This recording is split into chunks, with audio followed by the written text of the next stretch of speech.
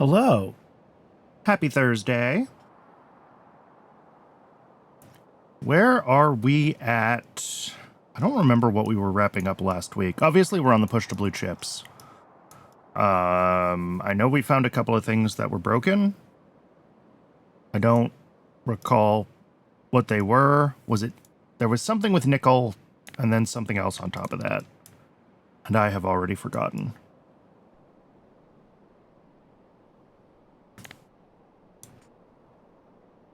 Bones. Oh, right. We were having issues with bones. That was because of kick elks, and we did fix kick elk. So those should all be going fine. Ooh, I need to fix this. I stopped doing this almost everywhere.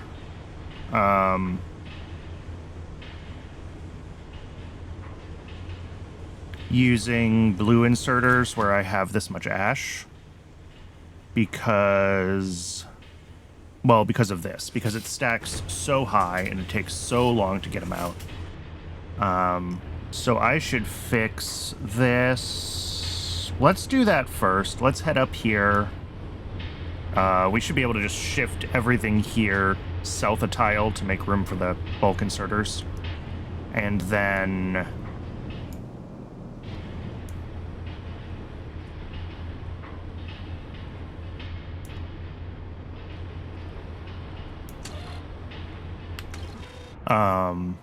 and then we'll keep working on blue chips. Because that is going to be an issue, especially with how much more bandwidth we're going to need for kick elks now.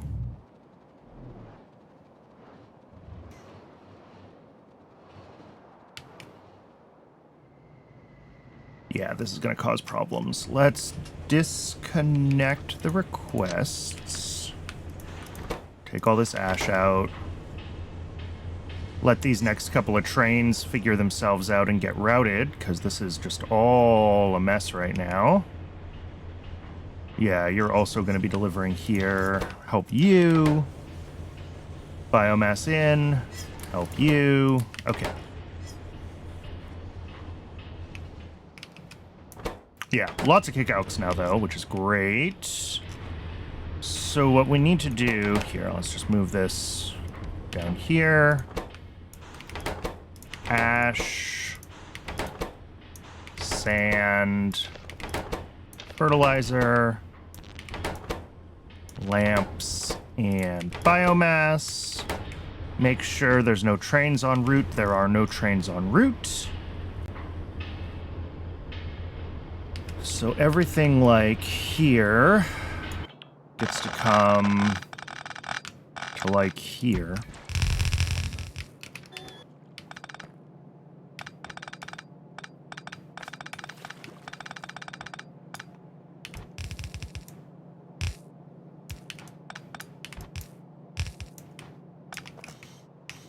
And then this one also there.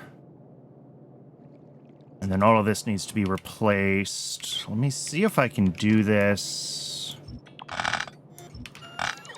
in a way that... All right, high throughput drop off. I shift click. Yeah, there we go. Oh, no, that replaced the combinator. Shoot. That's fine.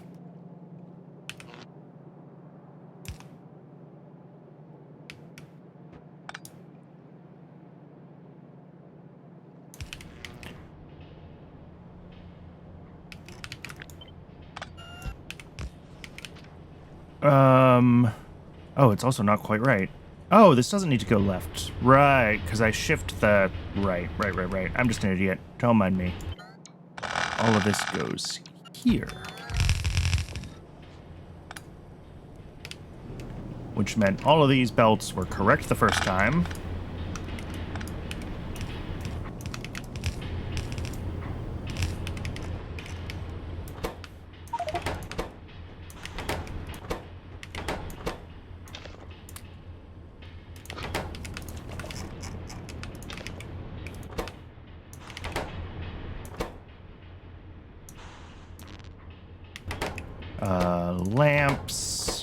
Lamps, fertilizer, biomass, and sand. All right, well, let's get all of those requests back in. I forgot that it was going to overwrite this combinator too. I was trying to be smart and not have it do that. But of course, shift-clicking the blueprint. Sand, biomass, ash. Ash is the reason we made this a high throughput. Fertilizer. And lamps.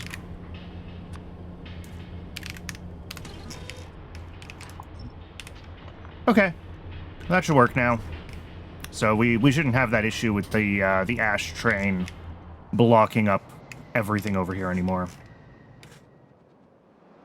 Because yeah, we're using a lot more ash, and we're sending a lot more of everything else up there. So we do need to be careful about overall train throughput.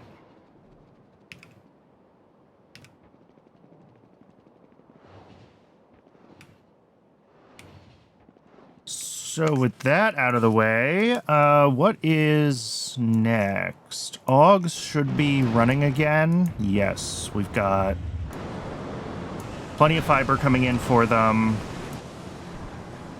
Let me make sure that, like, 7.5. Okay, 7.5. Sure. So half a belt is fine. This just has to get its deliveries. And I think we're just waiting for Kickalks to catch up on all the places that need them, because we added a lot more Kickalk demand recently. Let me make sure that this is... Oh, yeah. That's a high throughput station. We can let that dispatch heaps away. So I think... Here, let me check YAFC really quick. Kickalks are good. I think we're ready to get back to the circuit components. There was nothing in my to-do list in-game, and I don't see anything in YAFC that would indicate that there's other things I should be doing. So...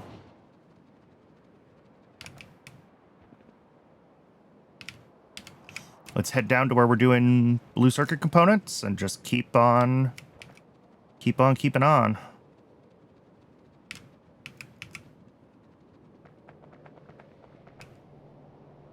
So what do we got here? Oh, cooling systems. Cool. I was halfway through this. I didn't realize I was halfway through this. We're blocked on... Oh, we're blocked on stainless. Why was stainless broken? Oh, that was nickel. Yeah. Which should be running again. Yeah, stainless is running again. Advanced small parts are running again. Oh, yeah, lots of deliveries of components for advanced small parts.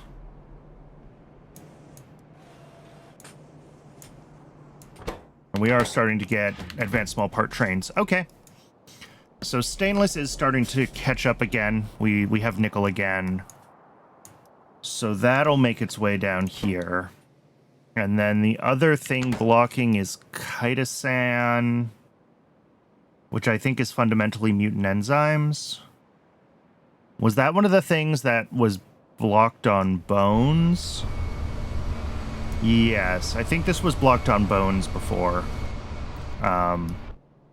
And hopefully with Kickalks fixed, our bone shortage is fixed, because that was blocking Augs.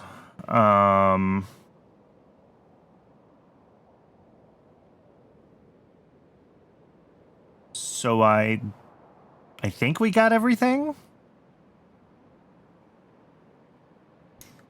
It's gonna take a while for chitosan to make its way to both this build as well as to the advanced coating, which also uses chitosan, and I don't think we have enough chitosan.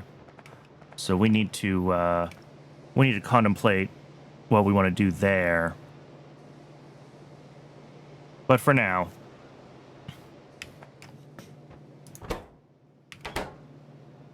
yeah, this needs the chitosan and the advanced coating, And on this side, we're waiting for stainless and advanced small parts. Yeah. Okay. But we can finish getting the build done and get the output hooked up. I don't think there's any reason not to do that at this point.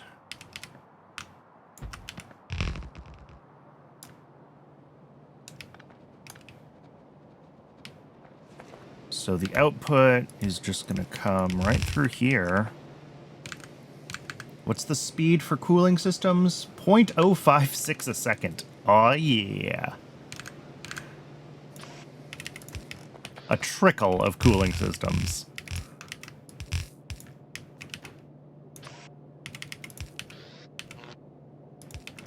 But if all we need is a trickle, then all we need is a trickle. Okay. That's cooling systems.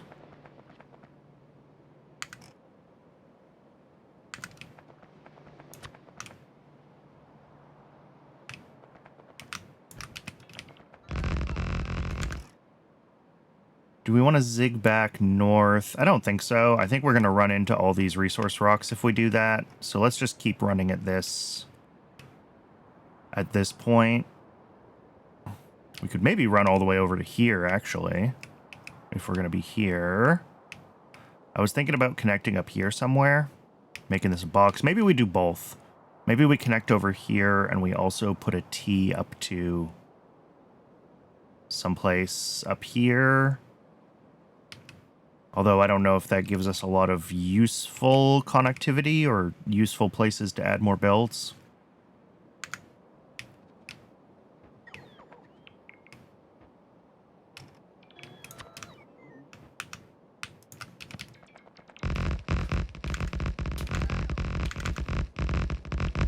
All right, next step, while the bots are doing what they do, we've got to make processor cores and processors. Processor cores are used eventually somewhere else, but not until space science, which is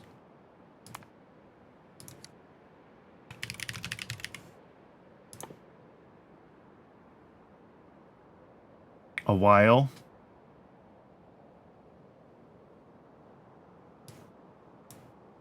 Oh, that's not space. That's utility. Sorry. I don't know why I always think this is space science. What does space science look like? Okay. They are both spheres. I think I can be forgiven for always confusing these two. Either way, it's a long ways off, so I'm not going to worry about it. We will almost certainly have well, I don't know if we'll have a better way to make them, but we'll do the build differently for those. So, oh, also more chitosan. Lovely. But yeah, this is just a molecular assembler feeding an electronics factory. Mostly it's about getting all the inputs, right? Well, actually, I see 4 things here. And I see 4 things here. So that's 2 input stations plus a fluid station for the industrial solvent. We make the vacuum on site. Okay. That's not bad.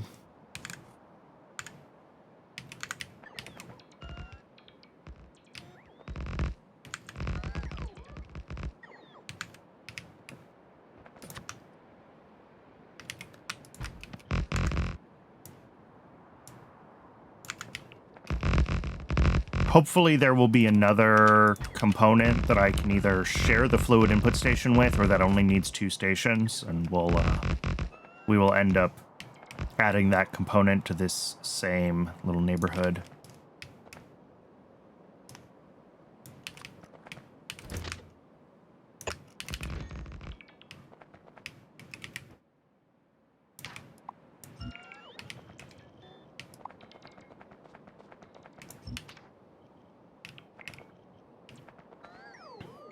So we've got drop-off stations. 1, 2, And then a pickup station. And a fluid station, which I guess I'm going to drop it as a multi, even though we're only going to do one.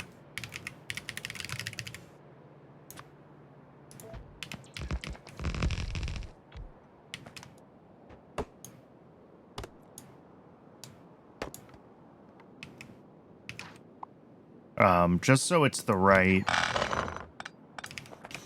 I need to change my single fluid station to be this layout instead of being a custom thing, and that way it's easier to expand later on. Because right now, if I use the single fluid station and then I decide to add another fluid, I have to do a bunch of refactoring.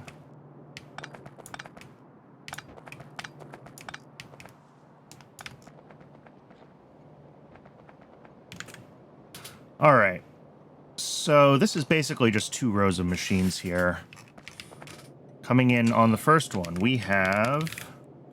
which silicons? Heavily P, lightly N, heavily N. Lightly N.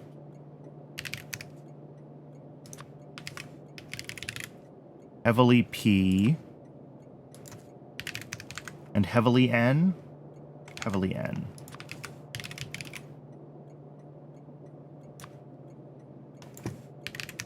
Along with chitosan, which is definitely going to be our, like, bottleneck item for a while. We will need to... I don't think I checked chitosan as we're adding demand for it for blue chips, so we're going to have to go back and scale up chitosan. Which is going to be a whole, like, long list of stuff we need to do.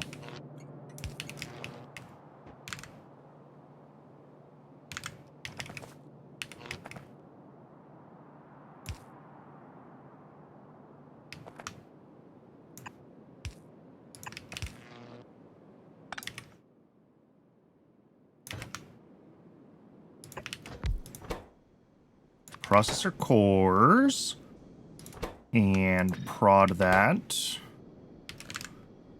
0.17 of each input, not a big deal.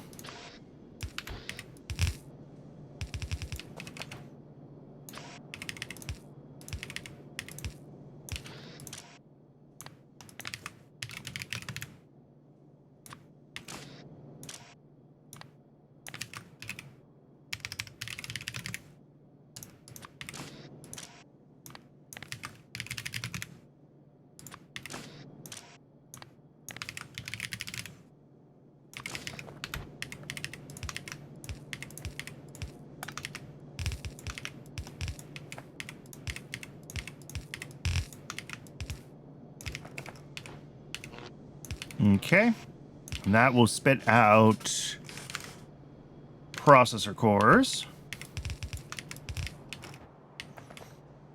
And then those will come along with 2 more belts of other stuff from the next station to make the processors. Which happens in an electronics factory.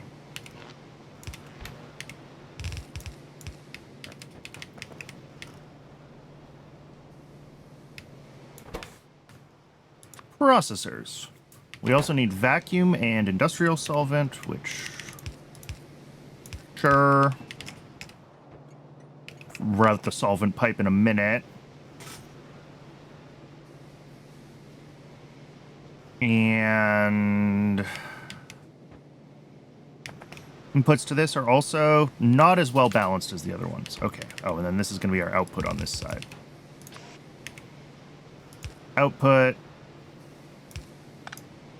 input, input, input.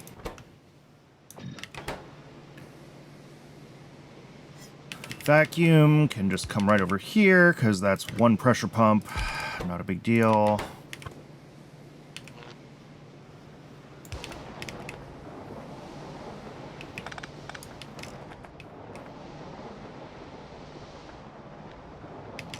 What are our inputs on the second stick? Oh.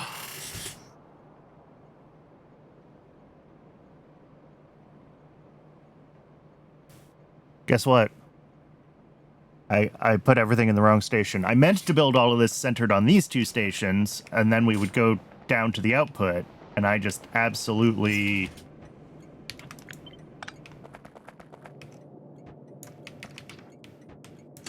Okay. That's fine. Because it's not like we were going to get the Kaido-san delivery anyway. So all of this comes up here.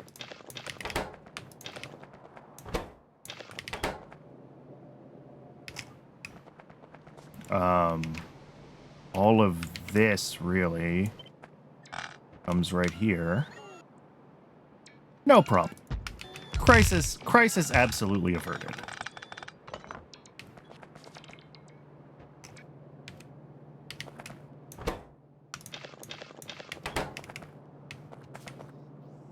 All right, and then we can plug this one in. And then we grab, I'm just going to start with the solid drop-off again. Reset this to a fresh one. Now we can grab the stuff for the second. Graphene. Gold plate. Oh, good. We'll finally have some gold demand. That broke chromium the other day. Epoxy and aluminium.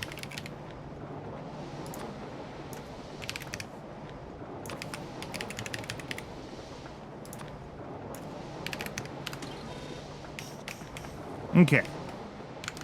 So, I mean, both of these are coming in on inner lanes, so it doesn't really matter. I guess we'll do graphene and gold on one, and epoxy and aluminium on the other.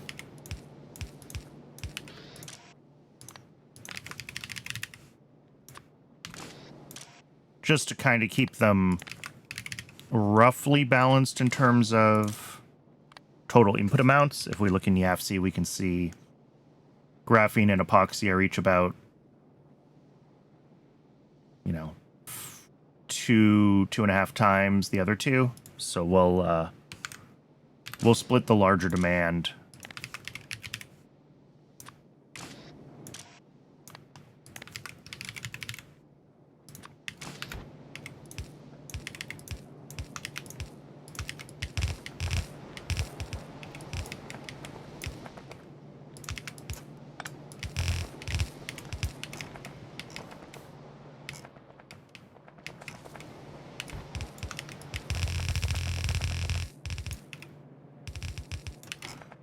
And let's see, these need to have power on this side. That's fine.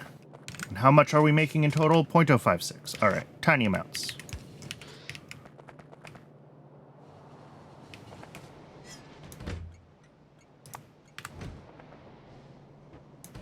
So yeah, until we get Kaido-san, this is as good as this is going to get.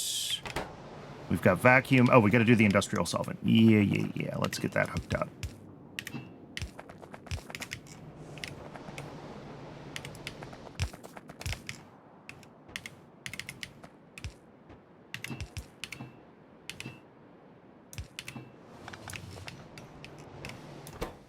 Vacuum, industrial solvent. We've got graphene. Waiting on a few more ingredients here. But I believe we can call processors done. All right, up next we have... Well, this is just a generic component that we're going to use in a lot of future things.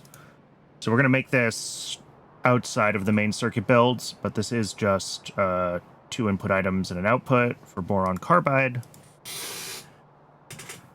And then we can come on back and do the multi-layer SMDs, which is a lot of processing. Mostly because we're doing the ceramic on site.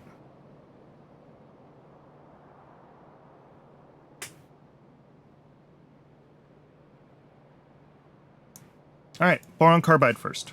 That's an easy build.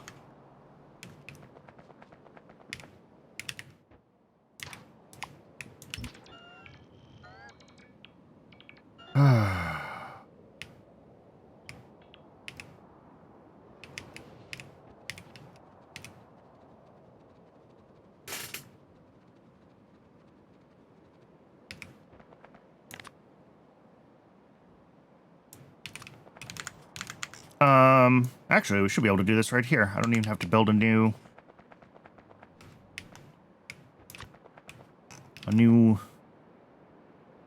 neighborhood station. All right. This brings in boron trioxide and coke.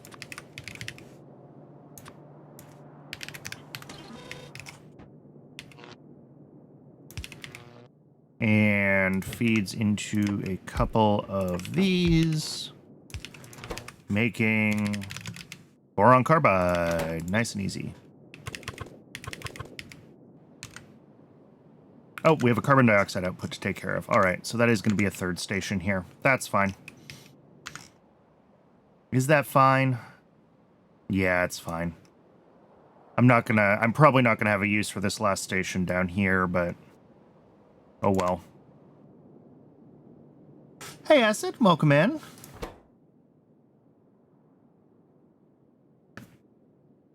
Do these take modules? They do. So we've got 1.1 coke and 0.3 carbon, which is all fine on just one set of inserters. I am doing well. Not carbon, coke. I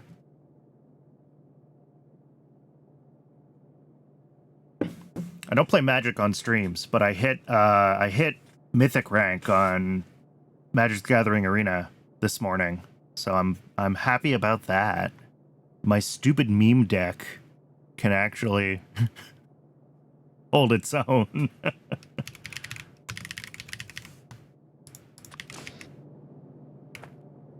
So each of these machines is taking in like 0.6, yeah, less than 1 item a second. We can just do this.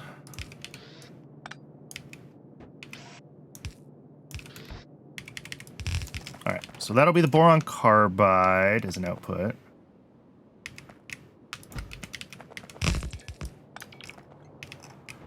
And slowly getting Linux Mint working on an old laptop.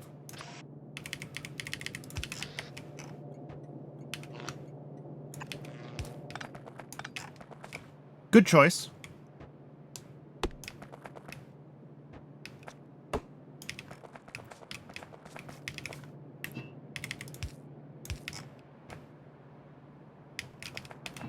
And then we're going to have CO2 as a byproduct here.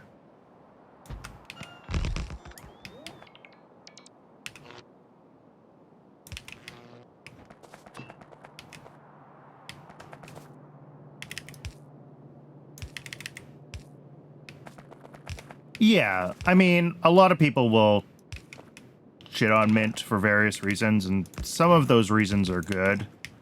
But it is definitely beginner friendly, and especially if you're using older hardware, you're not going to have a problem.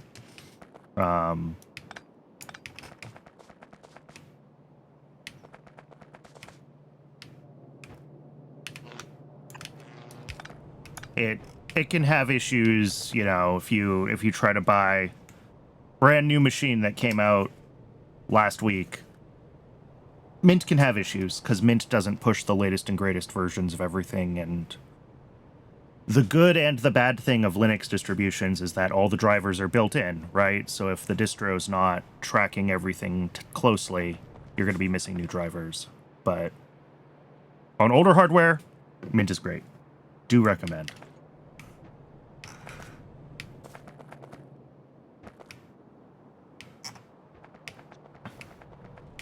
Ooh, yeah. Once you get a little more comfortable, you might want to switch to a distro that's like designed to be really lightweight if you want to keep using it regularly on that laptop, because it'll be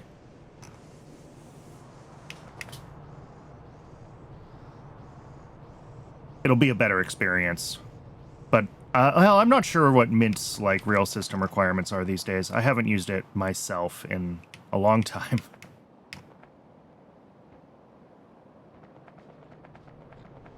This should be fine once it gets its boron.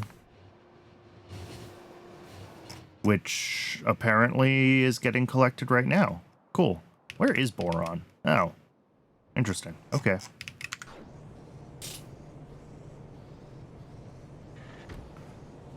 Oh, Wi-Fi drivers are always the worst part.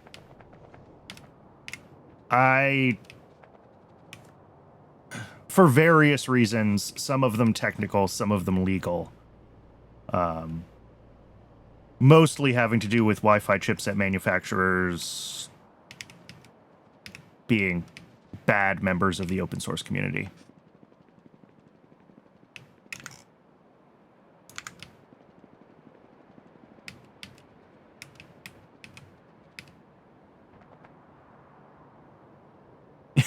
Yeah, that's the sort of thing that your GPU is too new. Yeah. And that's part of why I ended up on Arch again. For a long time, I was running Ubuntu, not the LTS, just normal Ubuntu, because it was a work laptop, and I wanted something stable to just get work done on. And like Dell ships with Ubuntu, so I just used Ubuntu for years. And then when I built my gaming PC and I decided I wasn't going to put Windows on it, I ended up on Arch just because when I built this right when like AM5 and the 7000 series GPUs came out. So it was all like latest and greatest everything. And I would have needed to update the firmware and probably a backported kernel for platform drivers, and it was just easier to go with Arch. What am I looking for? I'm looking for a radar.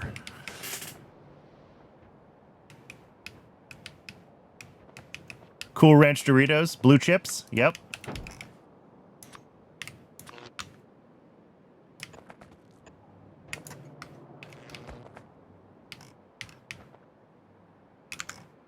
All right, so that should be... Why is this not running? Oh, it is running. Okay, perfect. I got here too soon. It hasn't finished feeding in the ingredients yet. So boron carbide's running now. Check. That feeds into multi-layer SMD capacitors, which is a fairly large build, but shouldn't be too terrible.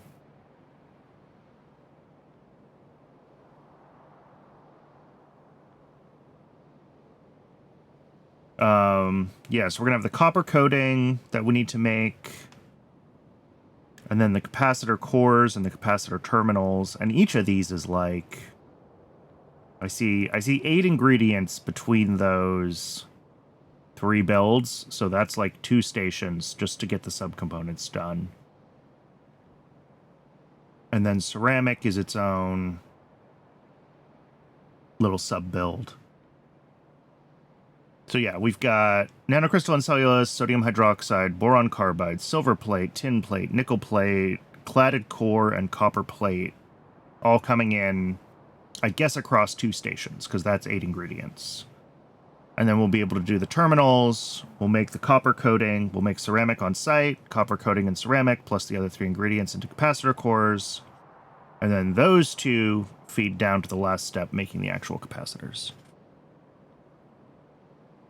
Woohoo! 6.1 to 6.12. Fancy. What's my, what does Uname say I'm on? Oh, I'm still on 7.1. Arch hasn't pushed itself to 7.2 yet.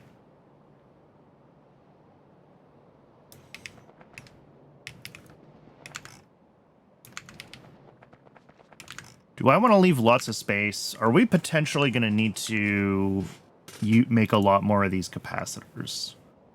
Not really. They're only used for high-tech circuit boards and electronics Mark III.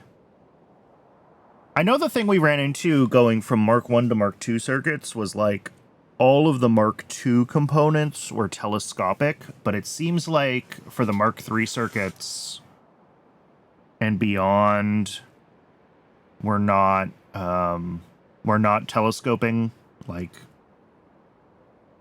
the next tiers of capacitors aren't using these ones. There's something else. Or the next tier of circuits don't even use capacitors anymore, because past this we get into the sci-fi bullshit. So that's fine. I don't have to worry about, like, super expanding this, is the point. So we don't necessarily have to leave a lot of space. Good to know.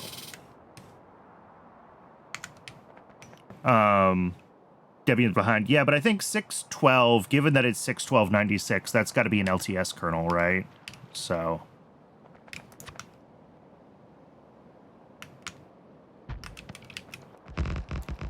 I don't know. I know some of the slower distros have switched to tracking the LTS kernels rather than backporting all of their own patches. I don't know if Debian has or not in the general case.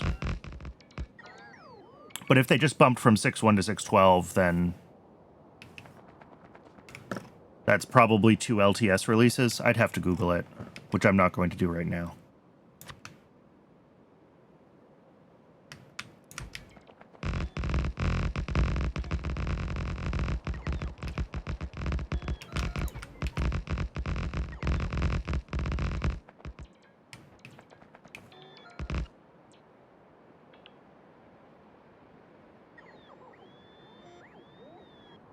MMX64.EFI. I have no idea what MMX64.EFI is.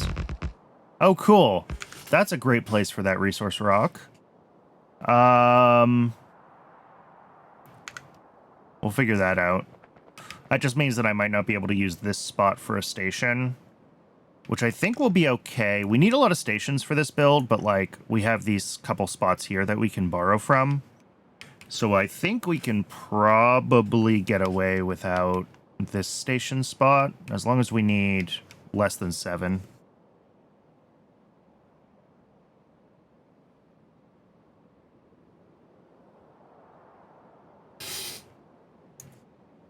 Got the armor. Woohoo!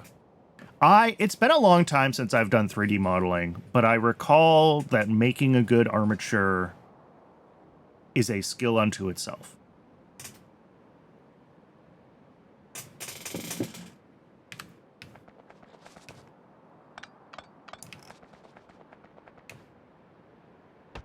And that is my understanding. Again, not my area of expertise, but my understanding is that in the professional world, like, riggers can be their own job in a larger studio, separate from modelers and animators, because it is just such a dedicated skill set.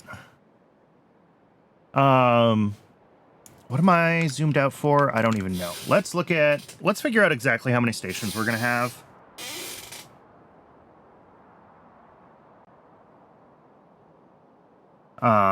So we've got 1 input station, 2 input stations. I think I said 2 across all of this stuff. Oh, plus Coke, of course. A fluid input station for saline water and liquid nitrogen, so that's 3. And then our output. So it's only 4 stations. Okay. So perhaps...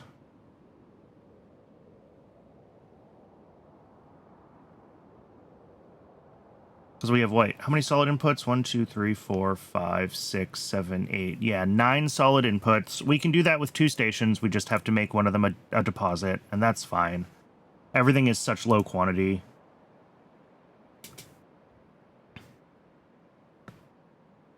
Had to figure out IK for digitigrade legs. Yeah. It's just an extra bone, but I'm sure that changes a ton of stuff.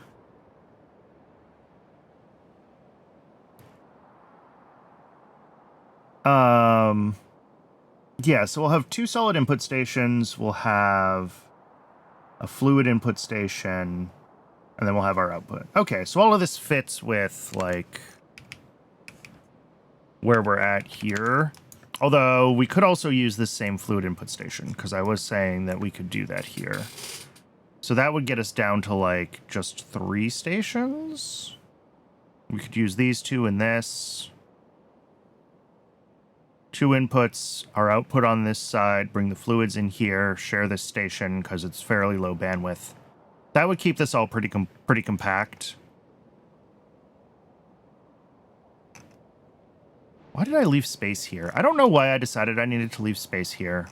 Oh, I guess cooling systems are used potentially a lot more than, yeah. We are going to need more cooling systems long term. So yeah, that's right. We want to have space here to grow cooling systems.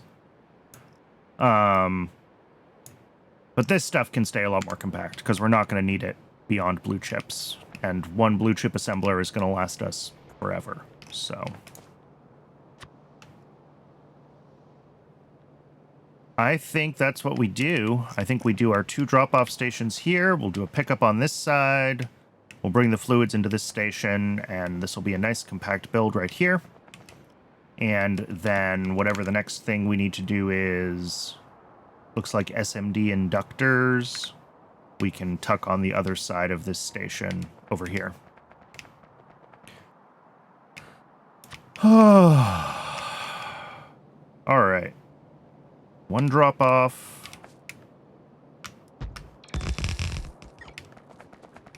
2 drop off.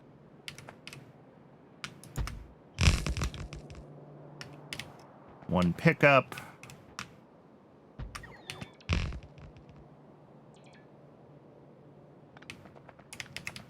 I'm out of stations? Oh, gross. All right, we're going to have to go back up to the mall real soon. We'll see if we can get the rest of this build done before we go back, and then we'll have some stuff to gather. One of these is going to have to be a 5-input station. I'm just not sure which one it's going to be yet. We're going to kind of start from the top and work our way down.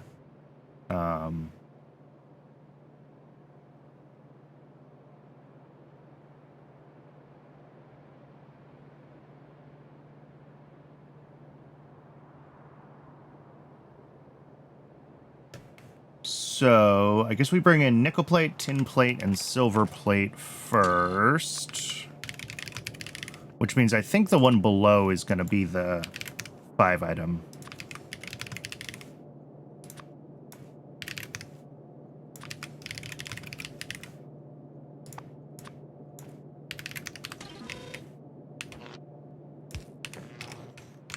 And then pull out here, start with a gas processing unit, making the capacitor terminals, prod modules as always. So this is going to have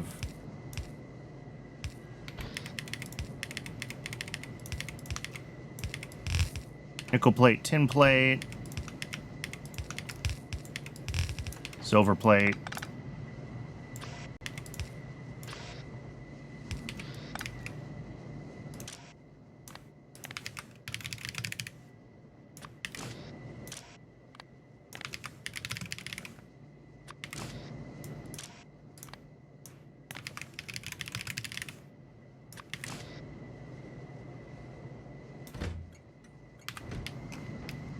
and then the liquid nitrogen is going to have to come in from down here. We're going to have 2 more fluids, actually, I think. Liquid nitrogen and saline water.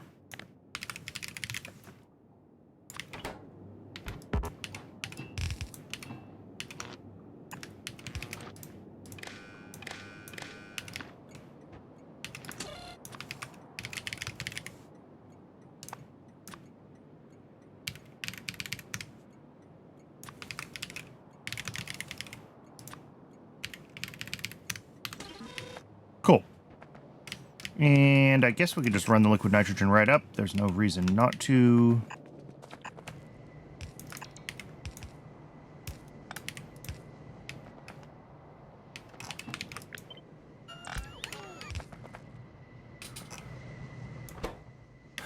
So that's terminals. How many of those do we make a second? 0.13. Yeah, all of this is in such low quantities. And then below that, we make the next thing, which is capacitor cores. Those are made in automated factories.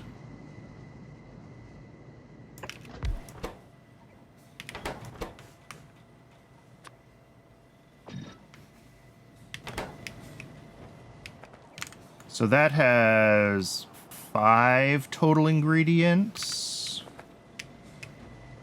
Actually, no, we're not going to do the capacitor core. We're going to do the...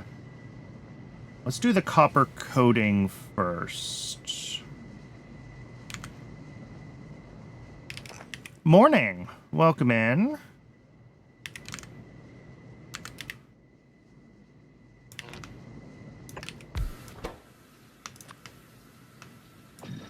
Because this is cladded core and copper plate. And now I am actually going to change how we do this.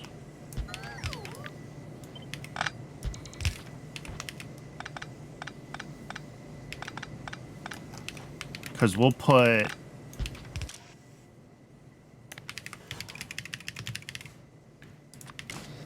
We'll do all 5 of these ingredients in this one. Which means we do actually need to change this as well.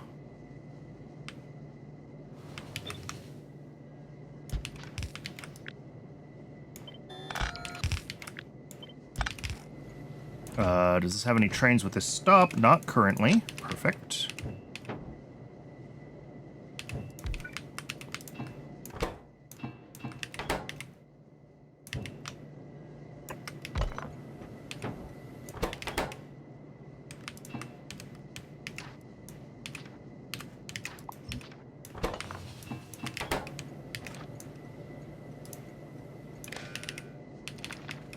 All right, this will be the 5. Copper plate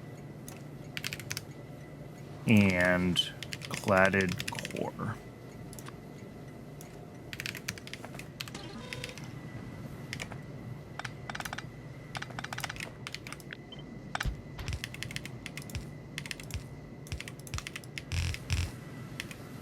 So that feeds in there, no problem.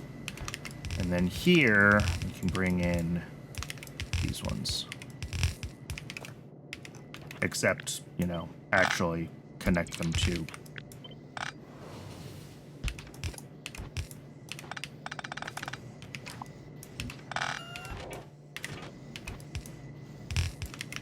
There we go. That's what I'm trying to do.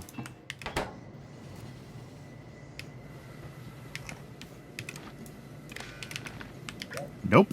How about we connect to the input? There we go.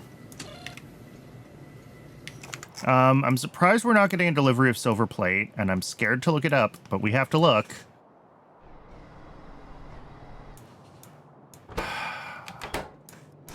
How?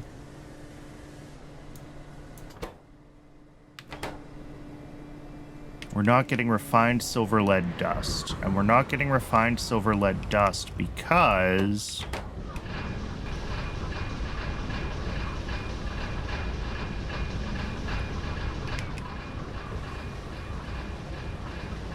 I don't understand.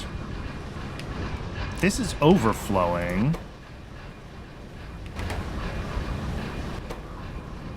We're backed up on the silver zinc pulp. Or silver lead, whatever. Silver lead zinc pulp. Which is backed up on this. Backing up on these guys?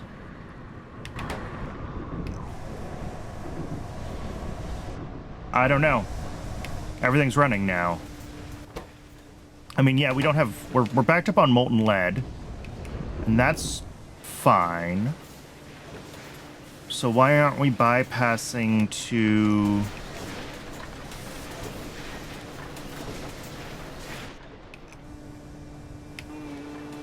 Why aren't we running this? Okay. Oh, no, it is coming through now. All right.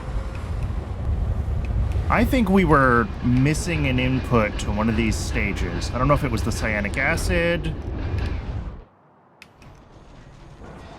No, I don't think it's sand castings. I think it was one of the processing steps. Was one of the belts empty on? Oh. Okay, it could be sand castings. You're right.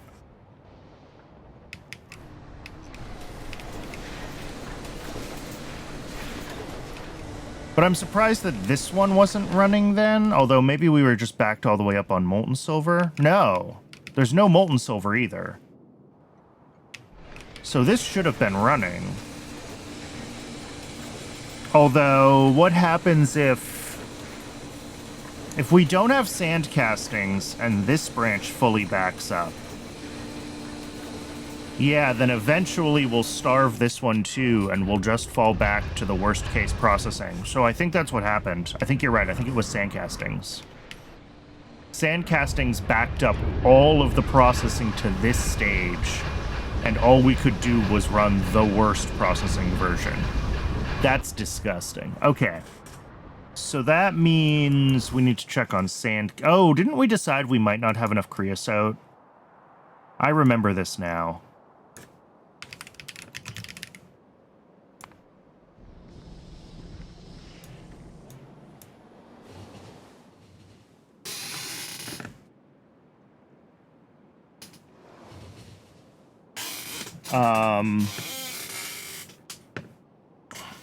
Yeah. This is empty. Cool. Let's make sure that our... Is this build running consistently? It is. So this is the tar processing block that is dedicated to creosote production. It, like, converts everything that it can into creosote. All the other outputs are fine. They're all properly... Yeah, nothing's backed up. So I do think that... I could probably fix this to zigzag around instead of the underground. We might just have to improve this.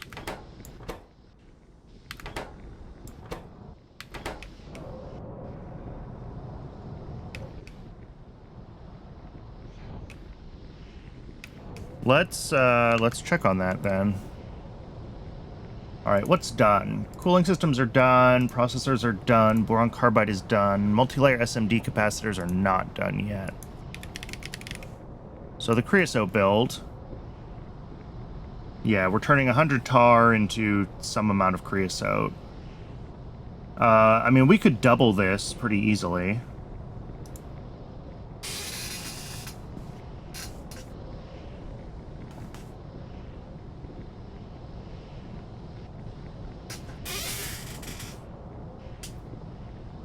But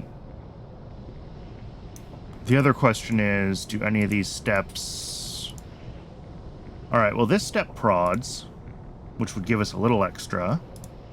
This step doesn't, this step doesn't. Okay, so that gets tar processors Mark II, because we're prodding it.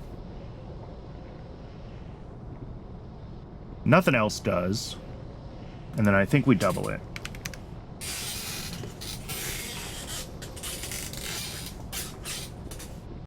All right, before I do that, let's grab this.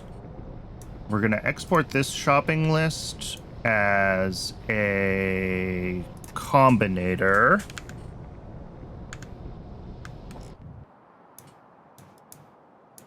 Here, let's get these shopping lists in. So we've got the old. And then, oh, nope, that's not quite the old.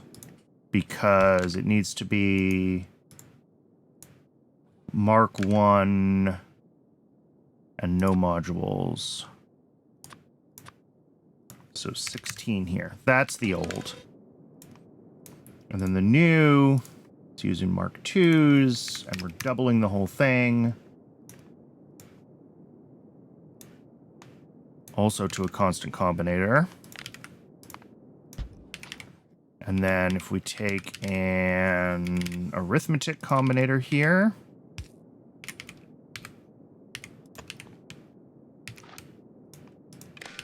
green, red, and we do each signal minus each signal, output each signal. Power it all. And then all that feeds here. Set requests. Okay.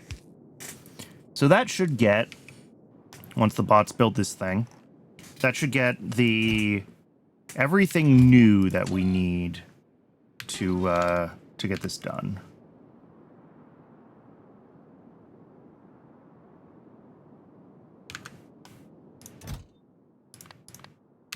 And that'll more than double creosote, because I mean, we don't get a ton from the prod on that step, but it's the only prodable step, and we may as well. And otherwise, we're just doubling it.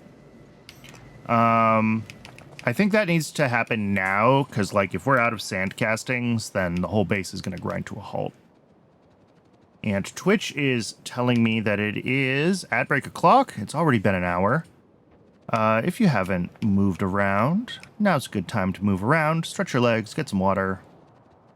I am also going to step away and get some water during the ad break, and when we return, we will get the creosote build upgraded, and then we can return to blue chips. Because we're there. We just gotta... We're going to keep finding bottlenecks and things that are broken, but it's happening. I'll see everybody soon.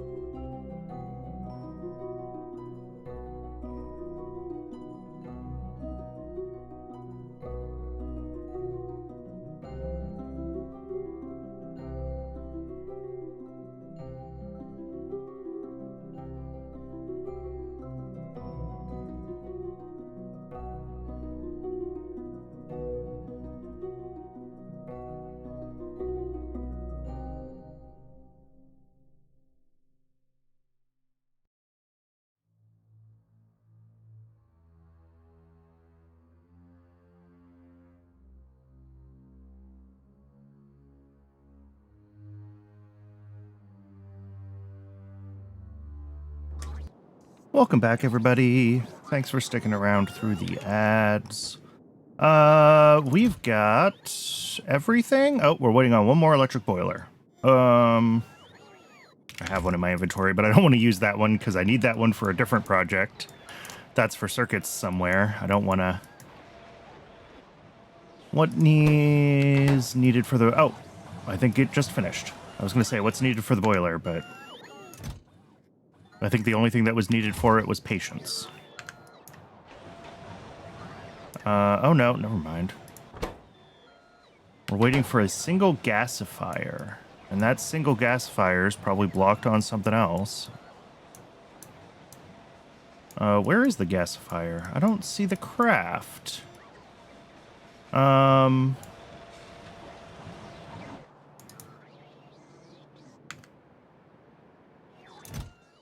never mind. It's en route. Okay.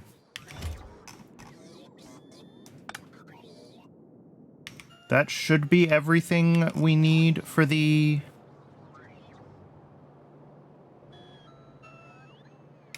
creosote upgrade. Where is creosote? It's down here somewhere.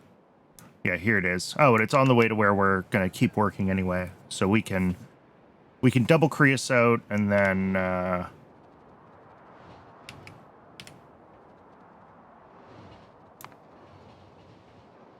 yeah, fluid trains have been on and off a problem, so I should probably build a few more fluid trains.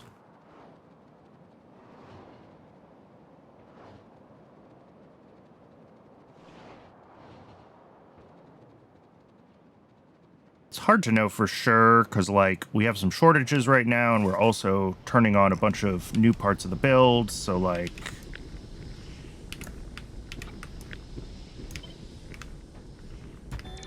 Alright, there's going to be 10 of these in total up top. Check. Oh, I have to upgrade the ones that are proddable. Is that this stage? Yeah, this stage.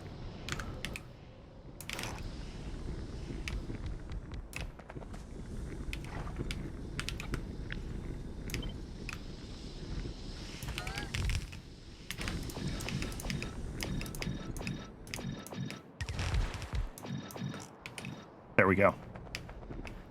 Because I did the difference in the builds, it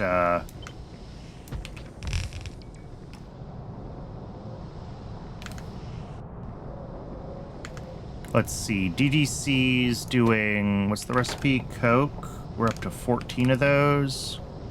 And there's 7 here, so it is exactly doubled. All right. This looks like I can just copy and paste the whole thing.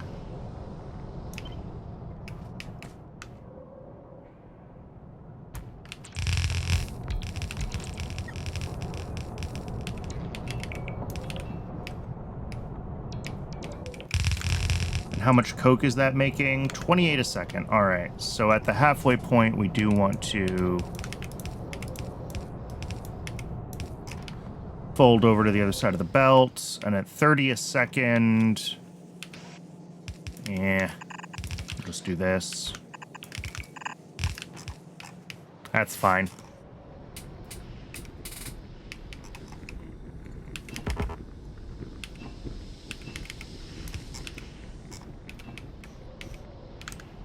And then, what is this? This is creosote from naphthalene. So we need 5 machines in total for this step.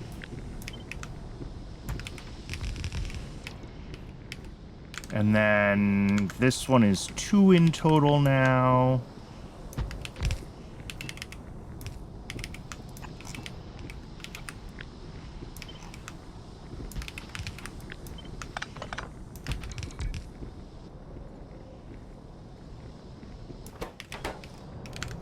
And see, the last DDC is 3.4, so that's 4 of them.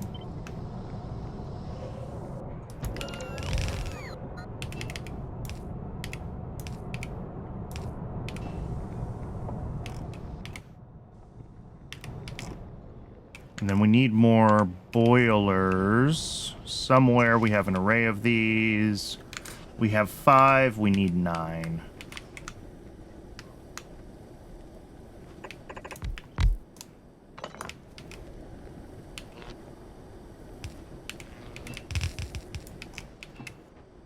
And still only 1 water pump.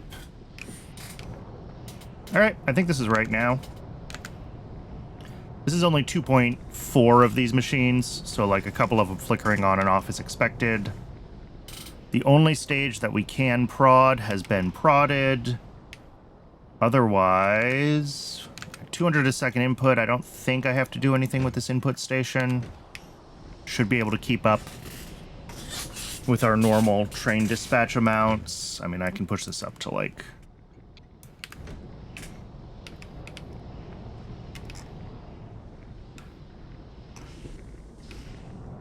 All right, that should be a lot more creosote.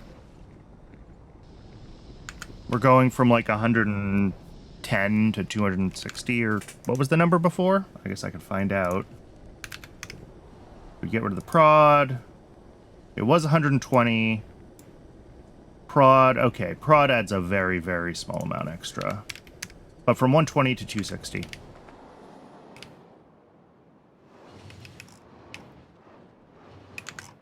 Hopefully that's all we need, though.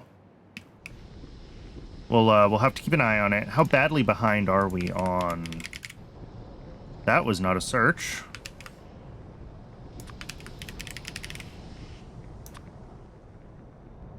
How far behind are we on creosote? Okay. Yeah, we've got 3 stations that are rather starved for it. So...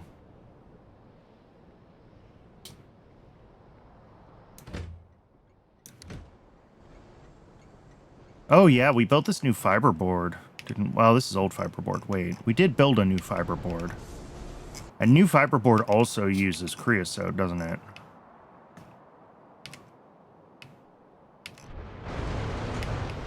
Do I know where new fiber board is? Obviously not. Ah, here we go.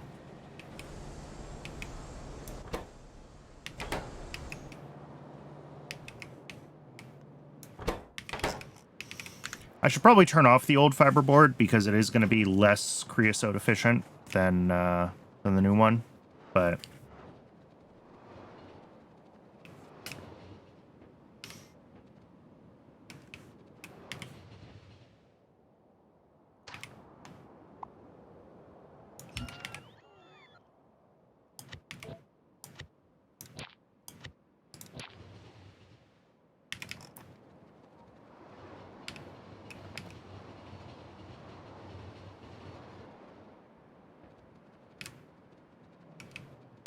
Alright, so where were we? We were in the middle of trying to figure out this stuff. We still don't have silver plate here, that's fine. I think we're expecting silver plate to take a little bit to catch back up. I don't know how long it's been screwed up for. But we are making molten silver again, which is, I believe, the most efficient one. And then this is the second most efficient, but this only runs on... overflow from lead, so if we're consuming lead, then that won't run.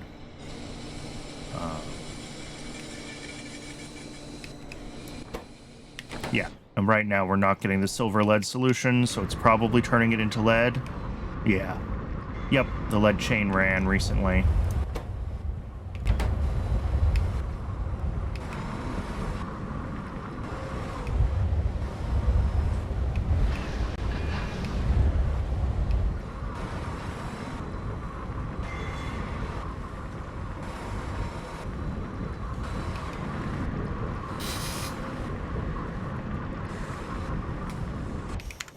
Not a problem. It'll get itself figured out. Saline water, that's easy. Let's do that first.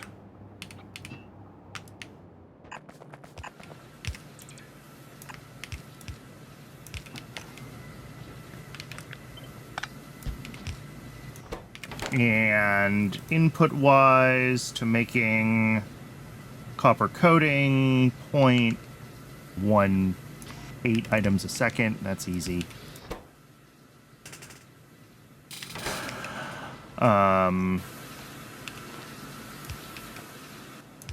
All right, and then the copper coating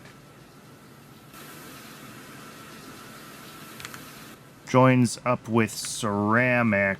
So let's do ceramic next. High pressure furnace here. Making ceramic. So that's going to need coke out of this one. Let's get the coke requested.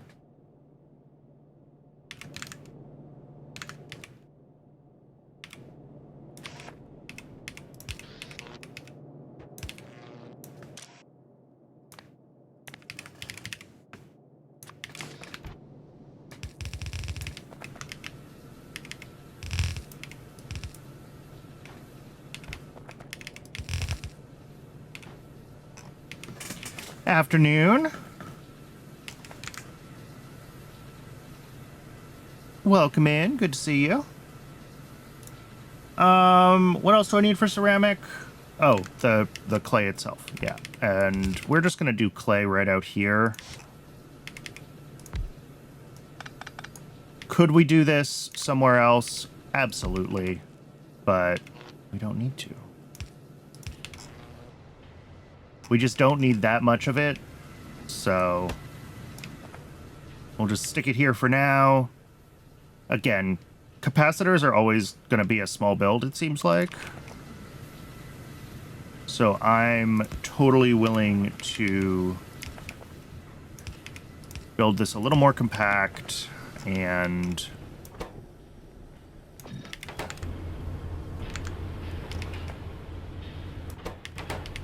all right. So the copper coating comes out. And that will combine with this ceramic.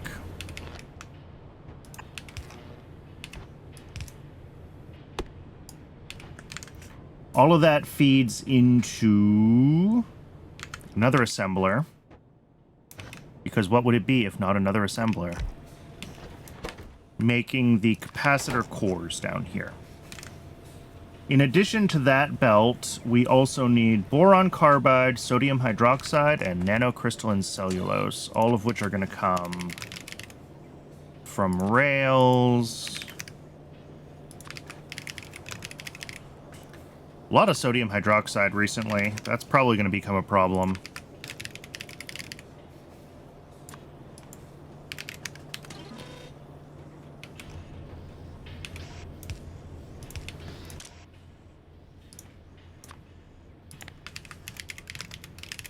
Boron carbide and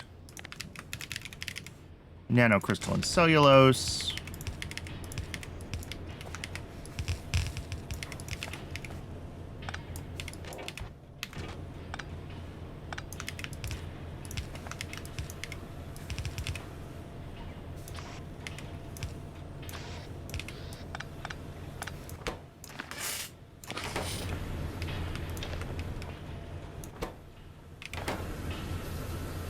Oh, it probably helps to have an input inserter, doesn't it?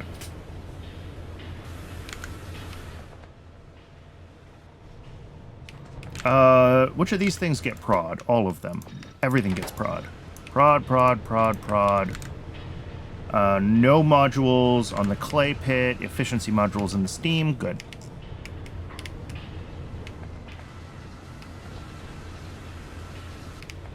Okay. And then the output here, our capacitor cores, come on down.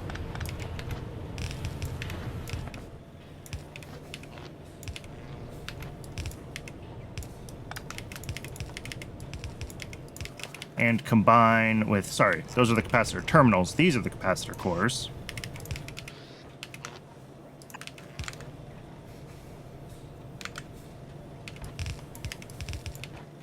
And probably an electronics factory, because it's always an electronics factory. Making multi-layer SMD capacitors. We're missing an input to this, aren't we? The sodium hydroxide, yes. That's fine.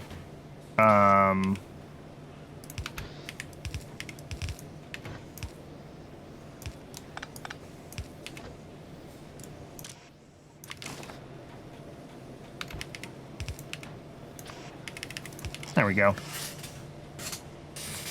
That's not too much spaghetti. That's just enough spaghetti. And then, as usual, we'll do the vacuum back here somewhere. Pressure pump. Vacuum.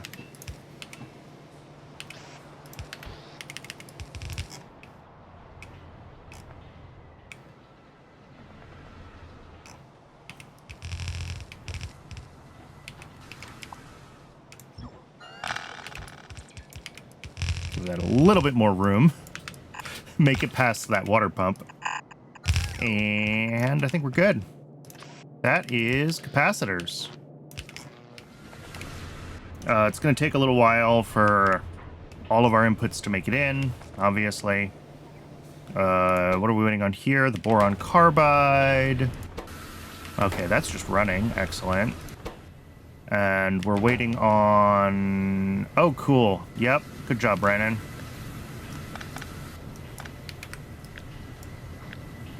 The big pie building graphics strikes again.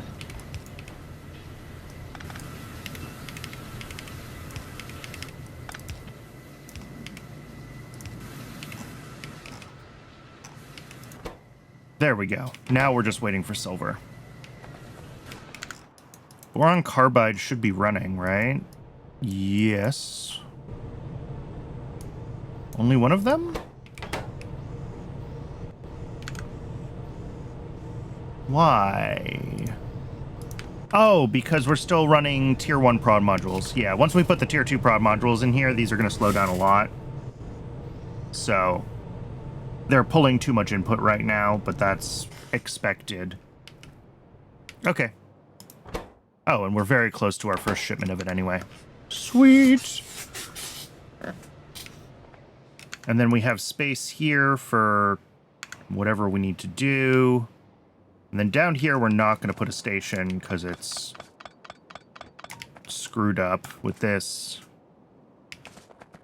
One input station, constant combinator connected? Which one? The one up here, I did reconnect, if that's what you were asking. The one that I took apart earlier is reconnected.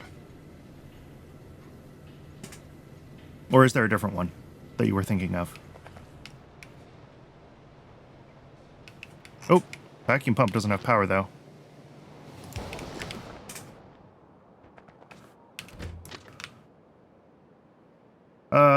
Yeah, that's fine.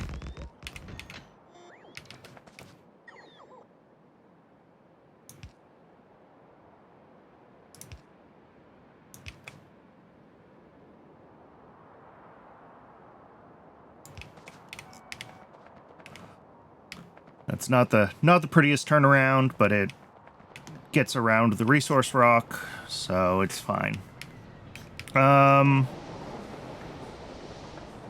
Yeah, this should get boron carbide shortly, and then we're just waiting for...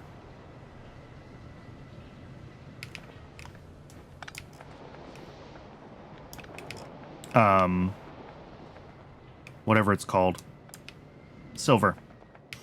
So moving on... Okay, we've got a couple of side projects that are not direct circuit components again.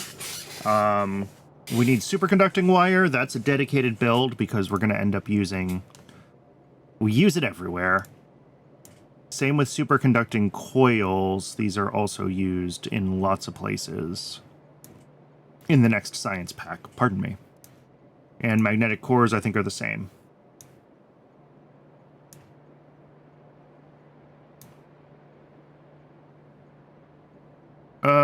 What was that? Interesting.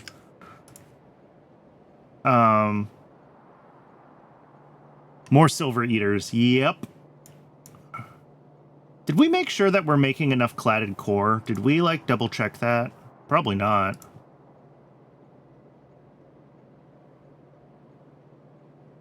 We did already build the Nenbit matrix, right? We got that one done. Yeah, okay, they're up here. And they are running. Oh, yeah. We've got... Those have had time to accumulate. Excellent.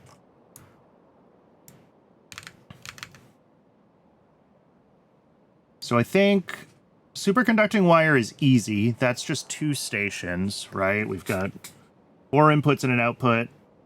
Nothing weird. Superconducting coils has a lot more stuff. Largely, well, a bunch of it is just because we're doing the copper cable on site, but it's worth it. Saves a lot of train shenanigans, so. All of these ingredients are more compact in terms of total train deliveries than the copper cable would be. So, just delivering these ingredients around is the better choice, even though it does make things a little funkier. And then magnetic cores, 6 input ingredients. Okay, we can squeeze that into one station if we're feeling aggressive. And I think we're fine with that, because these are all very low quantities. Even the Kevlar at 0.26 a second is very low. I mean, this is...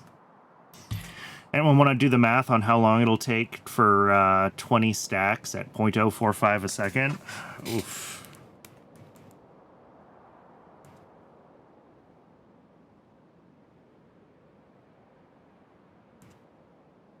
12 hours?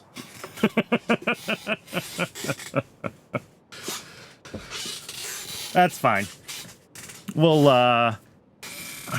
a lot of these are very low rate to feed the circuit boards, but the circuit boards themselves are at a much higher rate. So we'll, yeah, like these take 0.033 magnetic cores to make 0.17 SMD diode or inductors. So we might have to feed the first batch of magnetic cores into here just to get this to turn on and make a few. We might hand feed some things around just to get the system bootstrapped.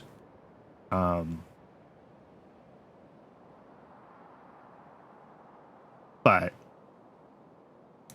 we shouldn't have to do that. I mean, long term it'll stabilize, it'll figure itself out. Just again, takes 12 hours to get a delivery of magnetic cores. Whatever. This one won't be too bad. This one won't be bad at all. I want to say that like the SMD capacitors are at a similar... No, that's 0.37. That's not bad.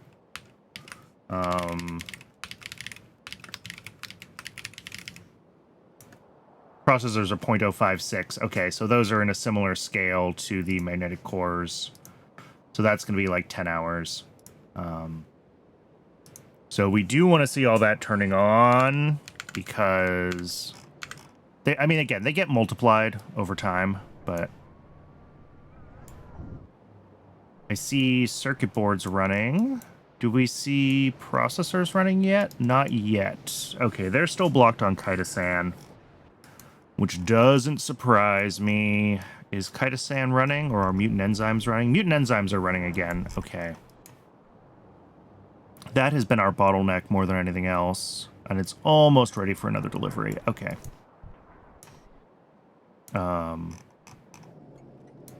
Yeah, and that's blocking Kitasan right now. We are going to have to expand a lot of that processing line, but, like, I think that's going to involve scaling things up, going all the way down to Dingrits.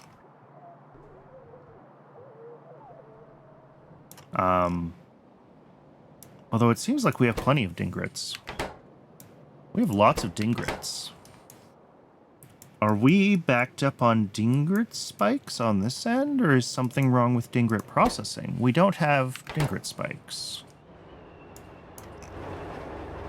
Okay, we're processing them. We just have lots more than we need? Did I scale up Dingrits, or maybe switch them to a more efficient recipe, and then not scale up at this end? Maybe. Well, whatever. I'm getting distracted. We'll look at that. We'll look at that later. Let's move on to the superconducting wire, because that's going to be a quick and easy build.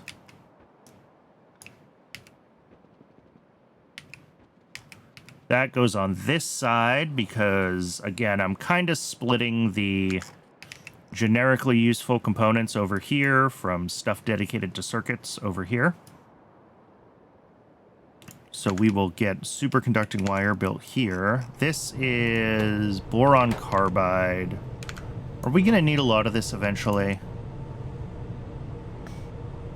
All right, it's used in buildings, but is it used in, like, stuff? Shaft Mark 3s, Gearbox Mark 4s, Gearbox Mark 3s, wall shields. I don't know what those are for. Blankets.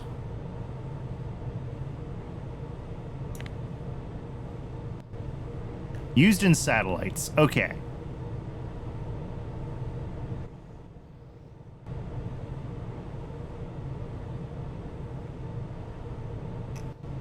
so... And wall shields are, I mean, also mostly used in other buildings, Mark IV stuff. So this is pretty far in the future. But, like, yes, we are going to need boron carbide for other things, and we are going to want to scale up this build. So I want to make sure that I don't crowd this too badly here, or else it's going to be a pain in the butt later on. I think that means we just go north here. And we have plenty of space to work for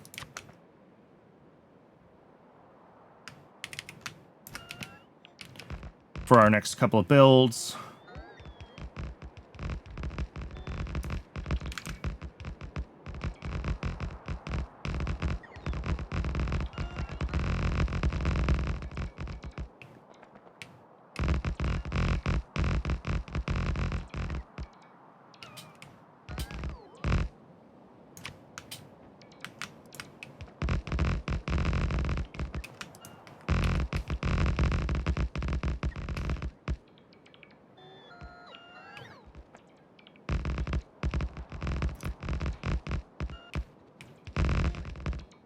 So yeah, superconducting wires, superconducting coils, and then we'll have to find a spot for magnetic cores.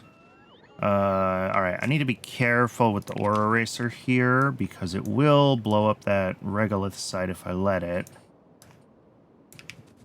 And I don't want to do that. In case anyone doesn't know, I've explained this before, but the, one of the hard mode, I think it's hard mode option, not a base pi option, makes resource rocks unlimited at the cost of not being able to build over them. So I ore eraser other things for aesthetic reasons, but if I ore erase the regolith site, then I could just build there, and that would defeat the purpose of the trade-off of infinite resources at the expense of needing to build around things.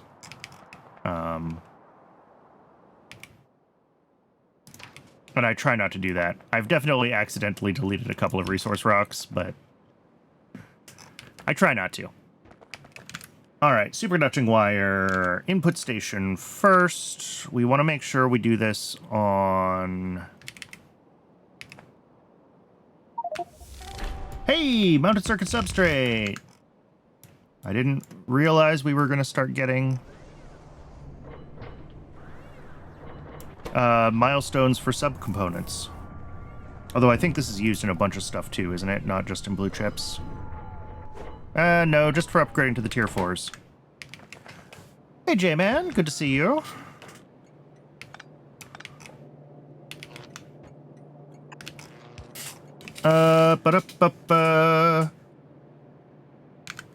Let's see. Tin plate. Nenbit matrices. Optical fiber. And the silver zinc alloy.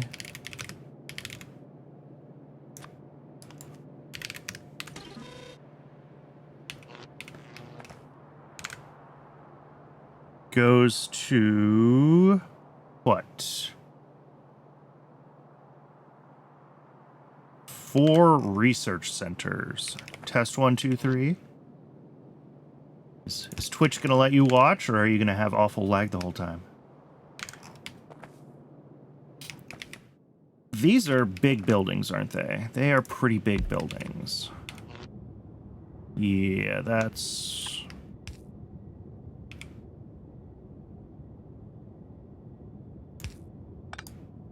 Let's do that.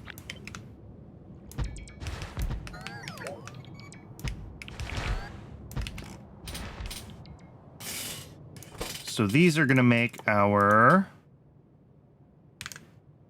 superconducting wire.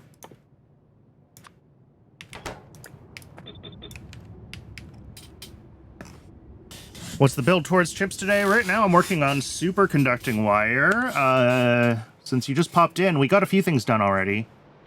I think we wrapped up yesterday with the cooling systems.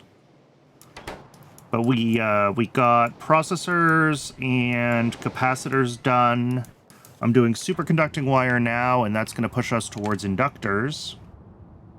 And then we've just got resistors and diodes, and then the circuit boards.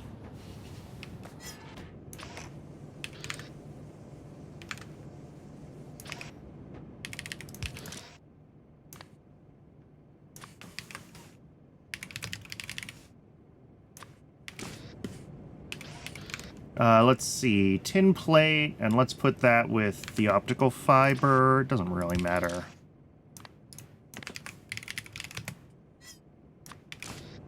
And then down here, we're going to have N-bit matrices and silver zinc alloy.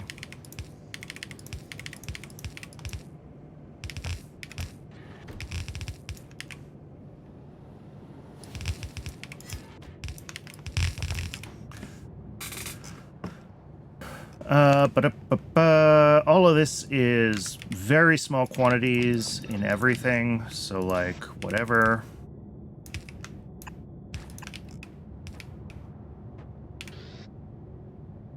I wonder if we actually want to do this. Because I need red inserters on this side, but the outputs can just be gray inserters, which don't need power. So if we're a little smarter, we can do this. Put them on this side, and then I don't need any more power.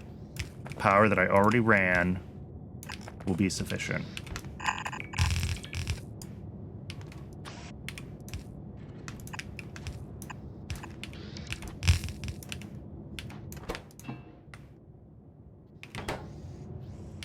little bit less spaghetti.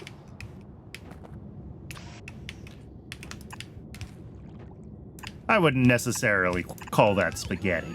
That was just longer belts than were necessary.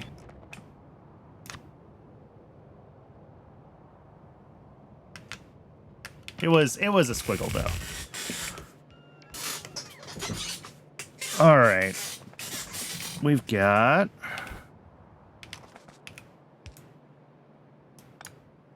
That's going to come right up here.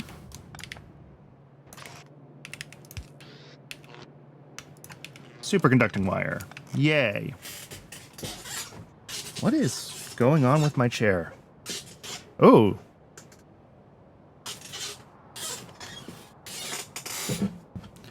Cool. I think something on my chair has come looser than it was before, which I don't know if it's repairable. That's not great. The last time I looked at this chair trying to find the squeak, it's like such cheap construction that it's like using parts of the axle mechanism to basically like rivet it together with just like nubs built into the axles that hold pieces in place. So like fixing the squeak was impossible, and I'm hoping that whatever is making my chair go crooked is not also just like something that is irreparable. I'm hoping it's just a loose screw. I will look at it during the break. But my whole factory is now going to be built on a 7-degree angle. Like, this is a noticeable tilt on this chair. Oh no. Okay. Fluid drop off next. This is going to have molten copper and hot air.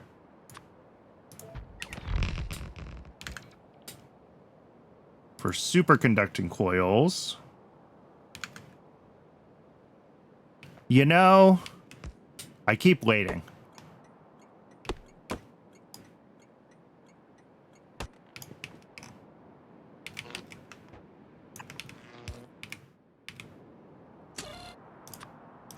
I'm definitely not above taking a sponsor from a share company. That's...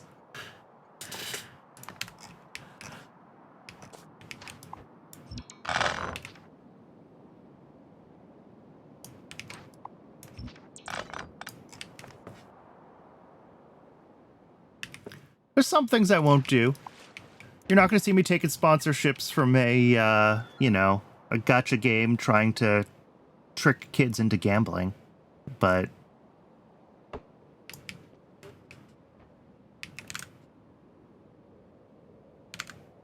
Raid Shadow Legends.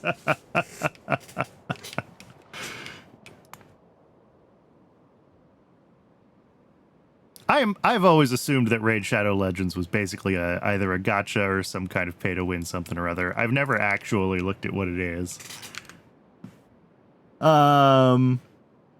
Okay, so for the superconducting coils, we've got we need to bring in the borax and the advanced castings plus like 5 other things. Ugh. See, that's just enough stuff that's like, I guess it's 2 stations. I'll do it as 2 stations. It's fine.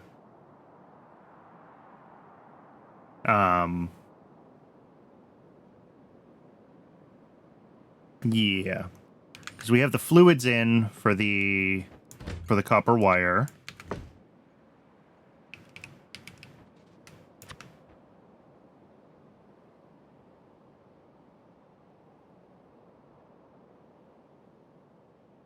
Let's see. Solid drop off.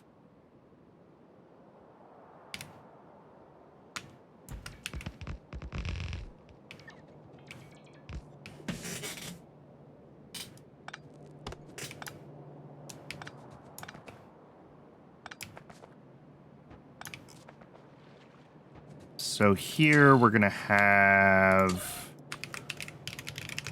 advanced castings. We're going to have borax. We're going to have... I guess I'll bring in the ferrite and the nexalite plates, because that's like the first step. And then at the second drop-off, we'll bring in the things for the second step. That sounds fine to me. And then... yeah, that's fine. Doesn't even have waifus. See?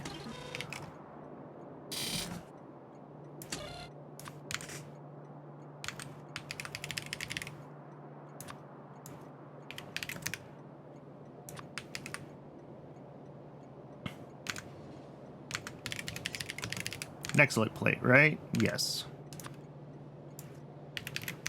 I don't know if that makes it better or worse, because, like, the waifu content is definitely actively preying on a certain type of person. I feel like wrapping up gambling with waifus is, in some ways, particularly abusive. But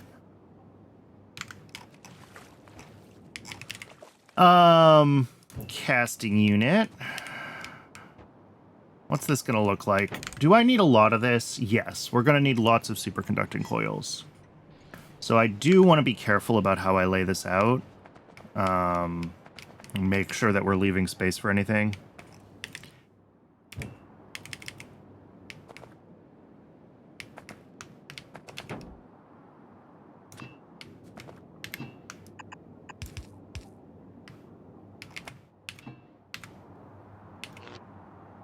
So let's go here. We don't need wires here. And then we'll do our casting unit. Guess we'll do it here. Okay, yeah, that's fine. That'll give us plenty of space to work. We need to route this belt over to this side. And then this is the side that I mostly care about, because we can scale this up quite a bit on still just 1 casting unit.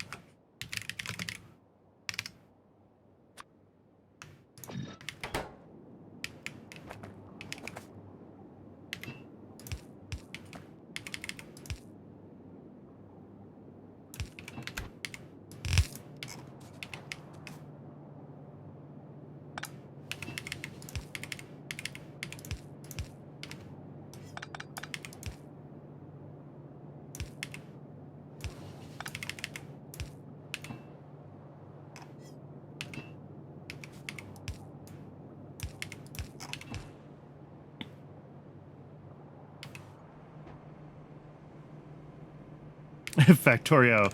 That would be awful. But is that just, oh, what's the one that I've seen ads for? Isn't there like gacha factory builder or something or other that's relatively new?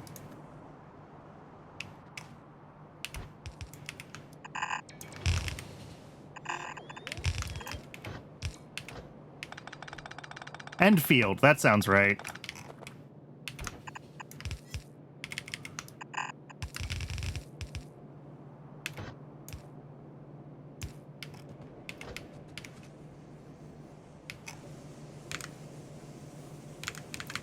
Let's see. We need 0.045 borax and 0.015.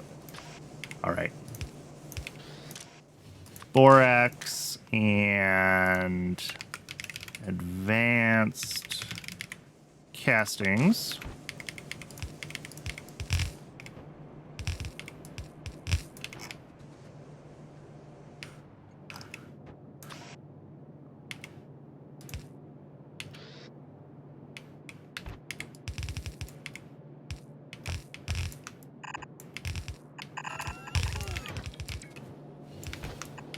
I say relatively new. It could be 2 years old at this point, and I wouldn't know the difference. All right. Automated factory here, which is going to need nexolite plate and ferrite.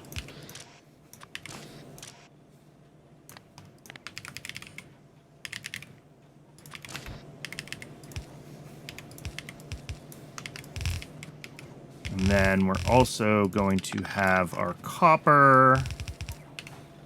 No, we want these at the top, Brandon.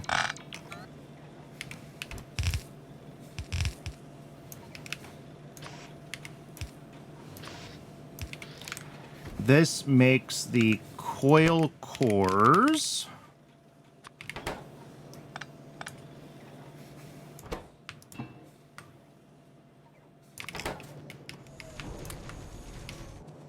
And then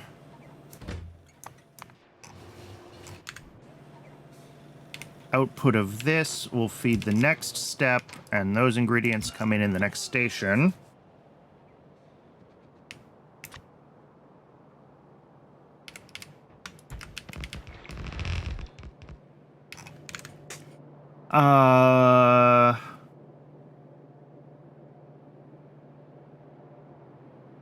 Was released, came out is a totally fine idiomatic way to say that, at least in American English.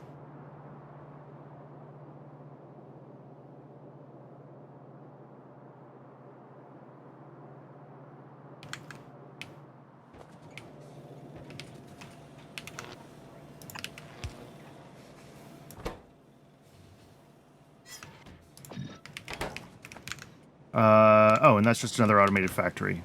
Yay.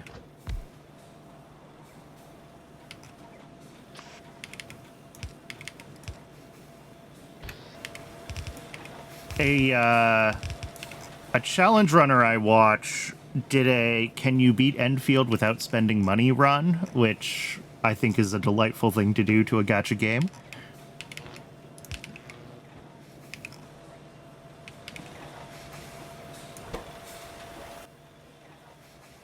Do I just need a lot more inserters for copper cables? Yes. Yes, I do.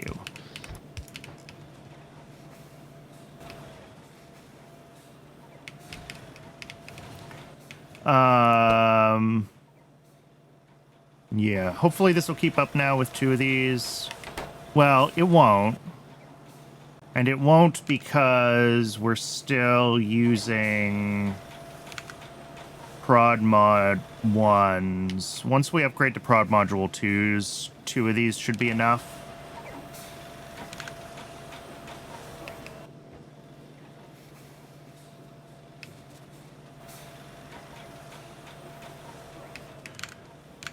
Whatever. It's fine.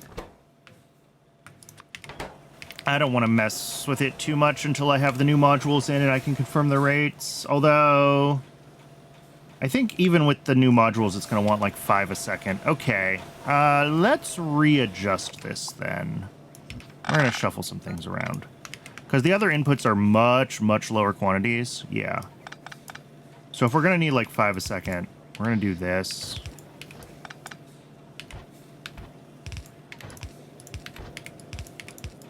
And yes, it's a little bit of spaghetti. We will survive. There we go.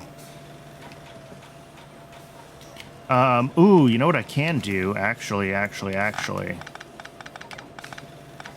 This will be still spaghetti, but slightly less spaghetti. If we put this here, we can do that.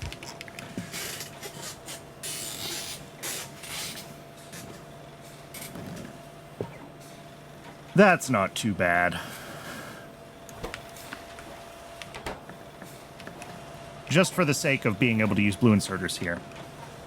And then into here. Why are you not? Oh, because you're backwards. Because I'm an idiot. But also, we're going to have other inputs. So I think this is going to do this. And then our other inputs. What do we got?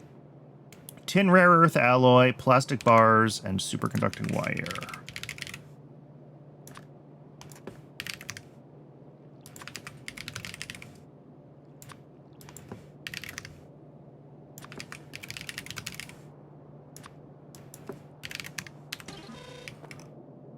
And power.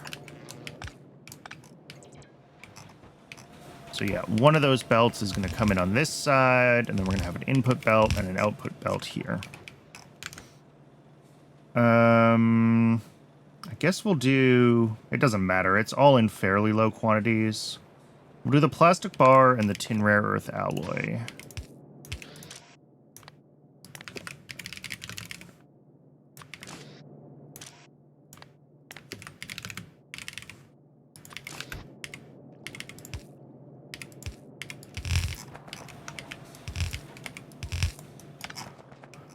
And then superconducting wire.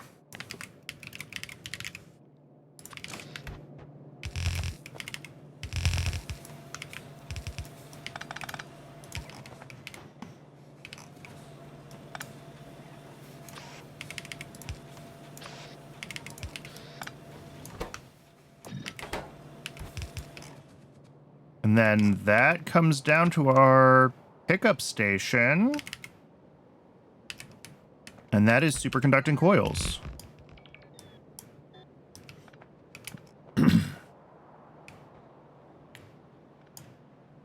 Pardon me.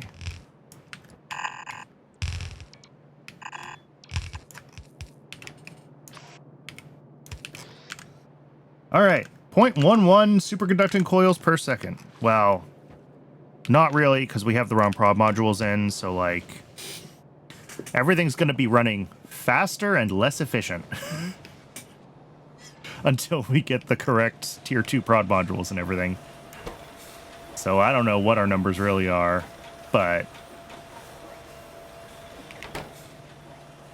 that's fine.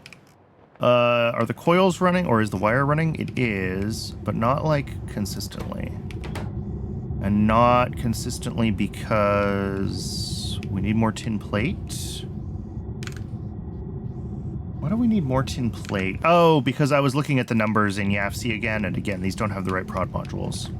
So they're all running faster than they should be. And this inserter can't keep up. That's fine. Whatever. We'll let them run faster. It's fine if they're running faster to start with, right? Because that'll help get our initial deliveries of everything running more quickly. Otherwise, we're going to be waiting forever for some of this stuff.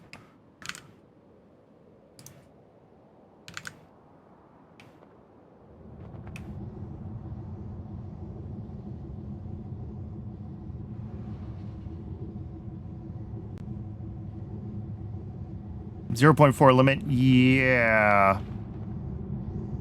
But the tier 2s, the tier 1s are a 0.5 on a 2x speed machine, right? So it goes down to a 1 speed. So with the tier 2 prods, it does still bring it down to probably 0.5. What's the, what does it say? How do I...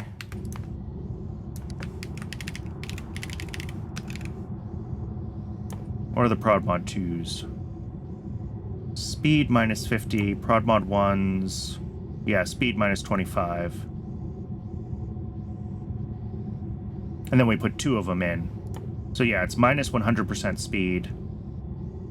But that brings it down to a 0.4 instead of a 1. Right? Whatever. It ends up slower. Is the point I'm getting at, because 2 of these only cut the speed in half, because a machine with a tier 2 machine with 2 tier 1 prod modules runs at the same speed as a yellow machine plus prod bonuses. I remember that because it makes a nice in-place upgrade from a tier 1 machine to a tier 2 machine with prod modules. Yeah, 1 for T1 prod, 0.4 for T2. Because T2 looks like it should be with 2 modules, removing all of the speed, 100%, but then it gets capped at 0.4. Yeah. So yeah, everything's running like 2.5 times as fast as it will eventually. But again, that's fine because we want buffers to fill up. I might have to make some more fluid trains. This has been blinking at me all day. That needs to be... I need to make that a priority. Let's try to finish out the circuit board build, and then we can look at that. I don't know if that's necessarily the right choice, but... Ooh, we're making capacitors. Ooh. Excellent. Oh,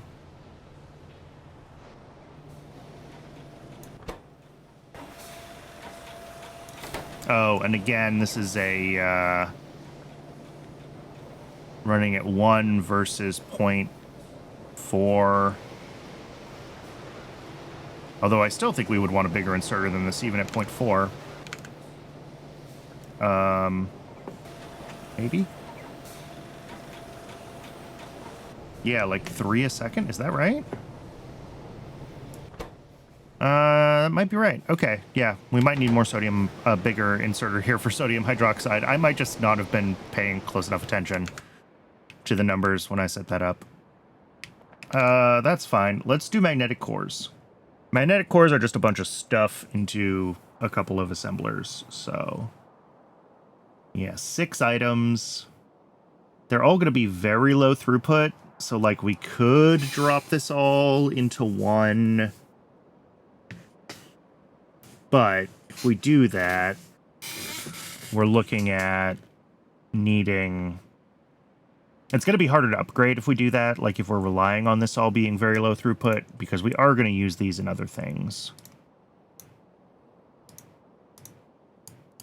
So, like, that's inductors, and high flux core is just inductors. Okay.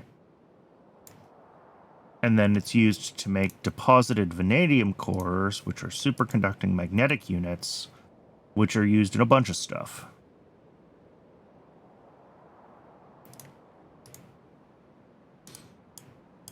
So we are going to want to upgrade this, and we're going to want to have more throughput on it.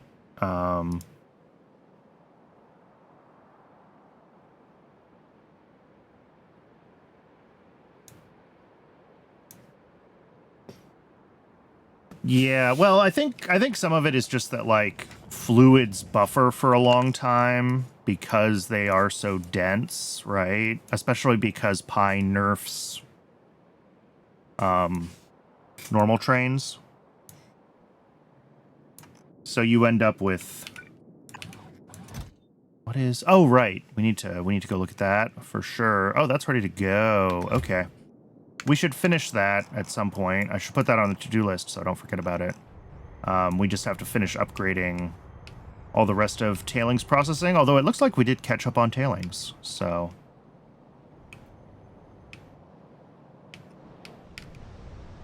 We only needed one of the modules to be upgraded to have enough throughput, but we may as well upgrade them all. Yeah, only 7 trains with this stop now.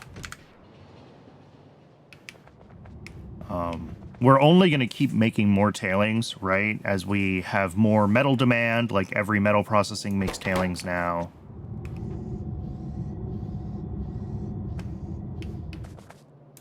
Again, I think this is a...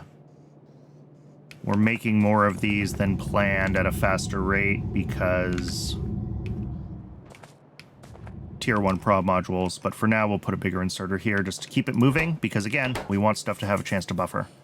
Alright, Twitch is telling me it is ad break o'clock. When we come back from the ad, we'll get magnetic cores done, we should be able to do inductors, resistors, diodes. I don't know how far we'll make it before the next ad break, but we're pushing through the circuits. It's gonna happen. I do run just the one ad break an hour, just long enough to keep the pre-roll ads turned off, so I do appreciate everybody sticking around during the break. I'm gonna get some water. I recommend everyone else take the chance to stretch your legs, hydrate, and I'll see everyone in just a couple minutes.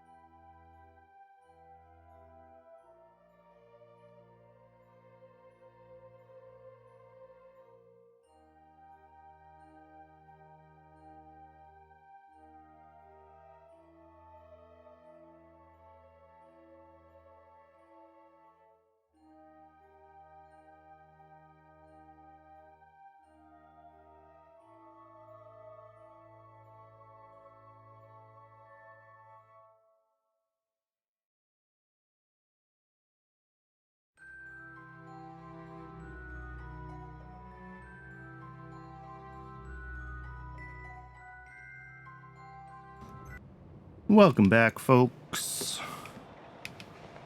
Thanks for sticking around through the break. I do appreciate it. All right, magnetic cores. Let's just jump right on this. I think we can just build right down here. Yeah. We're not going to have to scale these up as much as we're going to have to scale up superconducting wire and superconducting coils.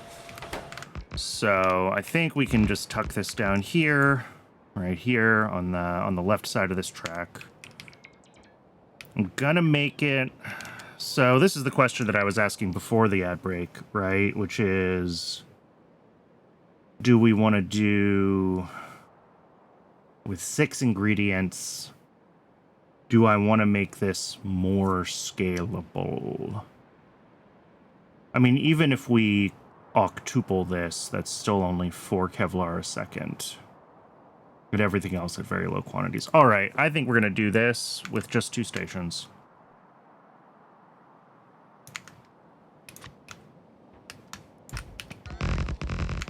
I think that's fine.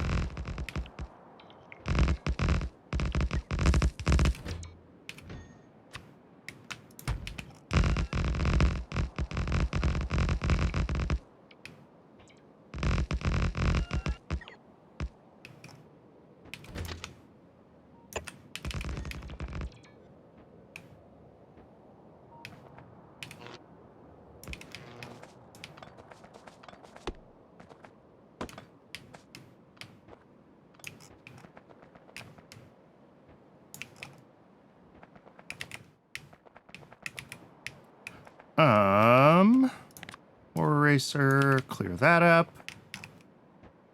So this is going to be a solid drop-off right here. And then, what do we need? Superconducting coils. Cladded core.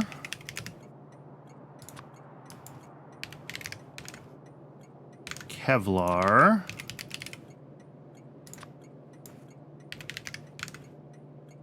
Neodymium ferroboron.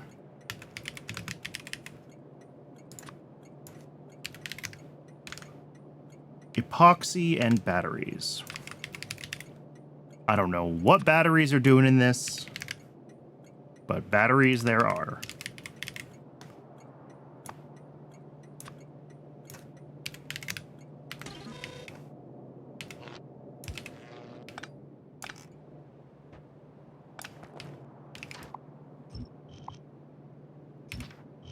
And then that is going to have to be a depot deposit.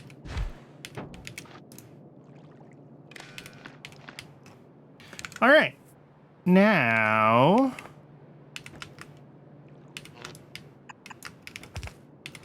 let's get ourselves... Yeah, we can do them here. Get ourselves a couple of assemblers to make the magnetic cores. Perfect.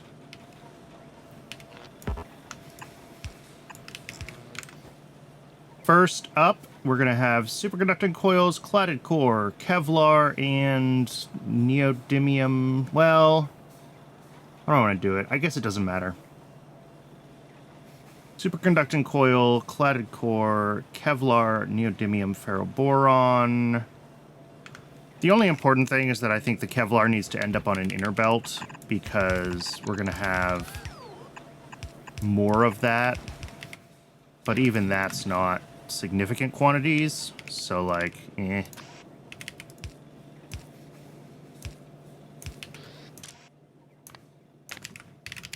Kevlar, and then everything else can kind of be in whatever order. Neodymium ferroboron, epoxy,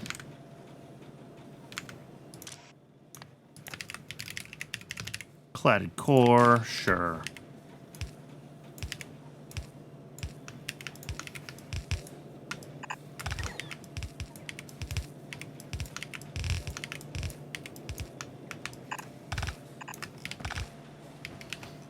And then over here, we also have batteries and...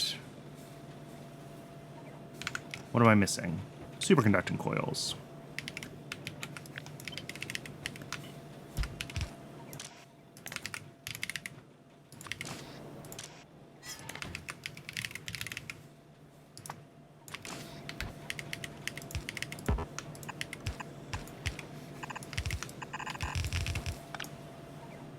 Which combined are, yeah, 0.12 items a second. And that's where I was like, it really doesn't matter where any of this stuff goes on the belts because it's just such low quantities. It really hardly matters.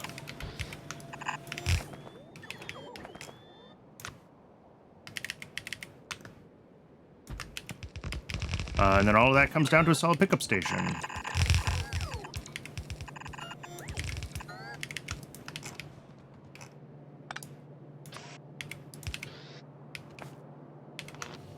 And that should be the magnetic cores or whatever they are.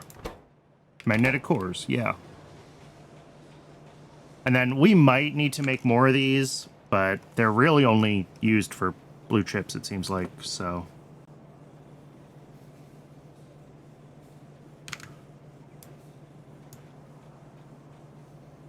Yeah, I mean, we're going to use magnetic. These are used in a few things, but not like, I mean, it does get up to like photonic chips, which I think are part of, yeah, here we go. I think the intelligent unit is the next tier of circuit, so yeah, it's a chip shooter. So yes, we are going to need more of these, but not in ridiculous quantities, right? All the inputs to each tier of chips are always pretty small, so again, even if we octuple this, it's still going to be a pretty small build.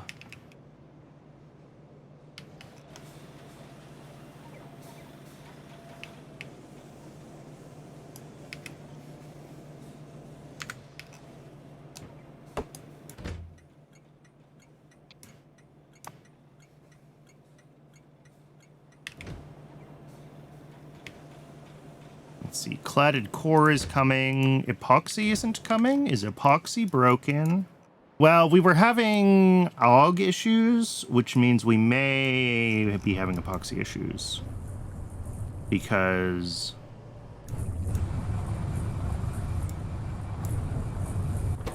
yeah, we were probably having oleochemical or glycerol issues. Well, it all seems fine.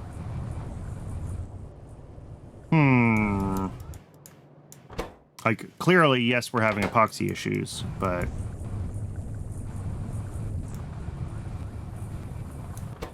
yeah, we're out of oleochemicals. No, we're not. Wow. Good job, Brandon. How many places did I do that? All right. So when I doubled epoxy, I didn't actually double epoxy. Because that copy and paste error has been there the whole time.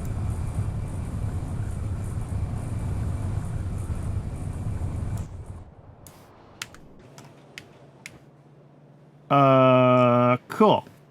That should fix epoxy for us, at least. Ugh. Let's go look at high-frequency SMD inductors, though, because I think that's the next thing. Yeah, these are running fine. This inserter could be a little bit faster, but that's, again, we don't have the prod modules in yet, so whatever. This is not going to run until it gets the epoxy we fixed, and then the superconducting coils are being worked on. I mean, we're making progress on them already. So, I don't know, soonish. N-bit matrices are running fine. How's everything down here going? Capacitors are looking good. Circuits stopped. Well, have they even run once? Have we gotten any kind of sand here? No. Is mutant enzymes still running? Mutant enzymes are still running. That's good to see. We're just about ready for another delivery. So is Chitosan running? Chitosan is not running. Probably because this is taking up all of our mutant enzymes again. Yeah.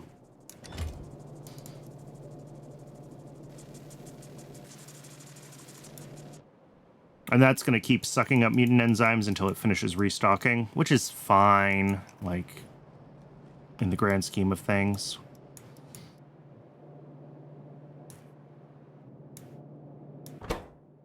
Yeah, chimeric proteins we have plenty of. Excellent.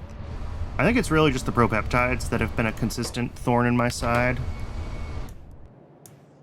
Sea sponges. Did sea sponges break again? Please don't say yes. Well, they're missing something. Zogna.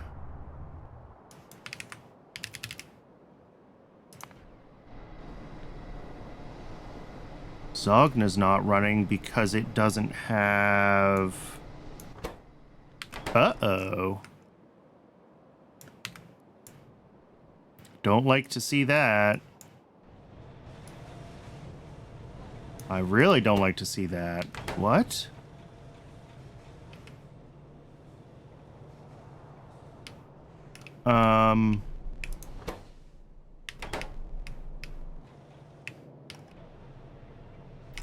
Did I break a pipe? Or are we actually out of saline water? Wow. We're actually running out of saline water again.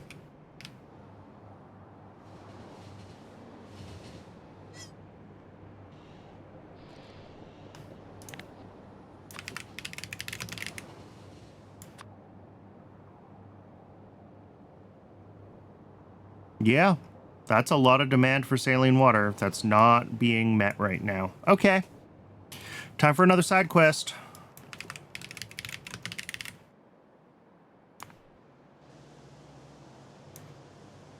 So, like, this is just a void. I forget what this is.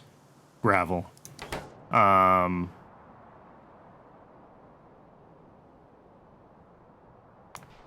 like, ones like this... I think we can see... Yeah. I don't even think I need more salt mines. I think I need modules in the existing salt mines and then more washers. I think that's going to be the trick. Looking at this, these ones are not moduled.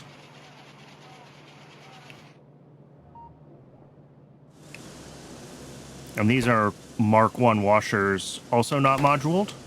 So I think if we make these Mark 2 washers, put speed modules in them, put speed modules in the salt mines.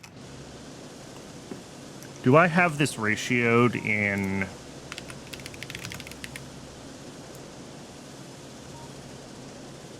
All right, yeah.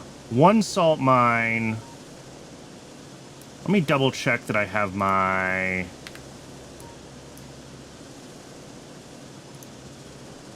Mining prod is at 60. Is that correct? And fix the fuel station there. Oh yeah, I can replace that station. Let me actually... Is it currently scheduled for any deliveries? No. We will remove it entirely.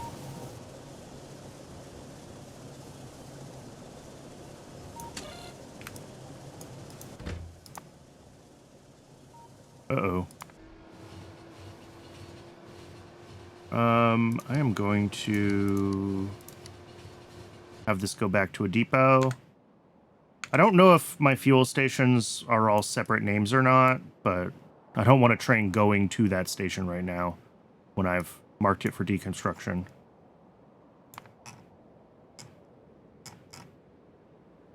Yeah, that's fine. A train has unexpectedly returned to the depot. Of course it has, because I manually screwed with it. Right, sorry. I was checking my mining productivity level.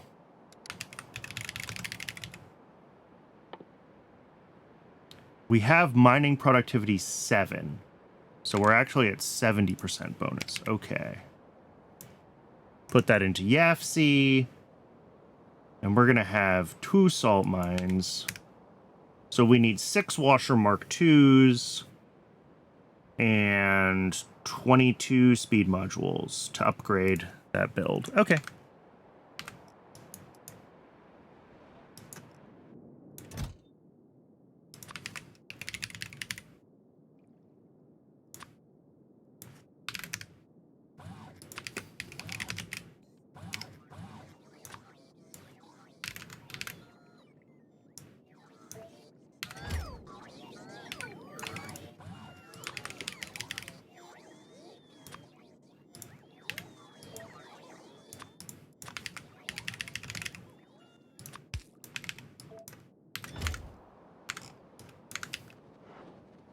Yeah, we'll just start with upgrading that saline belt, because that's an easy one to upgrade, and I know exactly where it is. We have a few more saline builds scattered around, but, like, that's going to be a lot more saline water coming into that one. And that might be all we need. Otherwise, we'll have to run around and hunt for some of the other ones and make sure they're upgraded. I know some of the newer ones are already moduled like that. I don't know if all of them have been upgraded to be speed moduled. Arrow below science progression near the book icon.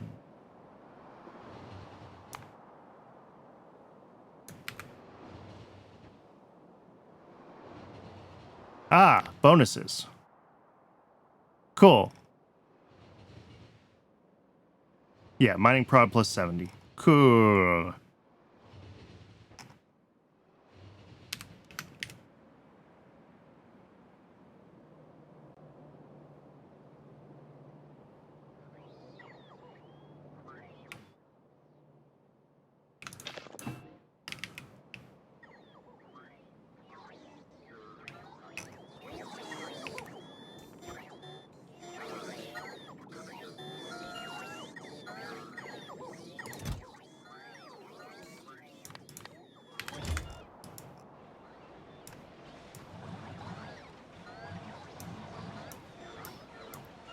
Are those washers getting built somewhere? Yeah, working on the Mark 1s first.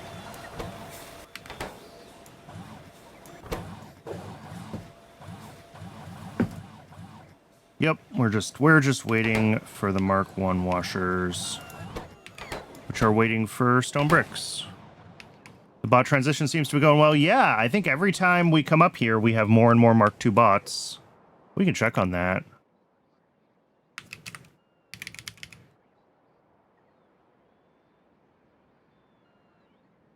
We have converted 1,700 bots out of 5,400. So far from all of them, but nearly a third.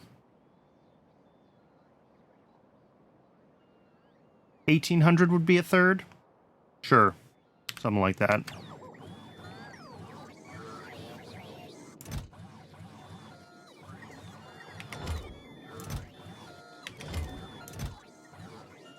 What is this? Oh, carbon fiber, ammonium oxalate. That's for advanced, no, not advanced small parts. Special small parts?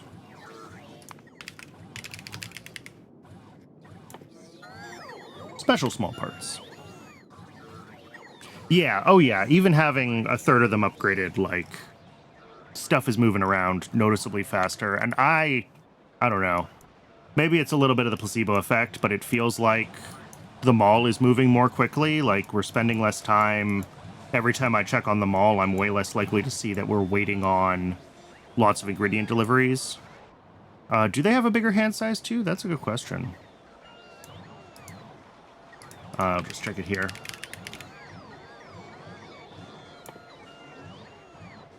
They have, yes, capacity 3. Or 2+1 instead of 1+1.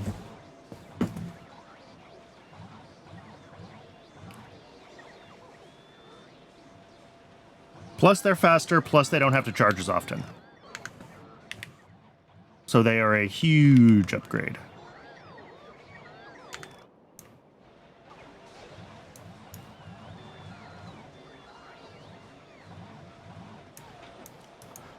That's 50% more bot per bot. Waiting for one more washer that I don't see here, which probably means that it's in the network somewhere. No, it got reassigned. I don't understand what happens there when that happens. Like, sometimes they'll blink. And I don't know why they sometimes will unassign, and it's always at, like, one item that's left. But I've seen this happen a few times now.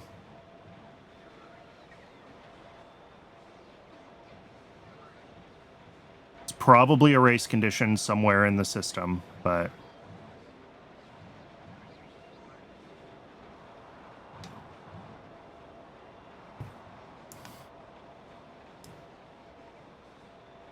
But yeah, every once in a while when they get down to one item, they'll unassign themselves at one item instead of at 0, and then it'll get reassigned to a different machine. Is there a chance there's a slight gap when the signal hits one? Maybe.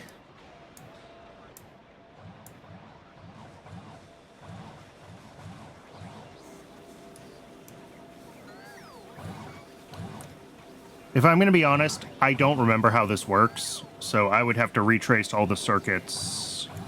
Item picked up by bot gives -1 to the network? Maybe.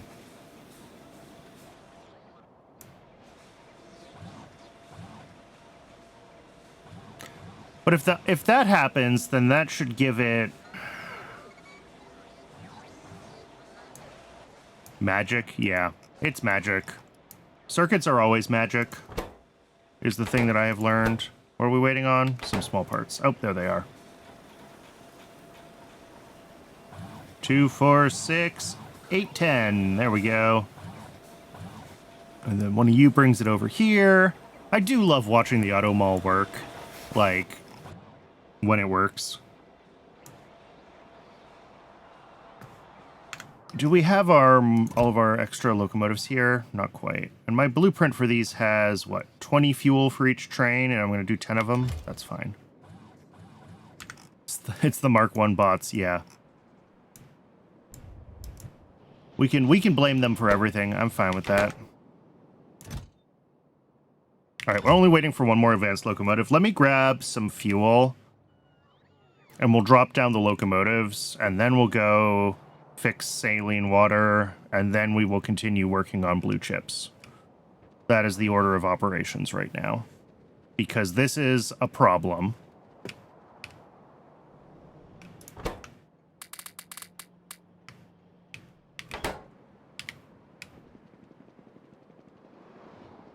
Yeah, I mean, how many hours did I spend on getting this auto mall to work? A lot of hours. Although, admittedly, the first, like, third to a half of that design process time was spent trying to make something work that's impossible to do, so...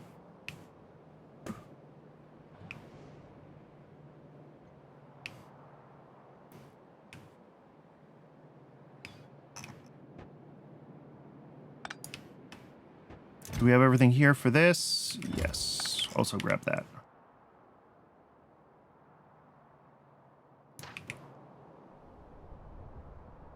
This is by far the most complex thing that I've ever done with circuits in Factorio, was building that auto mall. And, like... I'm not going to say it's good. Did I just miscount? Apparently so. Apparently I built 11. Sure. But we're done. That's what matters. Okay. On to saline water. So hopefully those 10 trains will help with some of this fluid capacity. I might need to make another depot station. Because, like, the depots are frequently looking pretty saturated. Well, that one's empty. That one's pretty empty. Yeah, maybe not quite yet. But, like, getting there.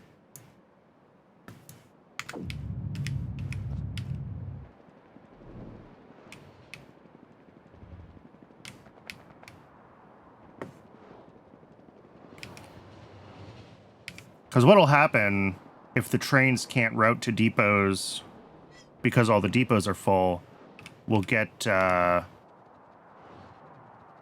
trains sitting at other stations that can't go to depots, and then that can block other deliveries from being made. So we always need to make sure that we have enough depot capacity. It doesn't have to be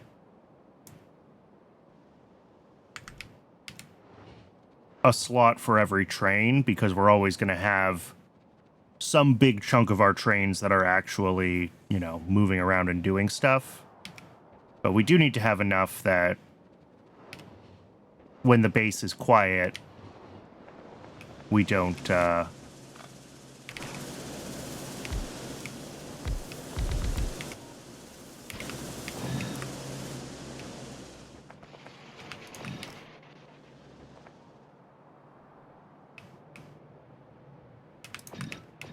All right, and these each make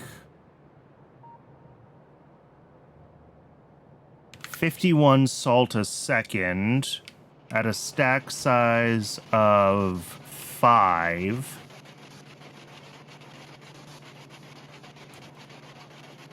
Yeah, so that will fit on a yellow belt, but it has to be on both sides of a yellow belt. So we got to do...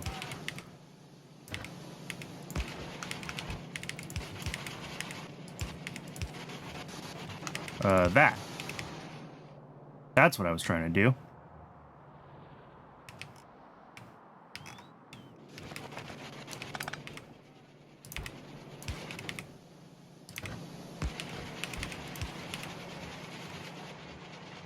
Yeah, you can hear it struggle.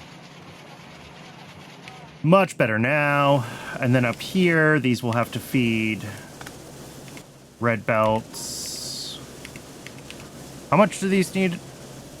18 a second, which we cannot do with 3 inserters. Okay, so this is going to have to be also running off of stack inserters.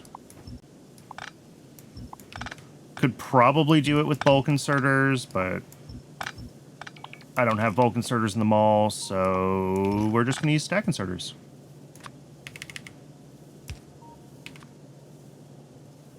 Because each stack inserter, I think, is 10 a second. Yeah. So 2 stack inserters in each machine.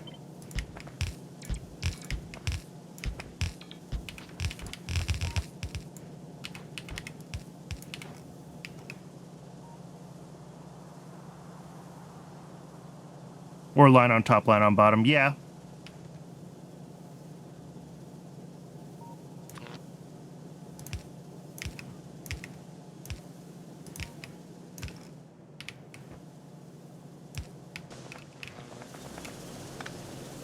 Cool. That's done. That's done. This is going to run out of fuel soon. Perfect. So we'll pull this out, and we will replace you with a single fluid drop-off. Making, or requesting, what, fuel oil? Yeah, our main fuel for everything now.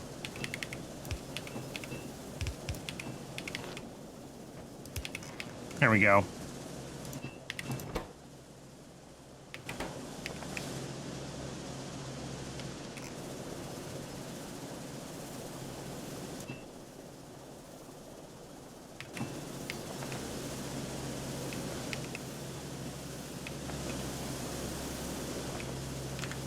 And that now makes 1,000 saline water a second. That'll feed that fine.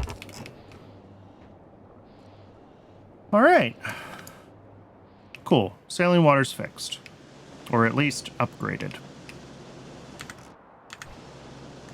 Science has stopped. Let's look at that real quick. Let's get totally distracted. Science is stopped because vat brains are stopped, which probably shouldn't surprise me because we were having AUG problems. Okay, but vat brain 2 cartridges are running. Yeah, we're just not quite there. I talked about this a few streams ago, but one of the things that we should think about is I should just make one more machine for each type of vat brain cartridge. Although in this case, we're not getting enough brains anyway. But 2 machines is exactly enough for our 1 vat brain guy, I think. And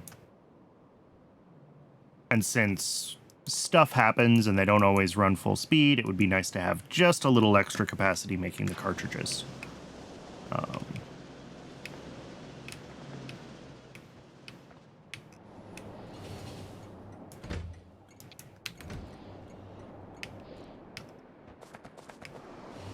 Yeah. That should help a lot with saline water. Again, I do have 1 or 2 more builds doing saline water. There's one over here somewhere. Nope, that's making chlorine and sodium hydroxide. This one?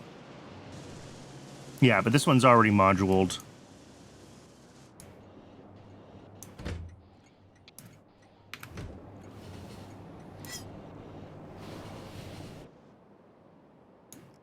I might have 1 more. I forget. But this one not having been previously moduled was a definitely a problem. So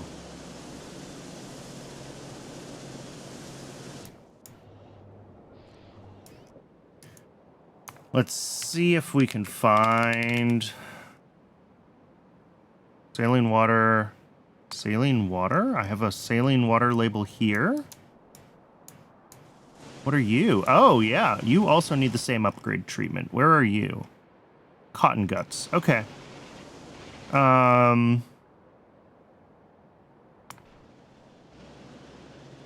one looks good. That's the one we were just looking at. That one's different. This is the one we just rebuilt. All the rest of these look like they're in. That's gravel to saline water. This is... I don't know what, but it's part of the belt base, so I don't care anymore. All right, we just have one more to upgrade. Let's upgrade the other one, just so it's all done. And I know that I don't have to think about them.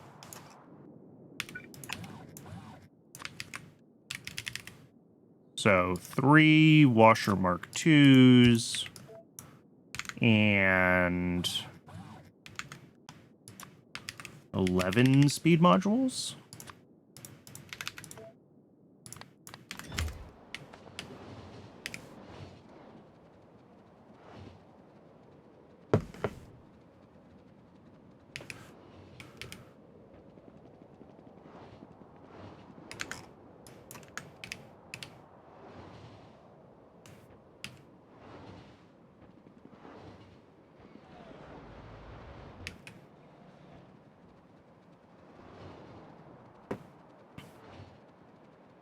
So yeah, we'll get that fixed, and then we'll go back to the blue chip work.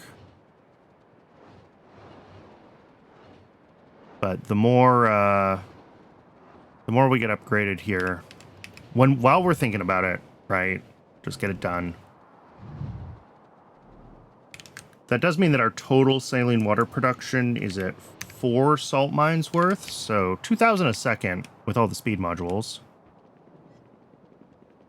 Which sounds like a lot, but I bet if I were to go through YAFC and check all of our potential max consumption, 2,000 is not enough.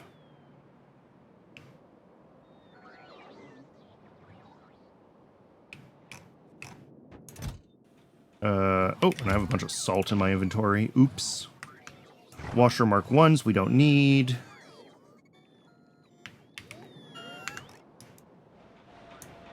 Let's see, washers. Washer.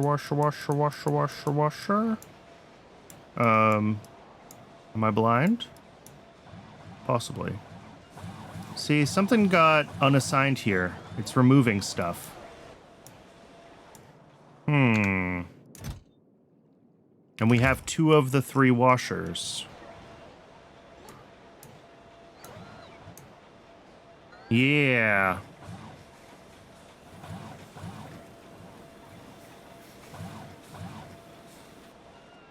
And it did get reassigned, and that's fine.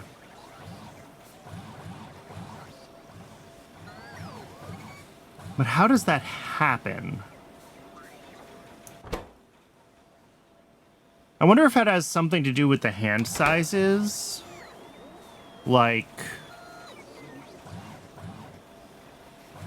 do the bots, even if there's only 1 available to be picked up, does a 2-hand size bot get the logistics network to say 2 are on the way? And then when the bot arrives to pick it up, it realizes, oh, there's only 1? Because that would explain why this didn't happen until we upgraded bots.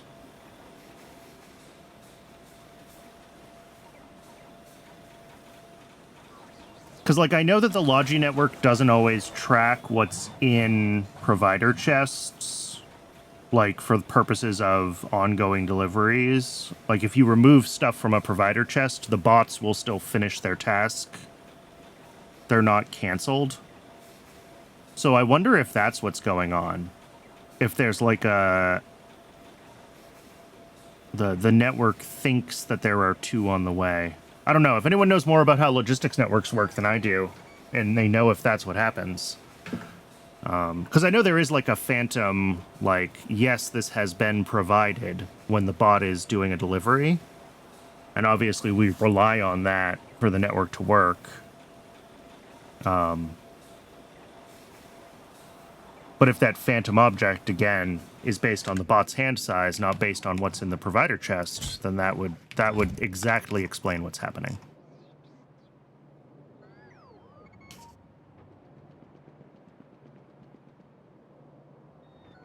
And I don't really know how to fix that other than to, like, make a couple extras anytime we have a request.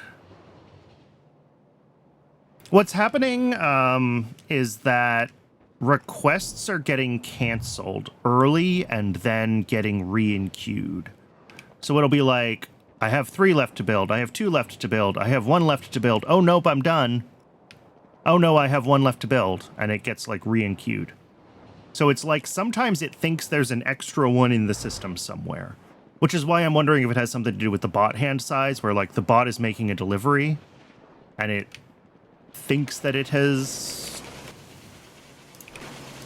2 because, again, the hand size is 2.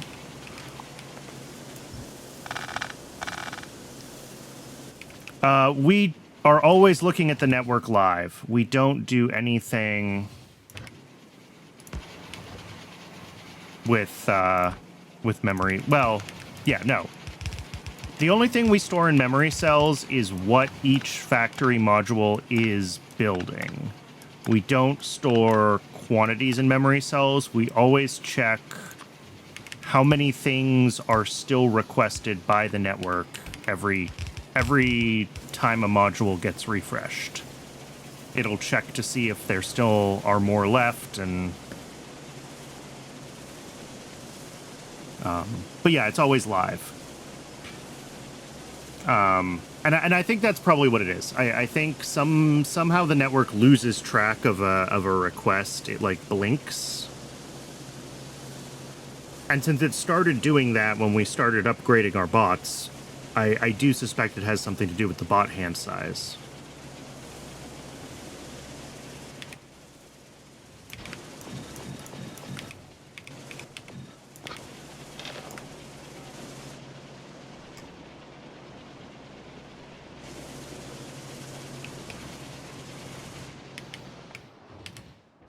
And, like, it's fine. All the extra ingredients get dumped, and then... Actually, we can go this way. You know, they get dumped, they get pulled out of the factory that was building them, and then they get redelivered to the new factory when the job gets re-enqueued. So, like, nothing fails when it happens. It's just... It leads to a lot of churn and a lot of bots getting assigned to move stuff from one machine to another.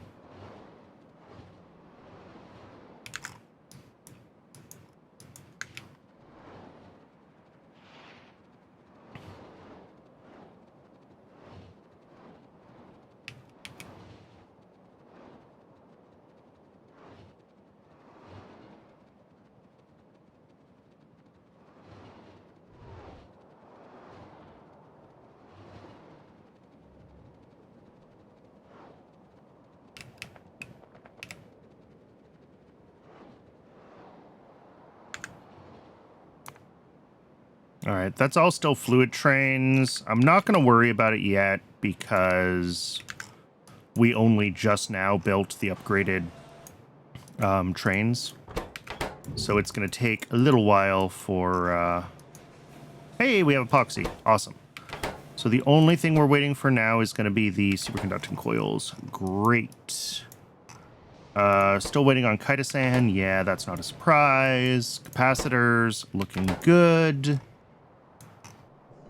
Cooling units, also waiting for chitosan and advanced. Okay, chitosan is going to be a big bottleneck for us. And chitosan is awful to scale up.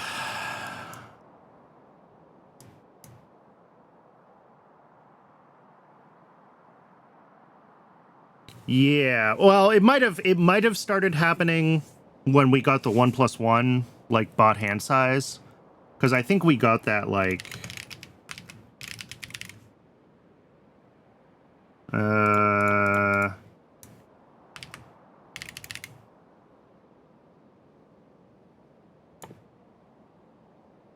We also got, yeah, Worker Robot Cargo Size 1 was gated behind Improved Robotics. So, like, I think it started happening when we got this.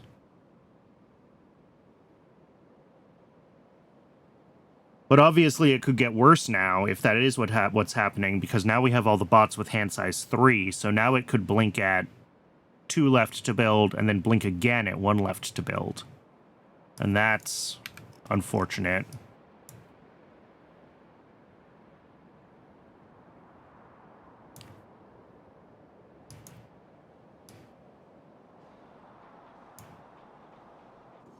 So one thing that we could do is for each thing coming out of the network requests, we just add 2 to it. Or add 3 or whatever. And then as soon as the actual request is fulfilled, the machine will see that, oh, there's no more request. Yes, we'll deliver extra ingredients, but those will get pulled out. We might craft 1 or 2 extra of the thing. Whatever. They'll go in storage and we'll use them next time. And then that would ensure that, like, when the bots come in with their hand size 3 and are like, I'm picking up 3 things, even though only 1 is available in a chest. We should be able to science this pretty easily. Should we do some science? Let's do some science. Let me run up to the mall. Let me grab... I'll grab a Logistics Bot Mark III. I'll grab a Requester Chest. What do I need? I'm going to need a Requester... I have a Requester Chest. I'm going to need a Provider Chest. I'm going to need a Roboport. I'll grab some bots. And what else are we going to need? I'm going to need, like, a display.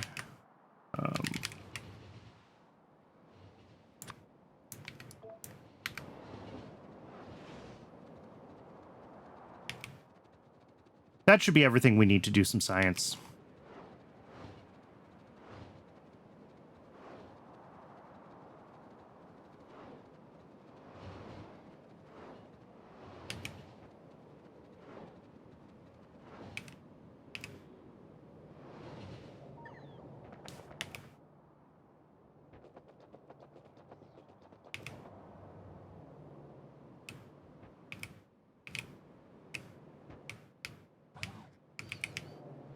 I just want to make sure that this is an isolated network.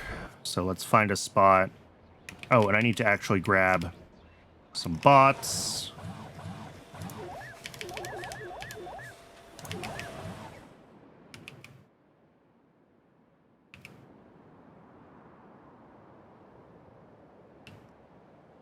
And then this works. All right, so we'll put in a Roboport. We'll put in our Nixie tube here. This will read logistic network requests. And this will display... What signal do we want to display? What do I have in my inventory? Let's use pipes. Pipes are easy. I have lots of them. We can request whatever.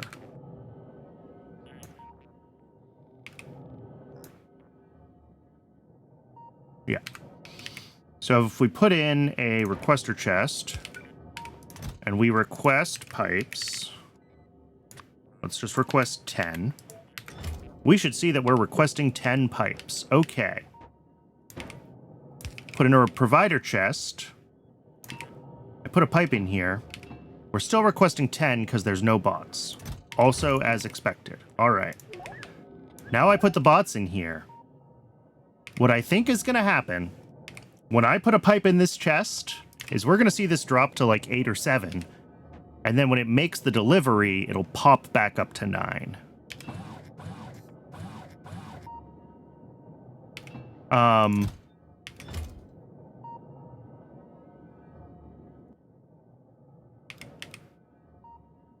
Oh, it delivered to me. turn off my regular inventory requests. 9.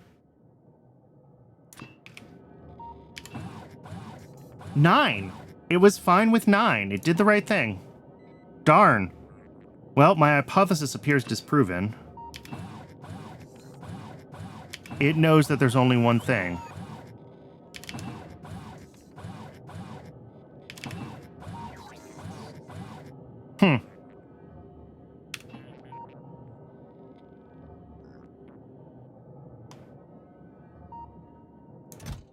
Well, then I have no idea what's happening.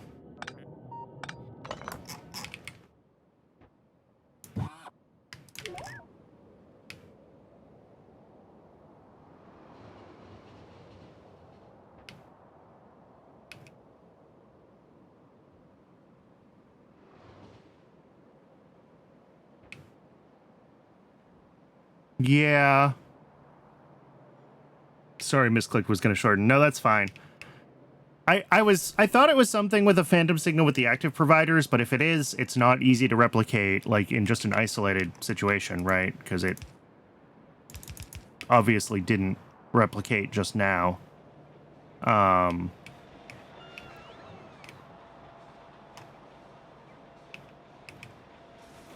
Like, we don't put anything into the network. Let's see if I can remember how this works. God, everything is hooked up to the same network. So this, yeah. Everything times everything, output number. So that's this. And then the number signal goes to these two deciders, which just clamp it to 10, because we never want to request more than 10. And then this feeds in our ingredient count times the number signal, and that feeds it to this. We also subtract what's in the machine from our total requests, but that's fine. That shouldn't affect... Yeah, and this just takes the output of our latch. The heart is the latch signal. And just outputs that as number. So whatever's latched times whatever our incoming requests are is our number signal.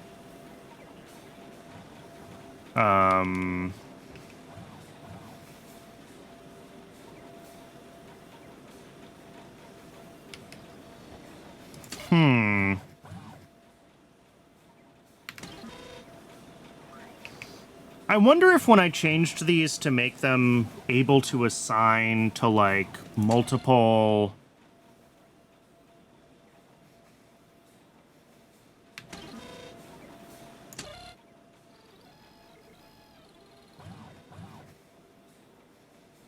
No, because none of this should matter if the latch thinks the latch is latched.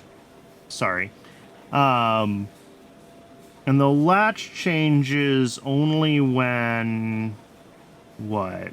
We feed something back from the latch, don't we?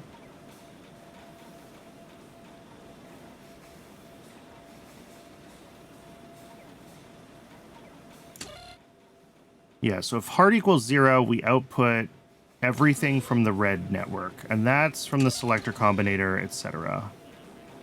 Fed through this, which is set up to avoid negative numbers.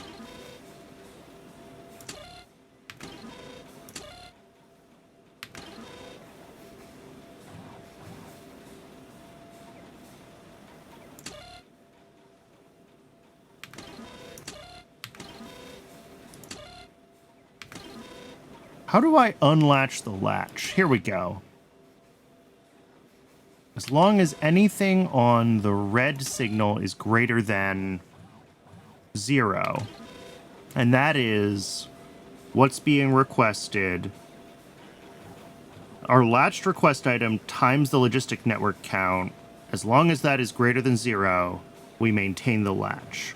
We release the latch as soon as the item we're being requested drops to 0. So yeah, this should only ever... I don't know.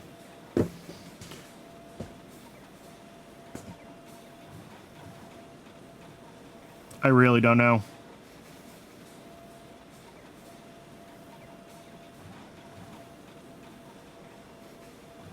I also made this way too compact. And then it like folds back in on itself and goes this way.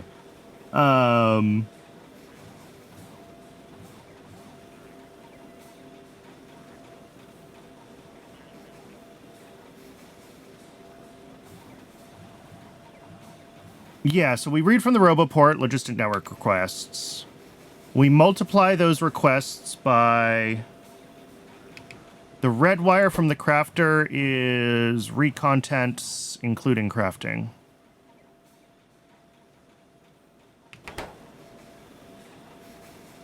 And but that doesn't feed into the latch at all. That only feeds into this inverter to feed into our requester warehouse requests so that we're not requesting ingredients that have already been fed into the assembler. None of that feeds into the latch logic at all.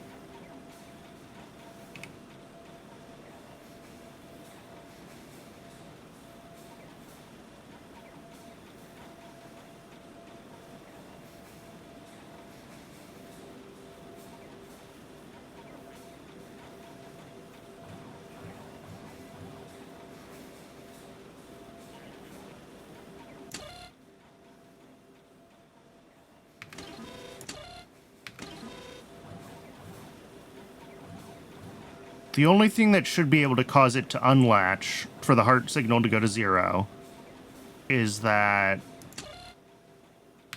pound goes to 0, count. And count should only go to 0.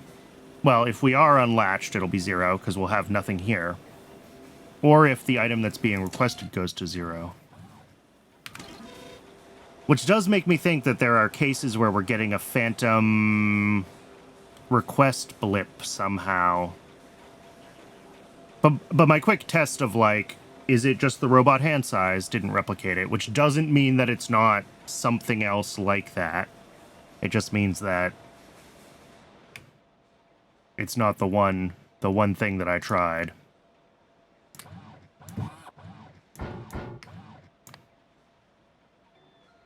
It doesn't matter. It fixes itself. It just wastes time in the process. So it's not critical. And we probably could still fix it. Even if it's not caused the way I thought it was caused, we can probably still fix it with a extra arithmetic combinator, right? If I wanted to put one here.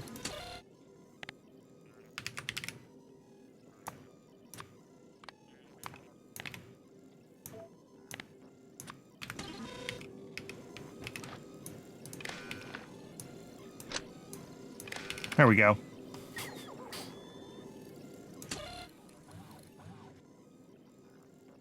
So that just tells it to craft a couple extras of everything that's requested. And that should stop it from blinking at 1.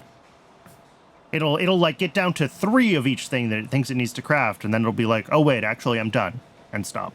Although, no, that won't. Because if the issue is in the request side, then the request will still blip to 0, and then this won't add anything, so it won't actually make a difference. Never mind.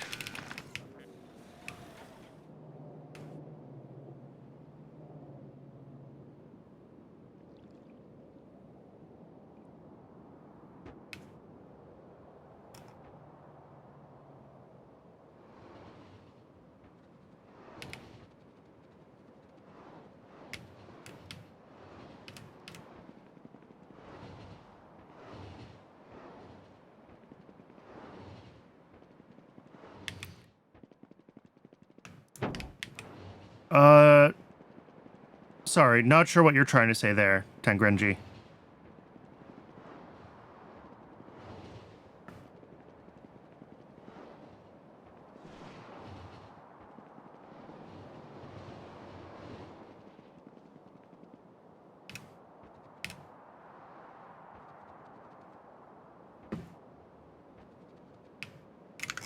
What's next?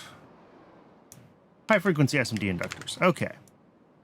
Back on track on the project. Twitch is telling me that it is ad break o'clock again. As always, I do run just one ad break an hour, just long enough to keep the pre-rolls turned off. I'm going to step away and get some water during the break. I recommend everyone else take the chance to hydrate, stretch your legs. If you haven't moved in the past hour, move around. And when we come back, we'll keep working on blue chips. We've got SMD inductors, and then resistors and diodes. I'll see everybody soon.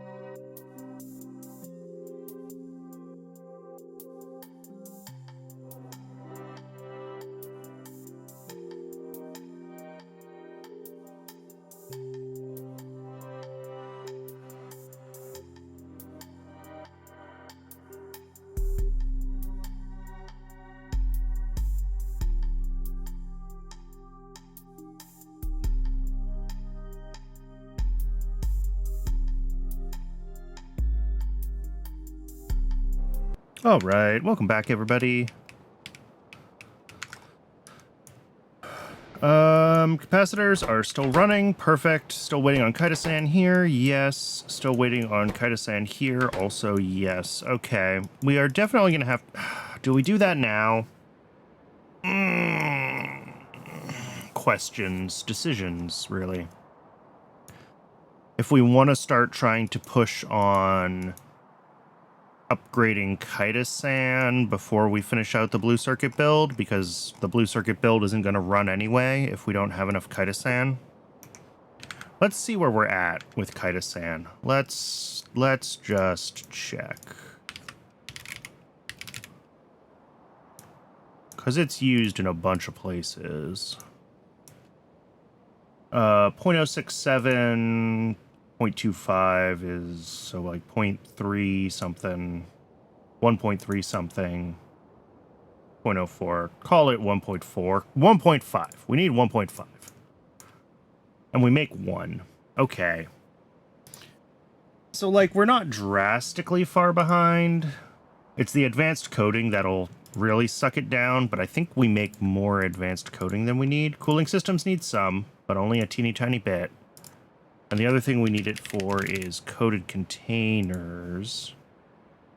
0.2. Okay. So that is like all of our advanced coding basically accounted for. So in theory, we do need more chitosan. In practice, do we actually use that many coded containers? Those are used for fuel rod Mark IIs. No, we use a tiny number of coded containers. Okay. And we probably have excess fuel rods even, so... Well, no. Ooh, this isn't scaled right. I lied to myself. Look at that. 0.25. So about what we make. Okay. But we definitely don't consume that many fuel rods. So, like, that should be fine. Although I noticed we were pretty much out of coated containers. But fuel rods are totally backed up. Okay. Like, where are we at with all of these things is really what I'm curious about. So, yeah, coated containers are going to need to run a few more times, unfortunately.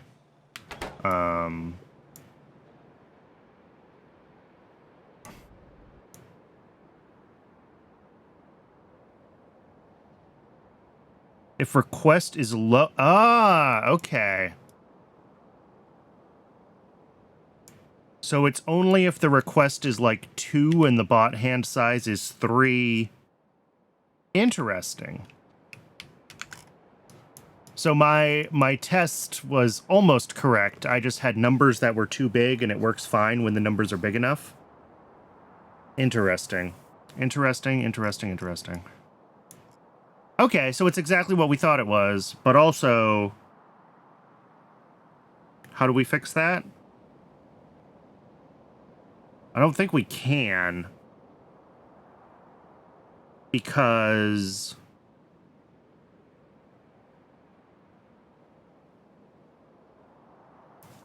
we can't, like, just request extra items. Because we have to look at the network to know what's being requested. Is this a known bug? If I check the Factorio forums, are we going to find this? Let's see. Let's see if we can find this bug report. I'm curious. Site forums.factorio.com. Bot logistics hand size.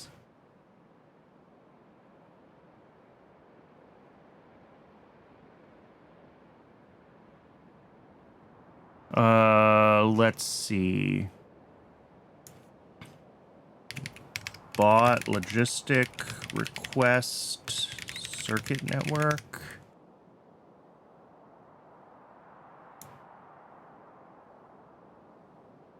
(2011) Read logistic network request inconsistent count while bots pick up. Filed October 27th, 2024.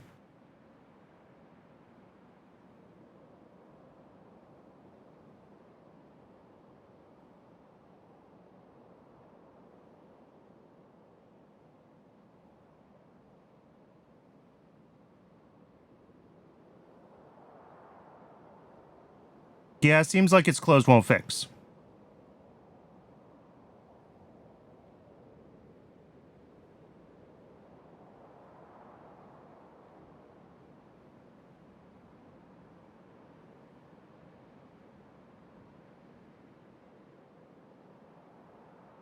And it is exactly what I thought, right? The bots effectively reserve whatever they can potentially...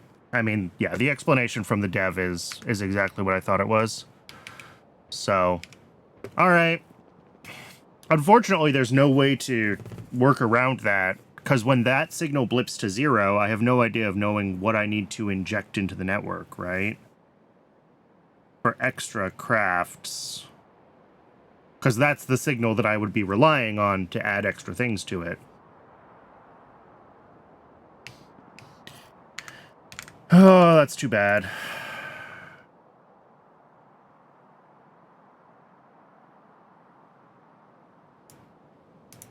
All right. I think we have, like, barely enough Kaido-san right now. I could add another machine.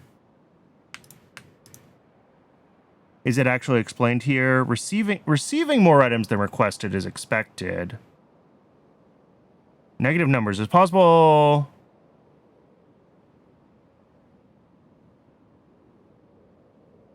Yeah.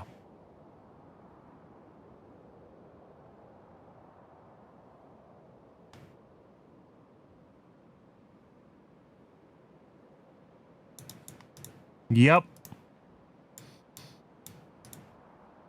Yep. Yep, yep, yep. This is the Factorio devs prioritizing performance over the logistics network giving you precise information, which this is not the only situation where they have prioritized that. So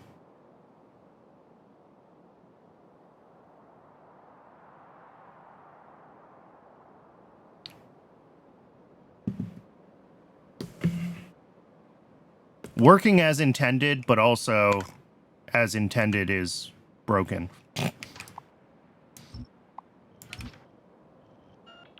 But my impression has been that being able to get precise real-time information, from the logistics network is not a thing that the Factorio devs consider to be a priority. Which is fine.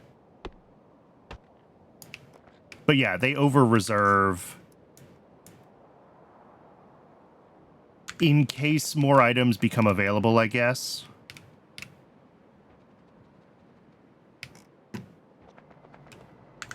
Jeez, we're still having issues with fluid trains.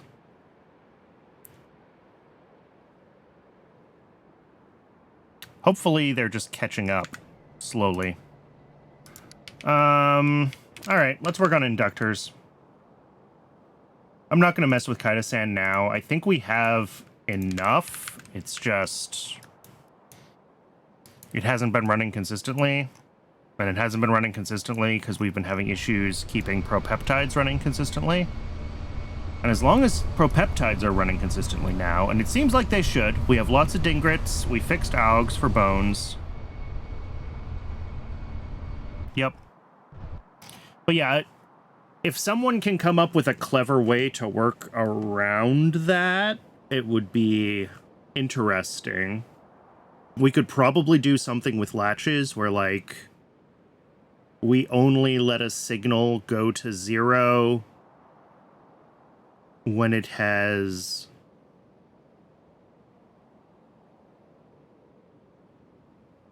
like the signal gets to 1 and then it goes to 0, but we hold it at 1 until it's been 0 for some amount of time.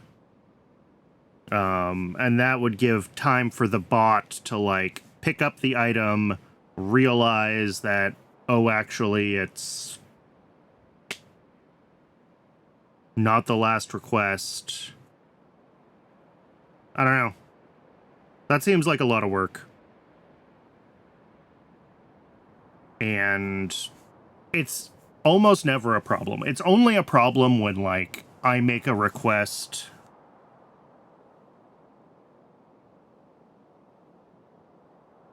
Yeah, send signal 0 only if previous was 1. That would also work, I think. Because we're going from 2 to...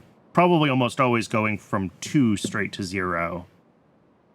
Right? We get to 2...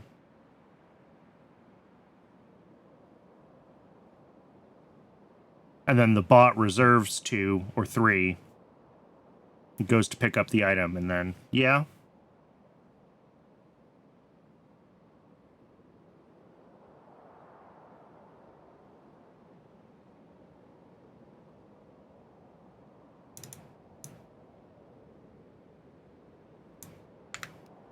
That could work. Would there ever be a situation where it would go from 1 to 0? No, because if we're going from 1 to 0, then the bot is definitely picking up the last craft. So yeah, that would work. If we... I'd have to think about how to design that.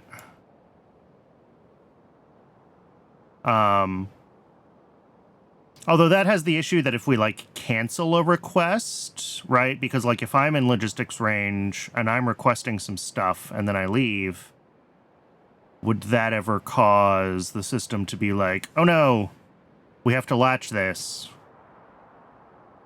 Or if I change my mind and delete a requester chest or something. So we would want to handle those. We'd still want to have some kind of timeout.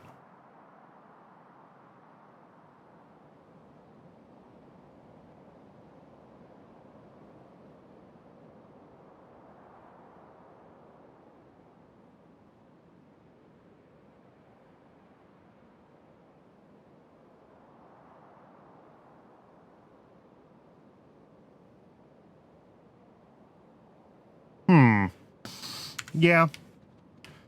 Alternatively, again, we just let it happen because it's not a big deal. It does slow down crafts a little bit, but not hugely.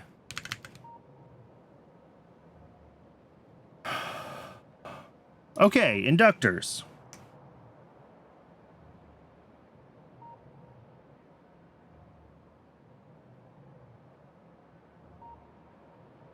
What have we got? We've got tinned cable coming in, the usual set of stuff. We need liquid nitrogen. We need 1, 2, 3, 4, 5, 6, 7 inputs. Of course, we need 7.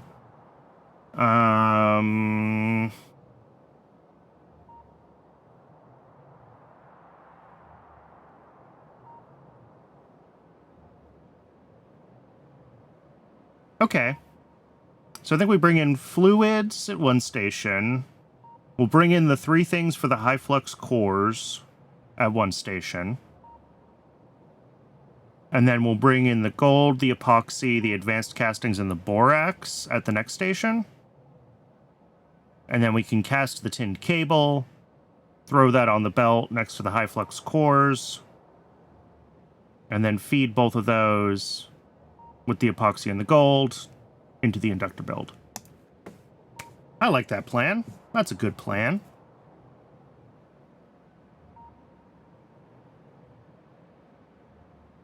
And I think we can fit it.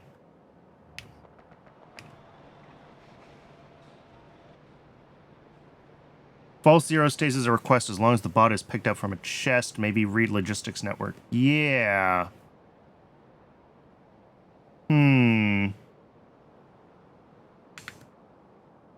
The problem is I can't read it as logistics network content, right? Because that might be in... Wait, does stuff in requester chests show up as logistics network content? I actually don't know. But no, I have to read the chests directly, don't I? So I'd have to get a signal out of all of these chests. But yeah, that would confirm a false zero, wouldn't it? If we go from 2 to 0, or if we go from X to 0, and there are fewer than X of that item in all of these provider chests, then it's a false zero. Is that true? Something like that.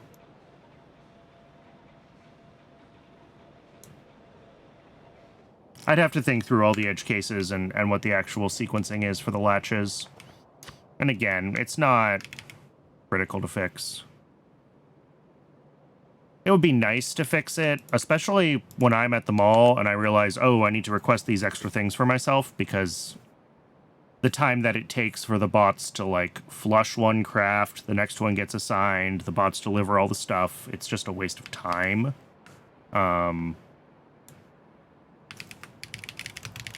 But it does get the right answer eventually.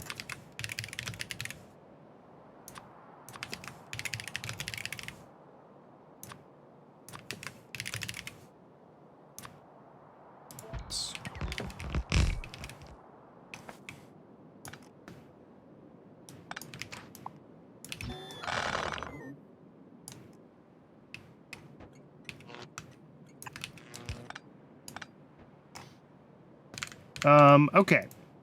first thing, solid requester. I just talked through what I was going to do, and I've already forgotten.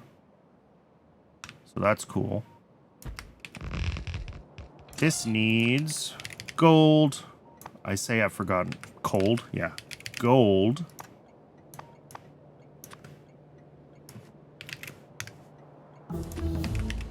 Epoxy. Hey, science is running again.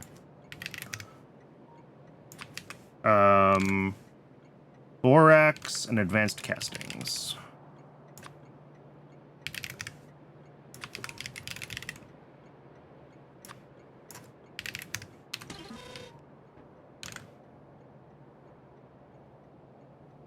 No. I want that to be the next one. I wanted the first one to be the stuff for the other intermediate. Sorry. I forgot what I was doing. Iron, niobium alloy, magnetic cores, which we're not going to get just yet, and graphene rolls. When do we unlock the tier 2 molecular assemblers, by the way? Not until...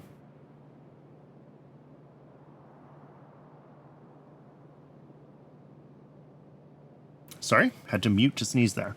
Not until prod. Okay. So that's a ways out. I was just thinking we're designing everything with tier 2 prod modules in mind. It would be silly to be designing with tier 1 molecular assemblers if we were going to get the tier 2s soon. But we're not going to get the tier 2s soon.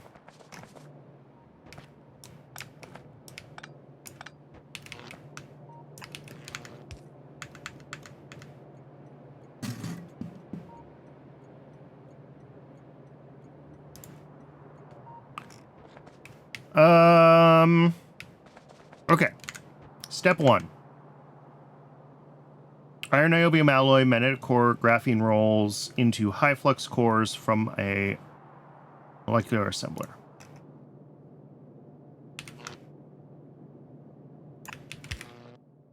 Molecular assembler. High flux cores.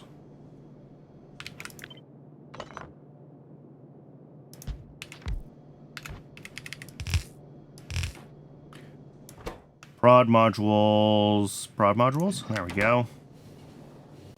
0.15, 0.15, and 0.3. Okay. Sure.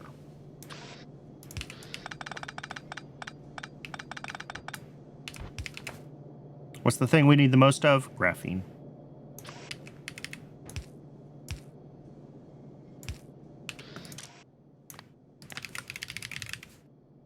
Graphene.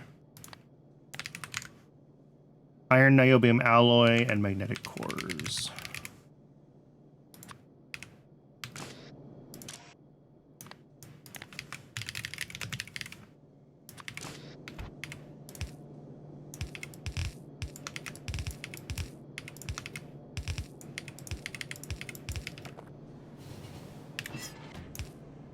Liquid nitrogen comes from up here.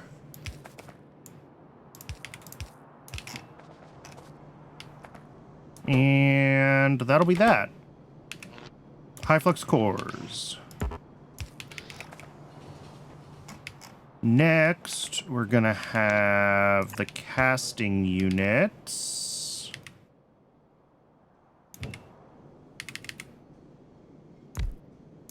Making tin-coated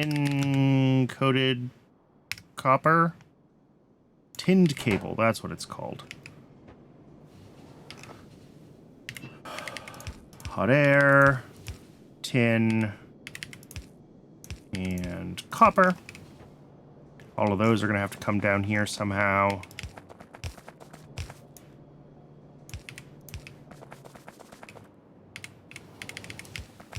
Oh, oh. That's a lot of copper that I just put in there. Let's pump that back out. I don't want to I don't want to waste all that copper.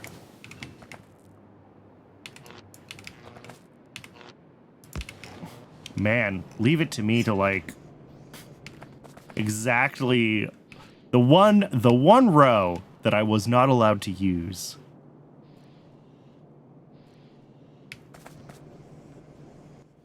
All right.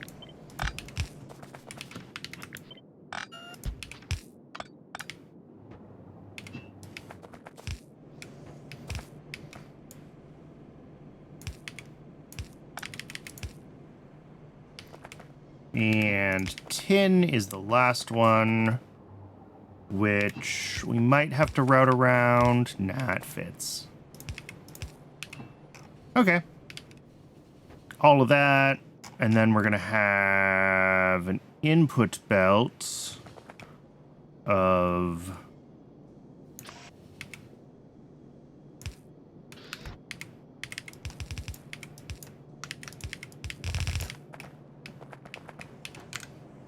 Let's see, advanced castings and borax, all in small quantities.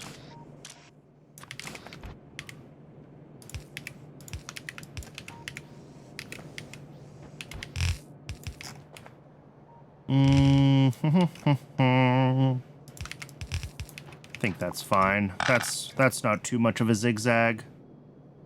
It's reasonably unspaghettied.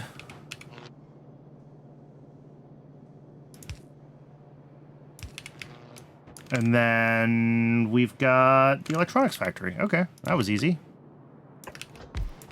Making high-frequency SMD inductors. Here we're going to have our gold and epoxy. It's always epoxy. Which is, I guess, true to life. There's a lot of epoxy used in electronics manufacturing.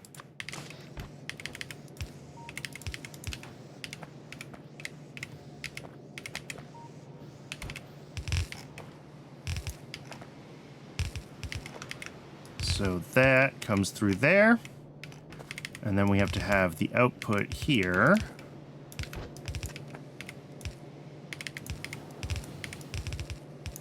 Coming in.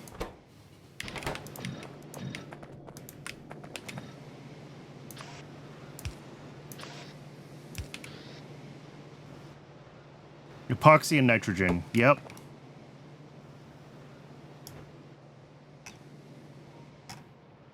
Yeah, I should double check that we're making enough epoxy, but it's probably fine. All right, and then all of that, our output's going to be over here, which is kind of gross, but it's where it fits, and I don't care. Well, oh, that's not too bad. I have committed much worse spaghetti crimes than this one.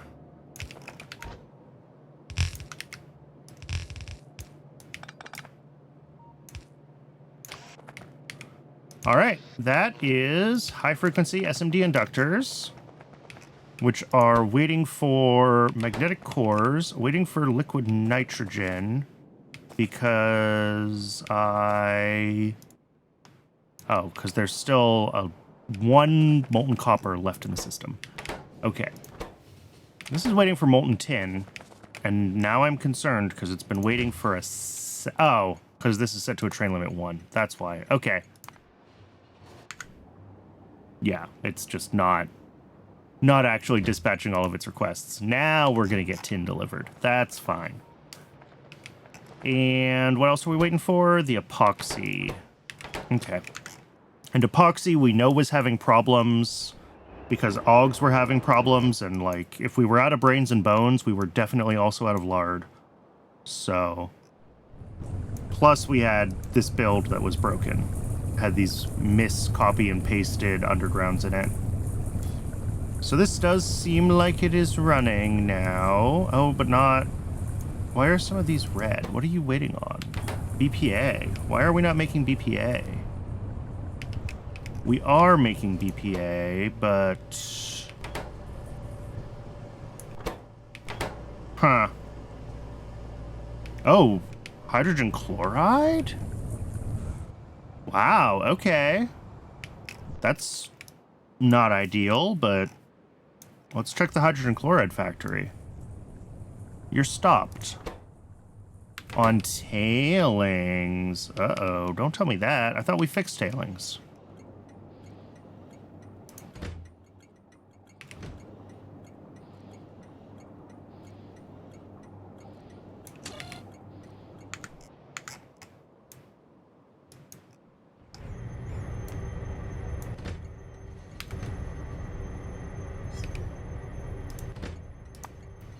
There's only 8 trains with this stop.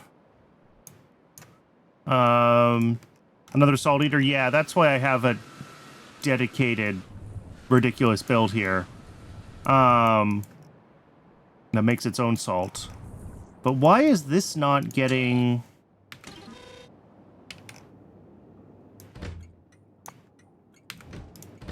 I mean, okay.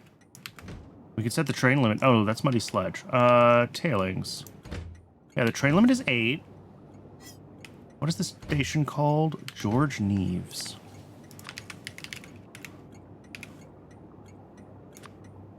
Is it showing up in the system as, like, way too much tailings available? Oh, yeah, it is. That's the one. All right, so we need to keep scaling up our tailings processing. I thought we had caught up, and it looks like we had caught up. But we also had some other weird bottlenecks that we fixed, and it is possible that with those other bottlenecks fixed, we are now less caught up again on tailings. But we can fix that because we have all the machines to finish the tailings upgrade. So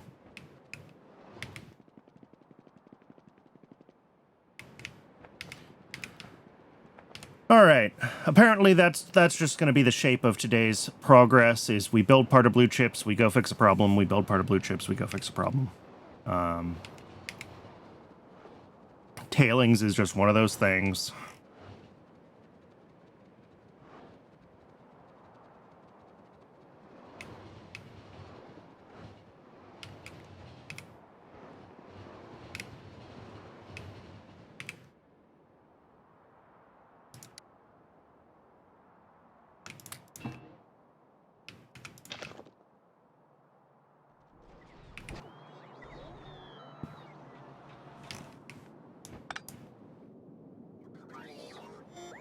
It does look like those, what are they called? The new fluid trains seem like they have resolved our train scheduling issues.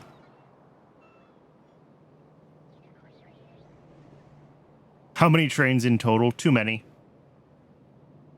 We are up to 360 trains in the network with 2,000 stations.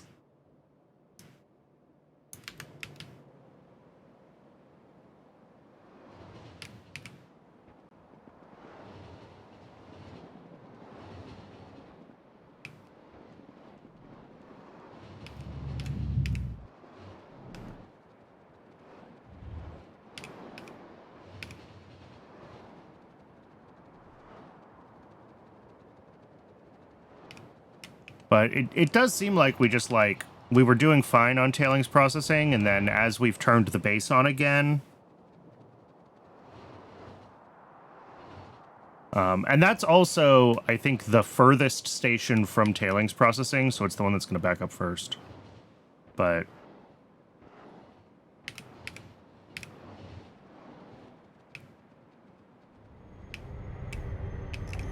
ooh! I'm also seeing tailings dust backing up in the system, which is a bad thing. All right, we got 5 of these, so this train limit can be 20 now. But there's only 8 trains with this stop. There we go. 9. Well, it's going to be based off of what it thinks its capacity is. And if this is saying... it should be able to dispatch up to 13, and it's dispatching 11, 12. Yeah, okay. So it's keeping up with what it thinks it can dispatch. But I'm also seeing... No, it's all moving. Yeah, these belts are full, but they're not like, well, this one was backed up. Are we having issues?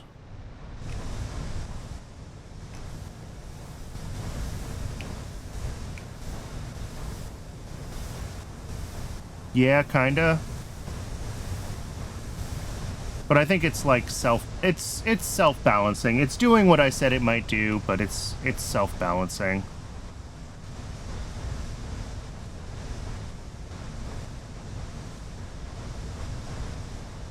Which is what matters. Right? This belt is going to back up all the way down, and then the next lanes will come up full. Are we pulling through the full belt here of... Yeah, I mean, it's trying at least. That's too much of this. Let's set our void threshold to, like, half full. Trains with this stop 0. Okay, this is our problem. Coal dust is a problem still. Didn't I scale up coal dust?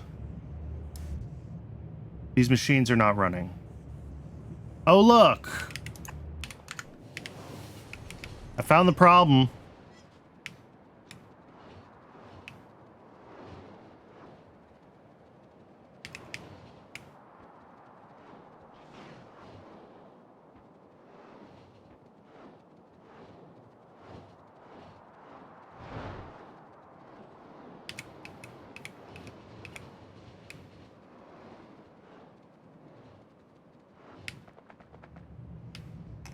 All right.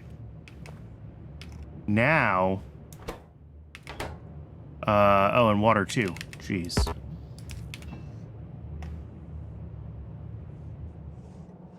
Coal dust is a problem the whole game. Oh, yes. I have uses for it now. And I do have... I got this thing. Which we could probably use more coal briquettes in other places. And this sucks down some coal dust. But it's not enough. But also, like, the way I'm processing tailings, I think, just makes a lot of coal dust. There's other... Do I remember when ash was a problem? That was a long time ago. I am now intentionally making... This is so stupid. I love it. We've got raw coal coming through to get boiled into steam, and we keep it as raw coal because we want the least efficient way of doing things possible, because all we care about is the ash. And then we just dump the steam right into a cooling tower and an outfall.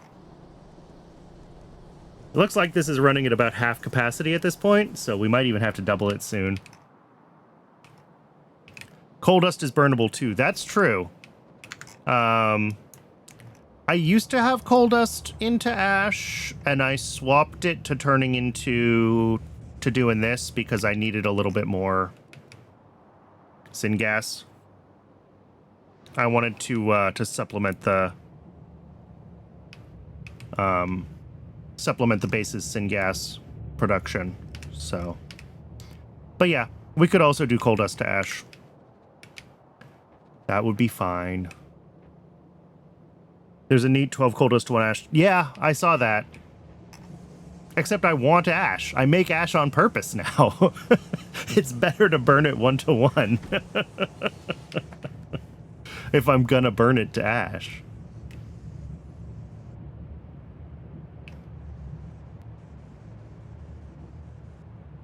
But yeah, we need more syngas all the time anyway, so I decided this was the better path to go for my coal dust.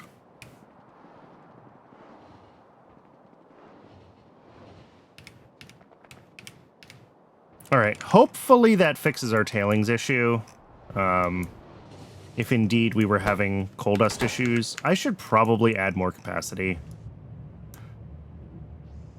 Because this is exactly enough, right? I said this was exactly 30. Or that's exactly 60, rather. Yeah. And then I think this system makes 60. Yeah. Yeah, you know what? Let's double this.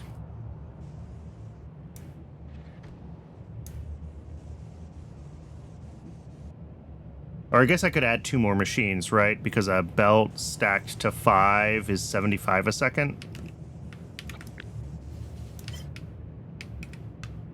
Oop, don't make the same mistake, Brandon. Make sure that we put our extra things there. Because then that would pull a whole belt.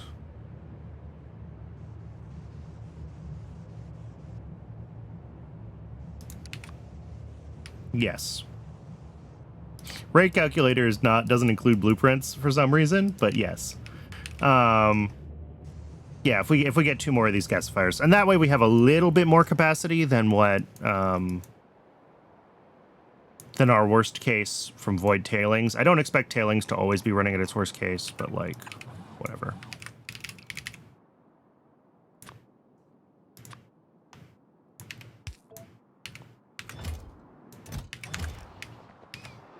Because we're pretty close to the mall anyway, so we should be able to grab those. Although, probably it'll do the blink thing and take twice as long to craft, but...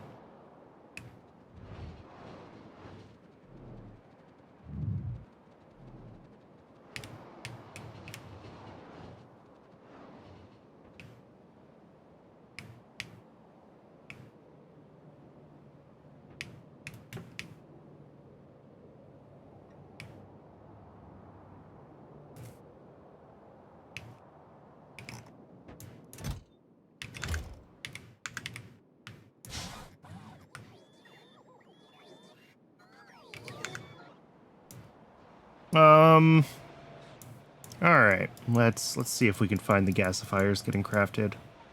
Oh, did it do the thing? Did it get unassigned and just got reassigned again? Oh no, there it is. 2. Waiting for... So this one might work correct. Well, we'll see what happens.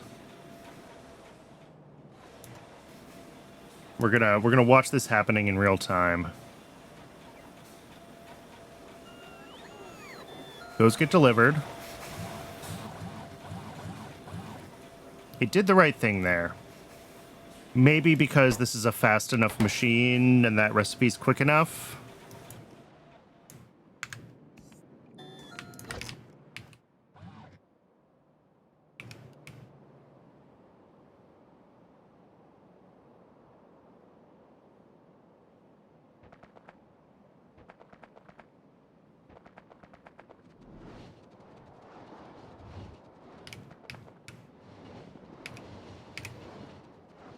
I wonder if it's only an issue when the bots haven't quite brought all the ingredients quickly enough, because there's going to be what do I want to say?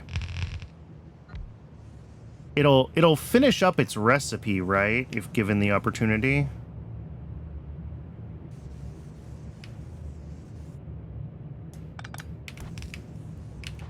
I don't think that pipe was doing anything. Yeah, recipe doesn't disappear until the crafting's done. That's what I thought. So, as long as it has all of its ingredients, it'll finish the last craft. But if there's an ingredient missing, then it will have a chance to cancel. And then it'll have to get rescheduled. Although, as the Logibot hand size increases, it's just going to happen more and more often at different scales, right? Like, because now with Mark II bots and a hand size of 3, it could do that with 2. And then potentially do it again at 1, which would be awful.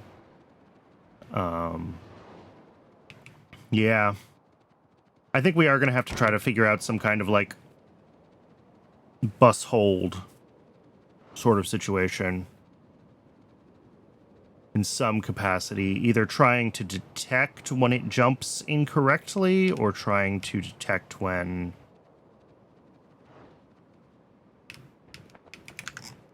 Yeah. Okay. What do we got going on here? Are these running yet? No, they're still waiting for superconducting coils. Are superconducting coils still running? They are. I could hand deliver some of those. Do these multiply? They must at least multiply a little bit because we have prod. But no, because it's 2 to 1. Okay. So we're actually going to need 2 deliveries of superconducting coils before we get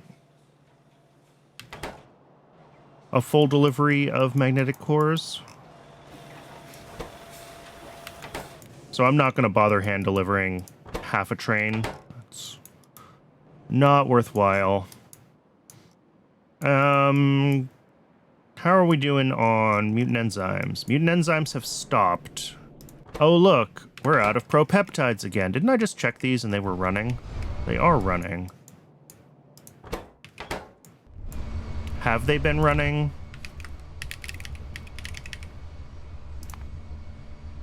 No, they turned off for a while.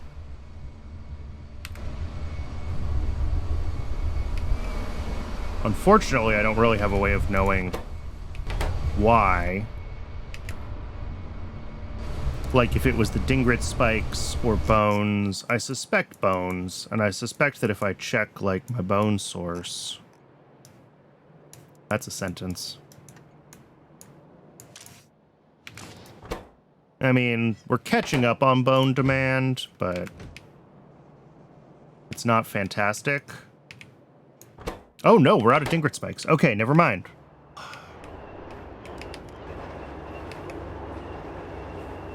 So these can make 0.06 Dingrit spikes, and what is the demand over here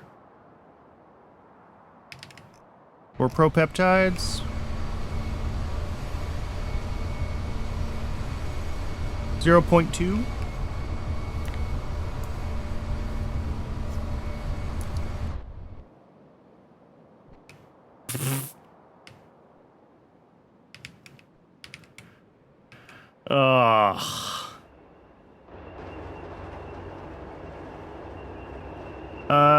Wait, 0.06 versus 0.2? Did I find my problem? Am I off by like a whole order of magnitude?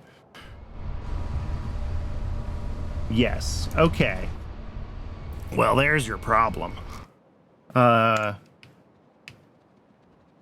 not keeping up with the bones, it's keeping up with the horns. Let's check on all that. Propeptides. That's 0.24 a second, which feeds mutant enzymes at 0.2 a second. That's all fine. And Dingrit rendering is supposed to have 6 slaughterhouses. Okay. So is that just the problem that I, like, planned to upgrade Dingrit rendering and I never did?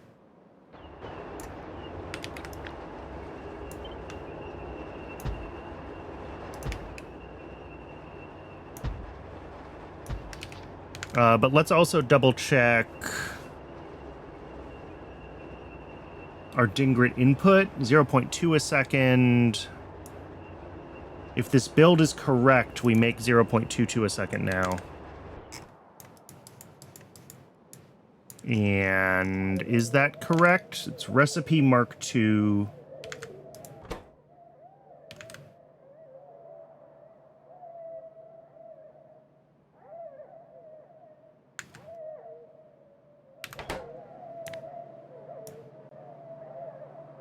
Yeah, 0.215. Beautiful. Okay. So that's the issue. We need to get more slaughterhouses to animal processing for Dingrits. Did I not? Oh, did I control click on that box instead of right click to pick it up? That's probably what I did. That's fine. Just get rid of the request. All right, 4 slaughterhouses. That explains all of the problems we've been having. Okay. I never expanded Dingrit processing when I upgraded everything else. So we've been... And, like, obviously the bone issue would also have slowed it down. The bone issue probably masked the Dingrit horn issue, right? because we would have backed up on Dingret horns, and I was like, oh, we have plenty of Dingret horns. But no, it was a trap. Do we go fix this now, or do we take the opportunity to build resistors first? Resistors are easy, as are SMD diodes, and then so are high-tech circuit boards. Let's finish out the circuit build, and then, yeah, we'll finish off the circuit components, and then we can go bottleneck hunting. That sounds like a plan to me.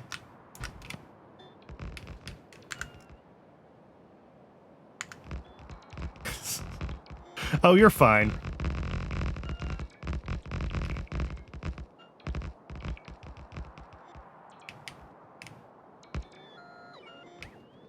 There's a great amount of self-control that goes into me being able to say the word bone repeatedly in this game.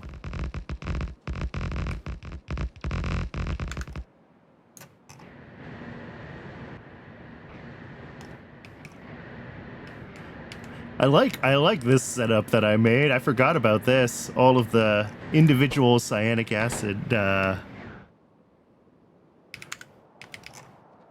processing lines. That's fun.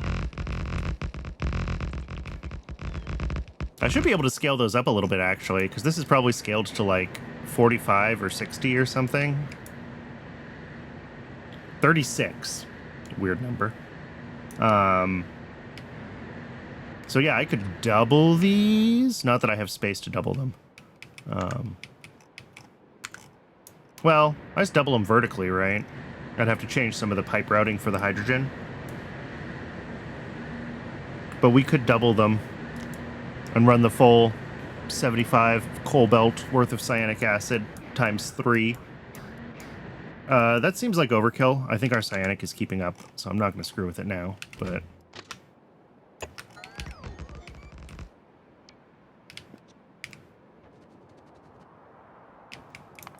what are we looking at? Ooh, solid trains are an issue now. Woohoo!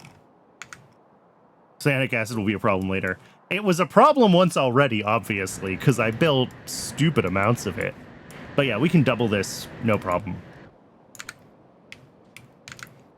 Alright, so resistors are literally just 4 ingredients in a trench coat. Okay. SMD diodes are 6 ingredients in a trench coat, and a bunch of them are the same. I see phosphate glass and epoxy in both of them.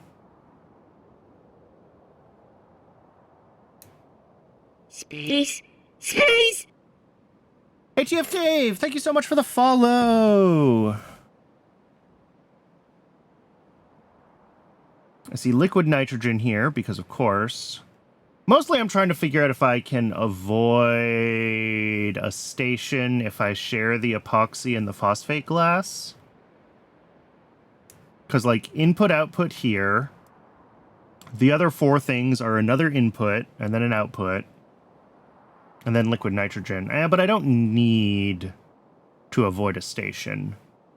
If this is 2 stations, then we still have... 1, 2, 3, 4, 5, 6. So that's fine. Okay. We don't have to share the inputs, even though they're the same.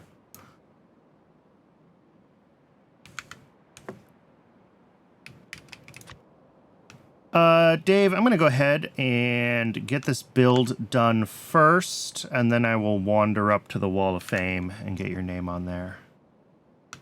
If you don't mind waiting. Otherwise, I'm just running back and forth across the whole base. It's a ways away. Like, what is way over here?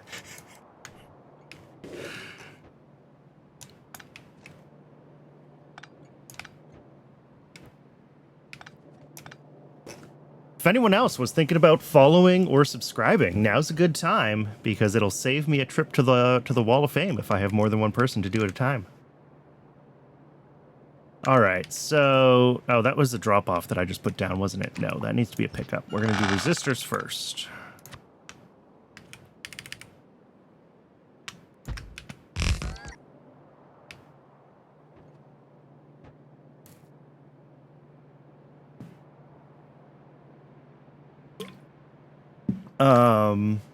Phosphate glass, nichrome, epoxy, nickel plate.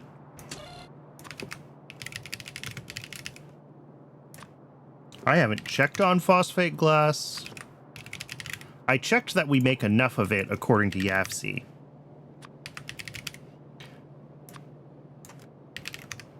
And what was the last thing? Nickel. Interesting. Nickel. Yeah, okay, I guess nickel's used for terminals on some devices. I was thinking about, like, what's going into making this, and if it feels like a resistor. It feels like a resistor. I wasn't sure about the nickel, but I will accept that nickel is the terminal material. That's fine. Not that it really matters if it feels like a resistor or not, but, you know.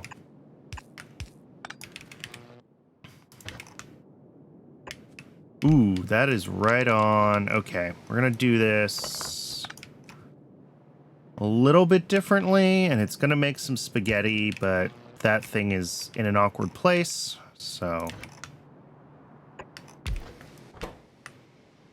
Resistors.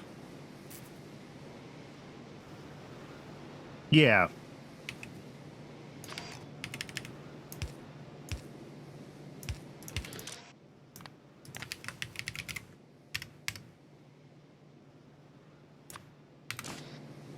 Spaghetti is love, spaghetti is life. I mean,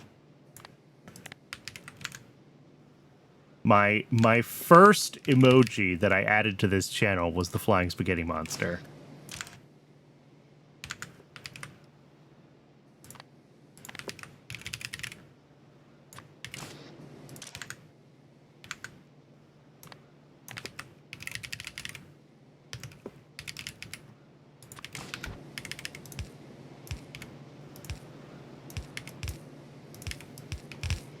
That's the one. No. There. And there. And then our output's going to come here. That's not awful. It's just not quite as clean as I'd like. Not as clean as it potentially could be, but... I'm out of pressure pumps. That's weird. SMD diodes don't need one, resistors do. Huh. I must have messed up a request. Okay. That's fine. We'll add it to this chest. Oops.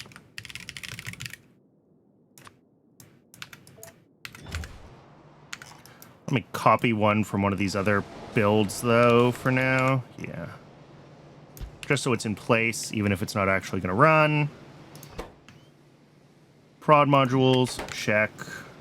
And all of our inputs are small quantities, so everything should be fine.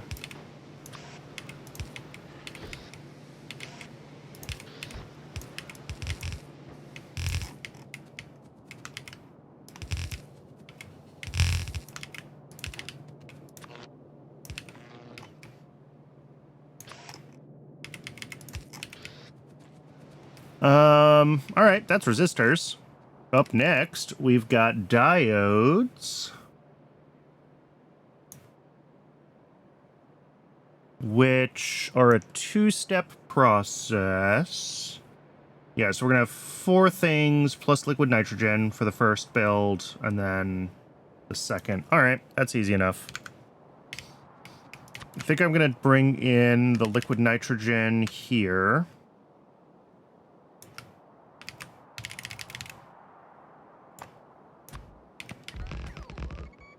And we'll bring in the ingredients for the first half of the diode cores on this side.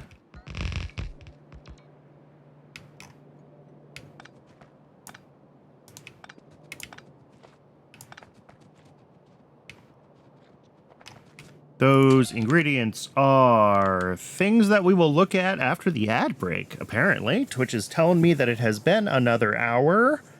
As I have said many times before, I do run just one ad break an hour, just long enough to keep pre-roll ads turned off.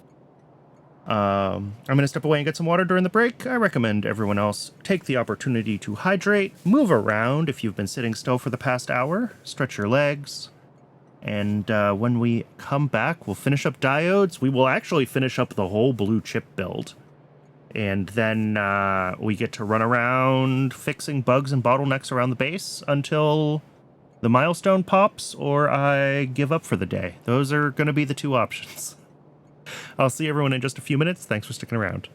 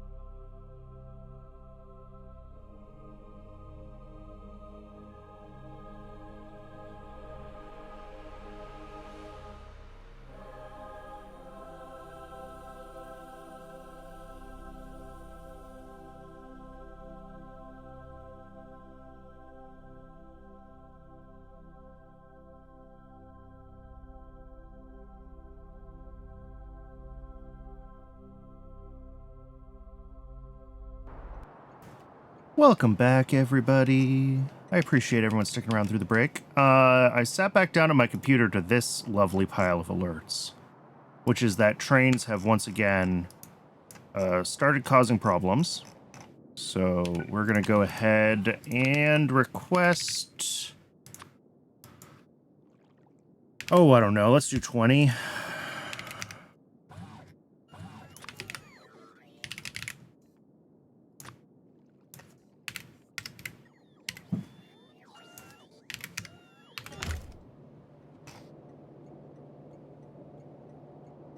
And where were we here? We were working on diodes.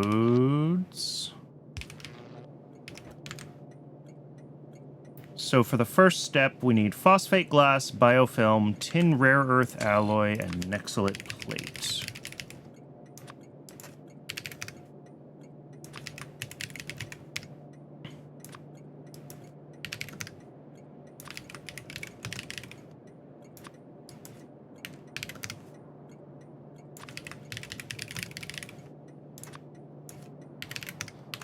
All right.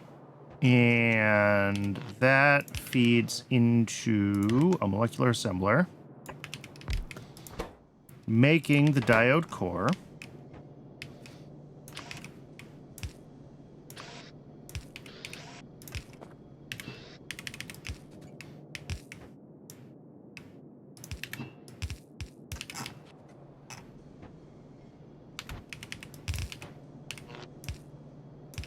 And then the output of that feeds into 2 electronics factories, doing the actual diodes. Did I prod this one? Yes. And this is going to have 2 more ingredients that we don't have room for at this station, so we are unfortunately going to have another station here. It's not the end of the world. And that is what? Epoxy and something else? Plastic.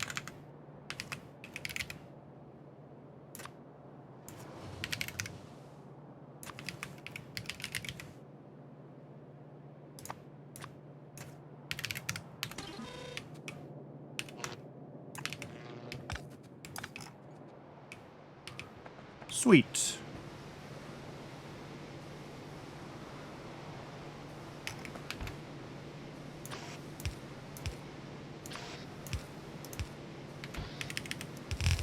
Those will come through there. This comes through here. Up on this side, do I care about how any of that gets fed in? Not really. It's all very low quantity. We'll do Nexolite plate and phosphate glass. Oops.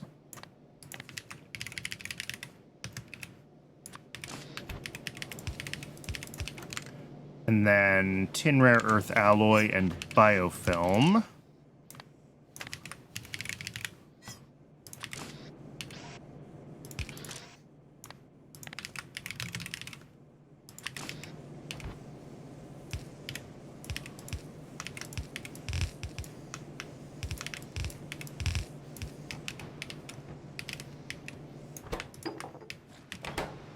Why do I still have 1 electronics factory?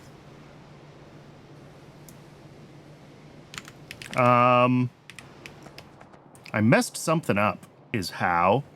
All right, let's double check all the builds. Ugh. And of course, I closed all the tabs. SMD, was it SMD capacitors? That would be nice. Yes, SMD capacitors are supposed to have 2, and there's only 1. All right, that's an easy fix. We will do that in a second. As long as I know what it is, right?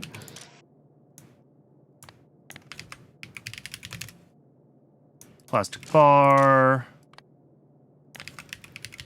epoxy,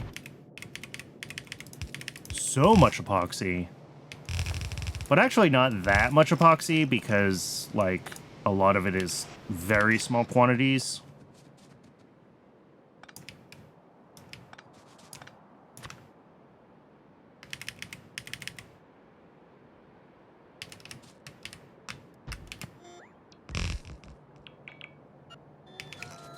And then this will be the output for the diodes.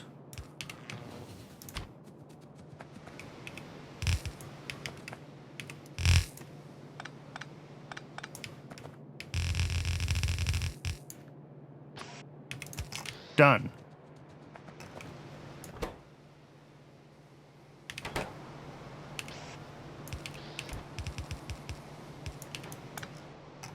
Kind of true to real production. Yep, used everywhere, but in small quantities.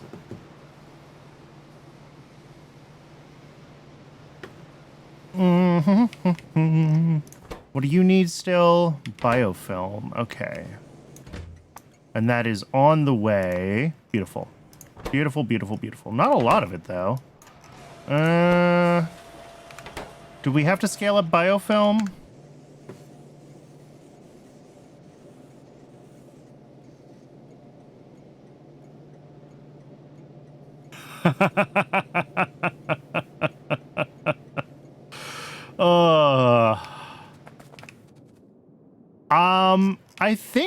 Pi already has 2.1, but hard mode doesn't. The Pi 2.1 might just be experimental, though.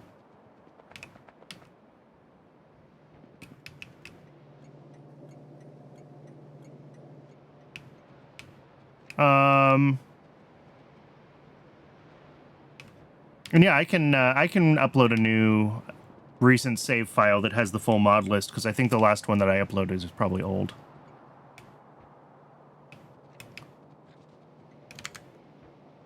I thought I saw something in the Discord about Pi being on 2.1. Yeah.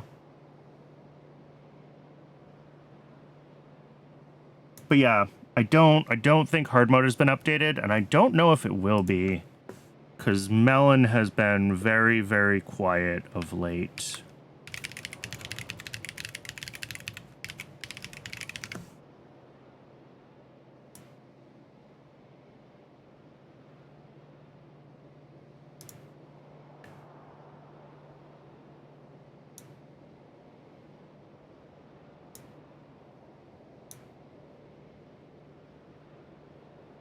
Are there changes in 2.1? There are some changes. Some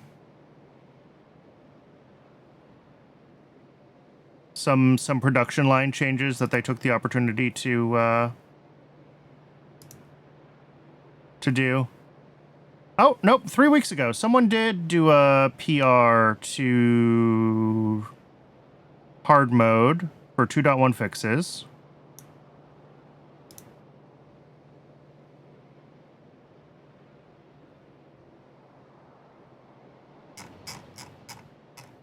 So maybe it'll work, but I don't know if it's been released. You'd have to probably grab it from the GitHub.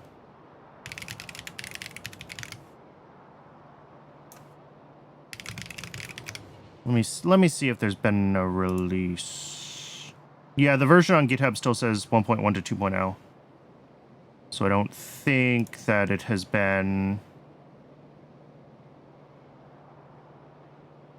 updated yet.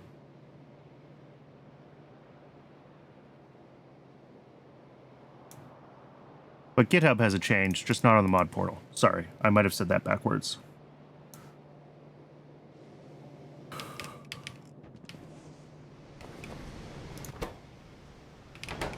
All right, we got the diode cores. We're waiting for epoxy. We're going to be waiting for epoxy for a lot of things. This is also waiting for epoxy and nickel, which concerns me. Didn't I fix nickel, like, relatively recently?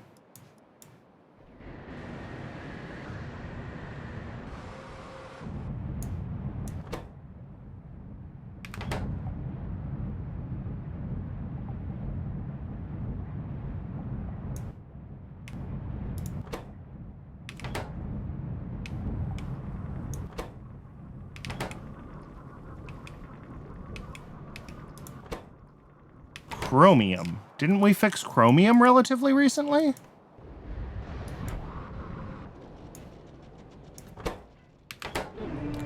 Oh. Well, I mean, it's running.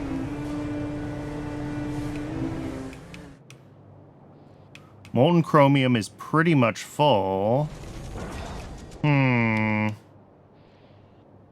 I'm worried that this was stopped recently, and I'm only just now seeing it running again. But none of the inputs are... Oh, here we go. There's something empty. What's empty?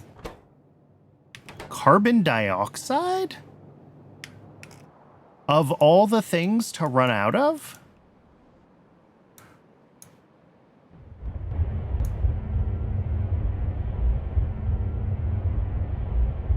I mean, CO2 drops are sitting on enough for 5 train loads, so why has it not been delivered?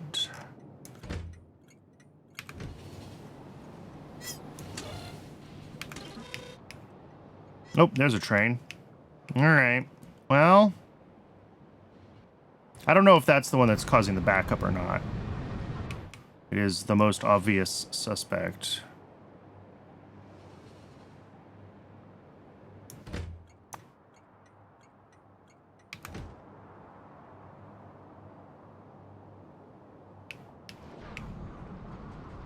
I don't remember which stage uses CO2 and what it gets used for. Oh, it is pretty early. Oh, it's here. Yeah, so that might be the issue. Because that would block making the molten, which would block this.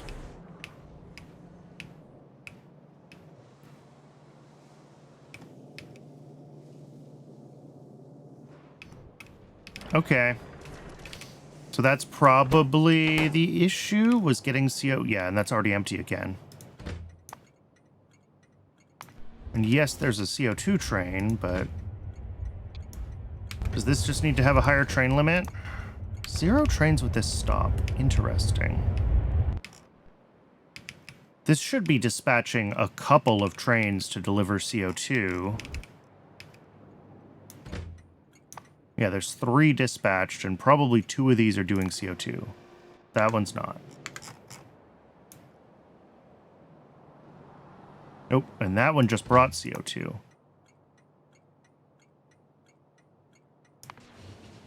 And this one's also bringing CO2. Ooh, we are having some traffic issues.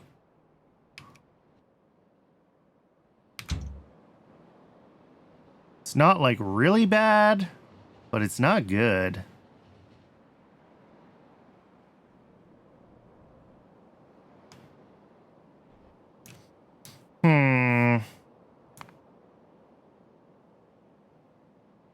Wow. Fluid trains are also running low again, despite having just added 10 of them. Cool. Well, since we're already requesting locomotives...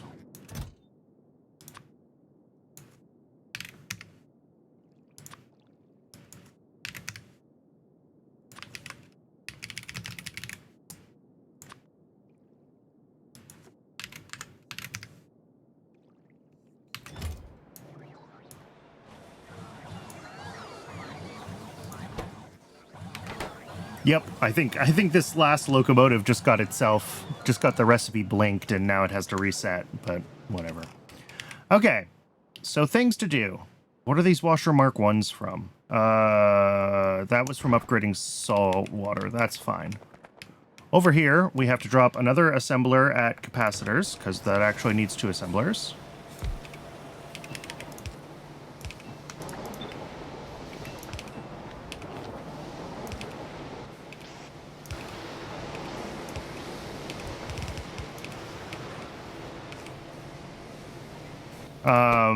That is not enough sodium hydroxide.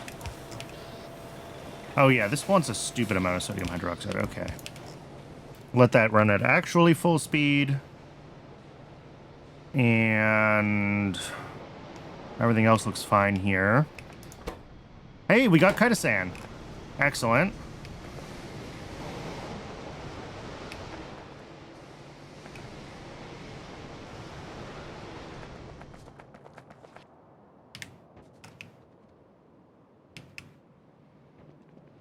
Yeah, I should double check the change logs. Make sure that I didn't unknowingly upgrade to the braking changes and some of my ratios got screwed up. Because that's definitely a possibility.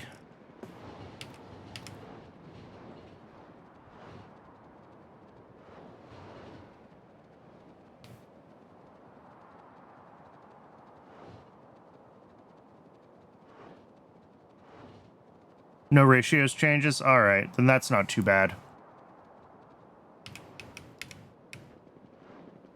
But yeah, maybe I will do that then, since there's the 2.1 fixes have been merged into the GitHub.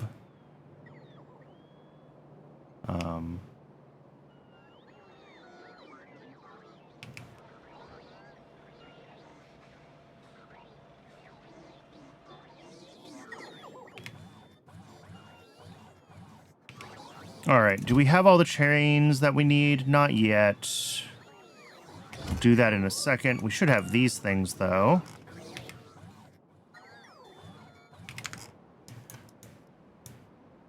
And just because this got chitosan doesn't mean anything else did. I imagine these did not yet. No, not yet. But that also needs cladding, which is going to take a bit, or not cladding, advanced coating. Which is also currently Kaido-san starved. Yeah. So we definitely need to get the...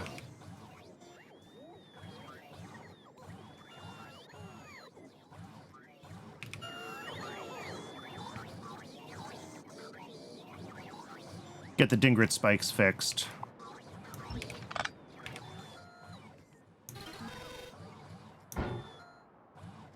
Which we will do momentarily.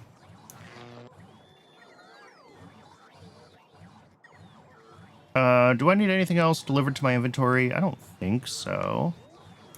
I don't think I need spares of all these modules anymore. I think we've installed enough of them. I don't need the extras. I'm just trying to keep my inventory manageable, as always. Some uranium ratios change. Ooh, I might have to double check that that's all still correct then. Although my uranium is a pretty simple setup. It's at least running, so...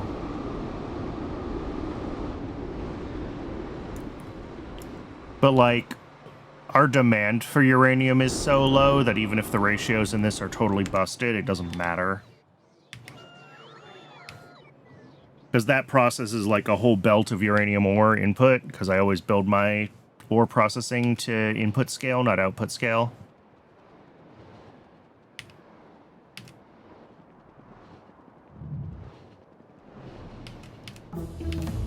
Woohoo! The upgrades continue. Let's see. LDS. Fast loaders, which we don't necessarily care about, but we need them later.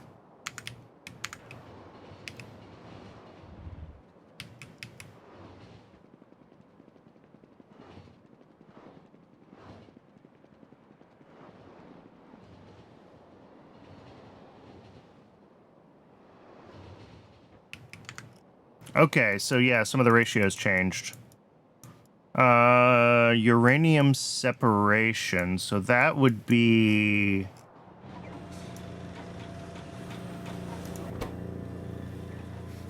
this one?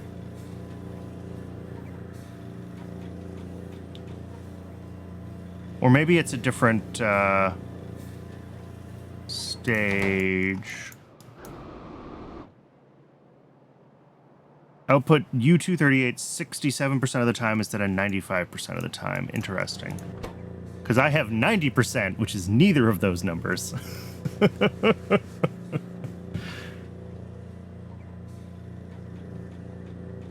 Okay, but this might change. But I think that would be fine for me if we ended up with less U-238. Although this is also outputting... this doesn't output either. Is uranium separation a different recipe?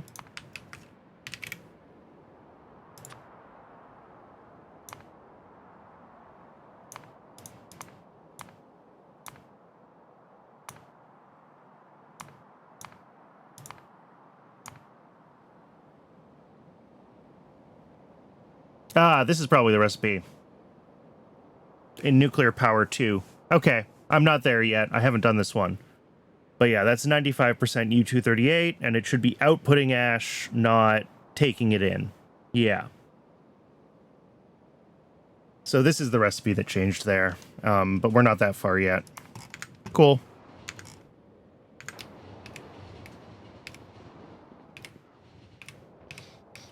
All right, things to do. Get ATF Dave's name on the follower wall. Get these slaughterhouses in place down at Blue Chips, and then finish the Blue Chip build, because we do still have one more chunk to build, which is the Blue Chips themselves. Oh, and then fix trains, because that's a...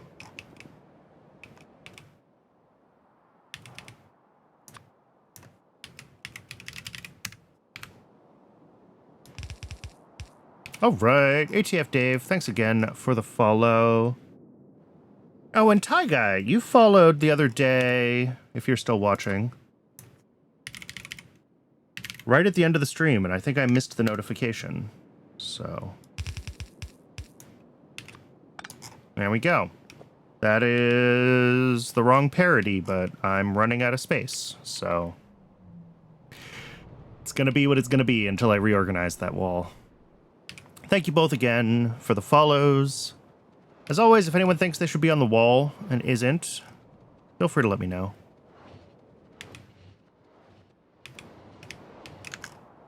Where are we going? Left, and then all the way down, and then right. All the way down. A lot of trains zooming around here. I think as we're turning on these blue chip subcomponents, there's just a lot of demand for a lot of stuff happening that there hasn't necessarily been demand for before. And the system is, it's doing its best. Let's put it that way.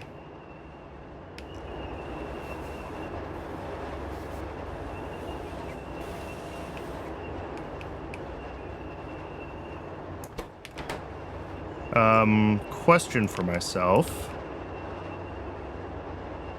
0.2, 0.2, 0.2, 0.4, 0.4, 0.8, 0.8. Okay, no. This is only outputting 3 items a second, so I don't have to worry about belt capacity.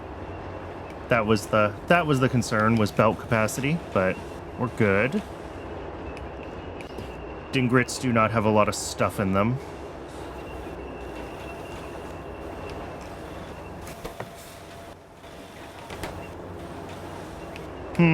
We might need more cages in the loop here.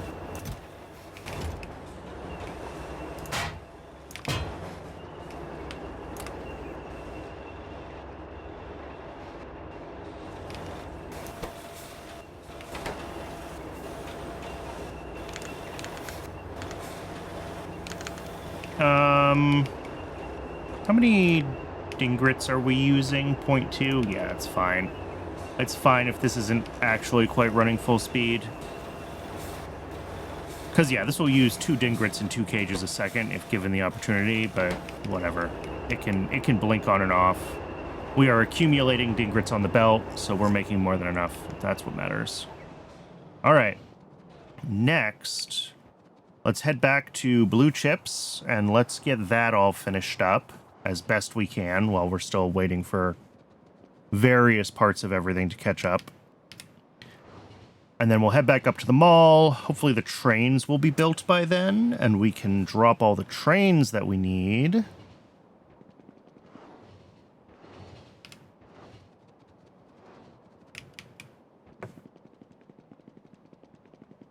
And then I'm not really sure.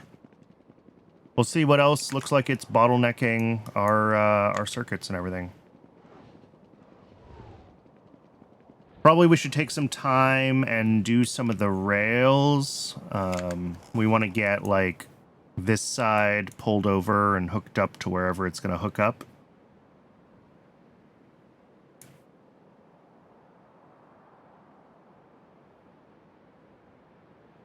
Maybe we hook this all the way over to the left here, and then we can run a few vertical build chunks here.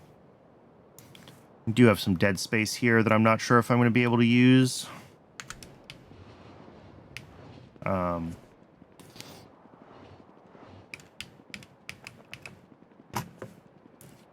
But this is reasonably close in territory, right? So if we can get some new stations running here, that would be cool. It's a well-connected region, so if we can use that, that's awesome. All right, vacuum. And still waiting for nickel plate. Is chromium getting enough CO2 now?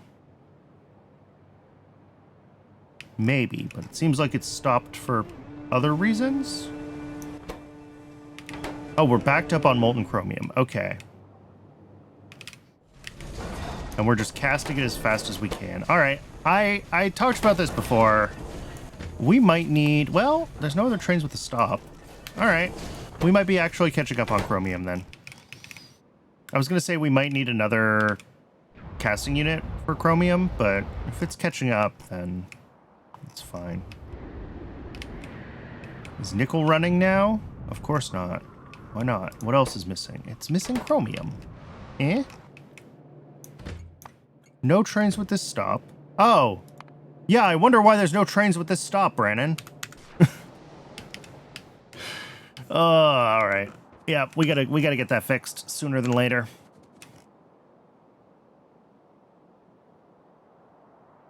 Yeah, that's the thing that I'm worried is gonna break everything, is the signal changes. I'm gonna have to make a copy of my world and test it.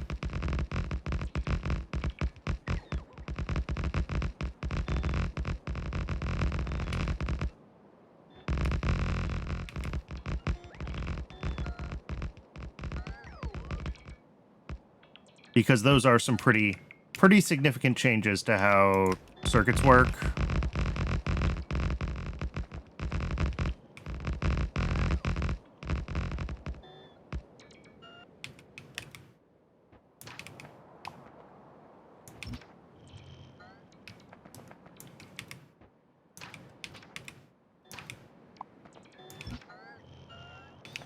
Okay.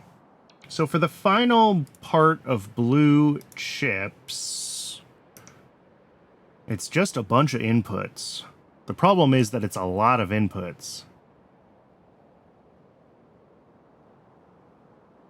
14 items in total.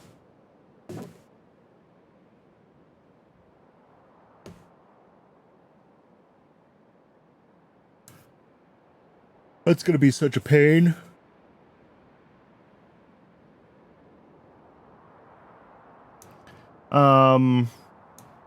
I mean, that's at least 3 stations. Yeah, we could make it 3. We'd have 2 of them bringing in, well, or just 4.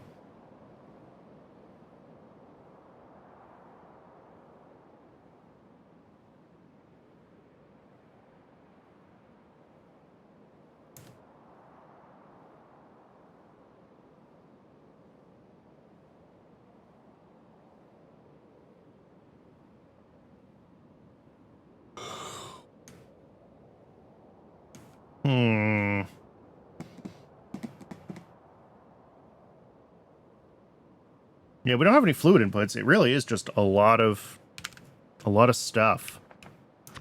Well, let's just start. Solid drop off here. Here. Oh, oops.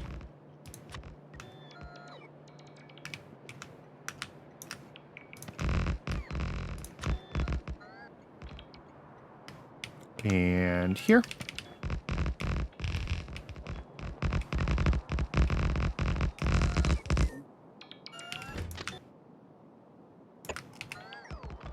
I have no idea what this power's for. Oh, a radar. Okay. That's fine. We can just delete all these ones.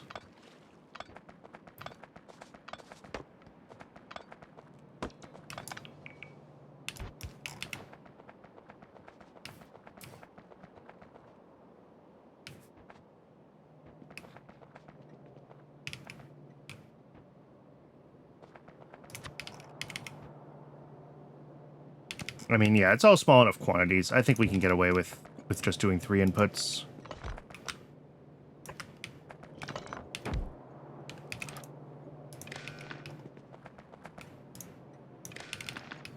All right, first station.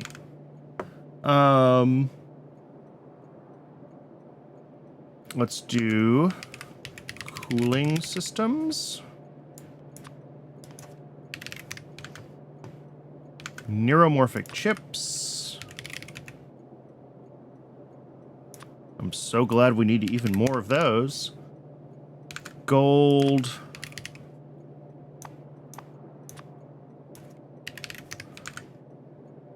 Processors.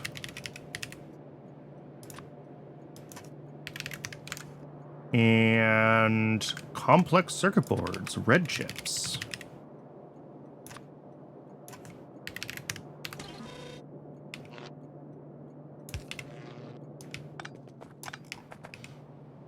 All right. Next, we've got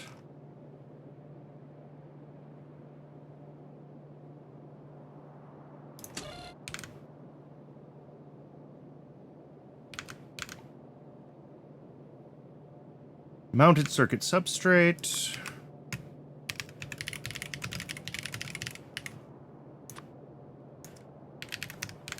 We've got optical fiber. We've got SMD capacitors. SMD inductors, SMD resistors.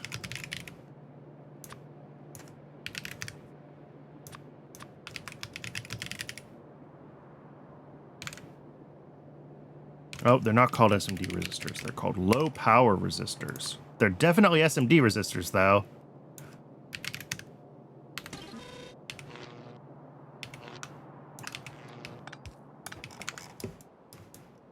Is this running now, by the way? No, we're still waiting on nickel. All right. Yeah, everything's a little screwy. Until we can fix our train issues.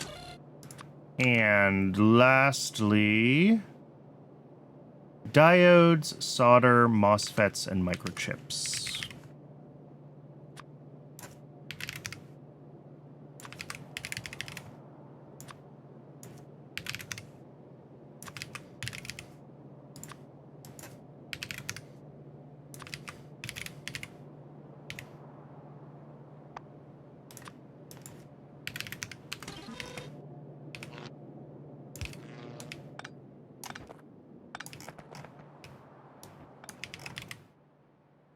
So now we just have to get all of that routed to a chip shooter.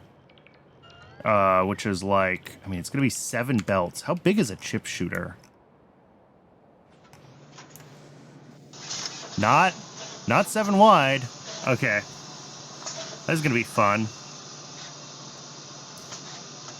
I mean, the advantage of only doing one of them is like, we could skip needing that many belts, and I could put it right here.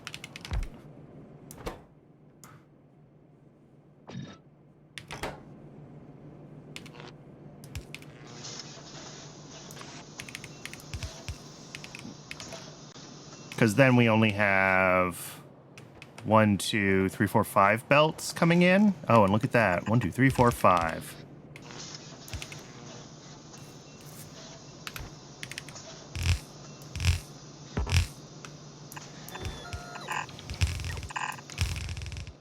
That works for me. All right, so we're going to have 3 belts coming off of this one.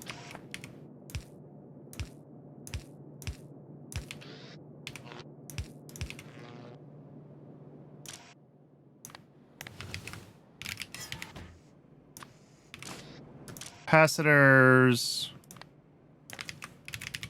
inductors,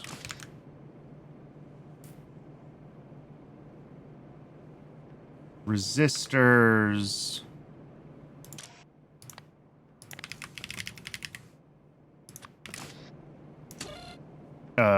mounted circuit substrate, and optical fiber. All right.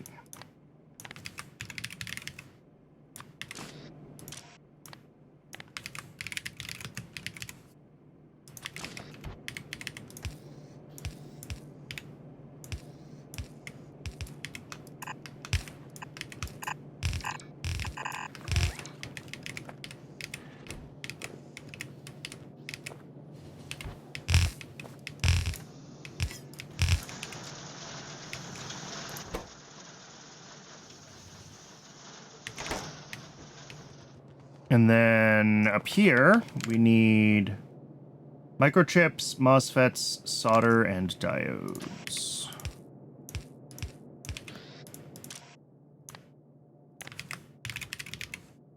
Microchips, MOSFETs, solder, and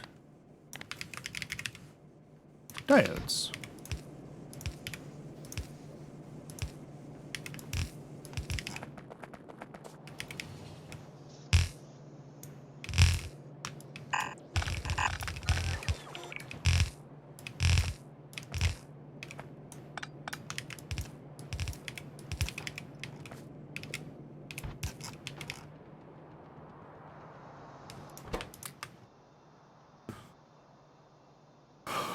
Sweet.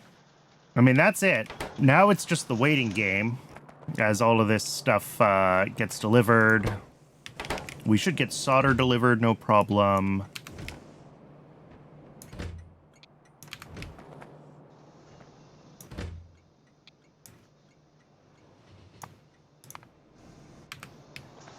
At this station, what are we still waiting for?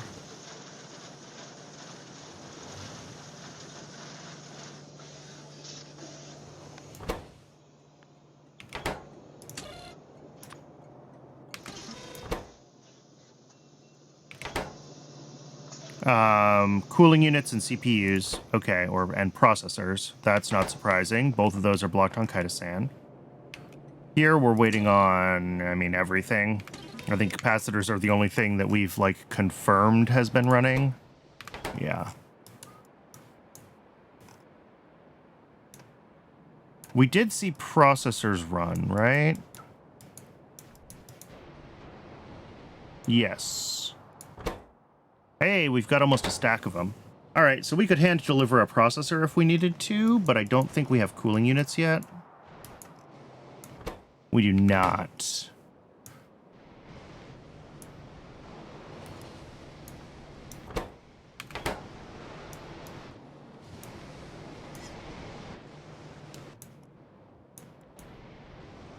All right. And then resistors are waiting on nickel. What are diodes blocked on? Epoxy. I did just see an epoxy train. But, like, we're probably still... Because all of these stations just turned on at the same time that epoxy was not running well. Oh, here's a question, Brannon. How much epoxy does all this make? 5.76 a second. How many items do you think a yellow inserter can move? All right, we're gonna go fix that. And since we're going that way, we're gonna start dragging this line over. I don't think we're gonna make it all the way. I'm gonna run out of rails or something, but...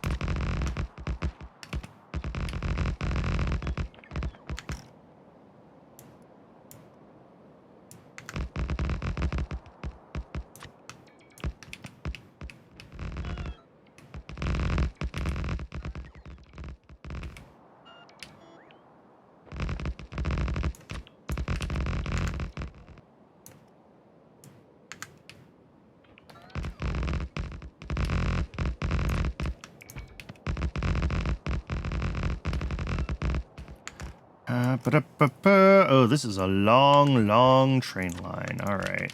We're definitely going to run out of rails. Probably also asphalt. Maybe asphalt before rails, even.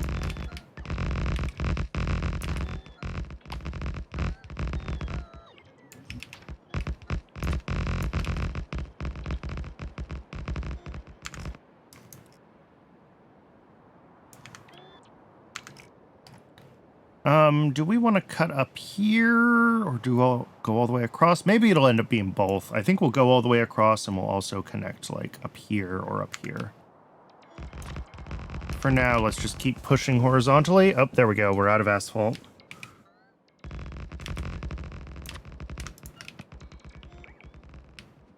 And apparently also lamps. Probably soon big power poles? Maybe not.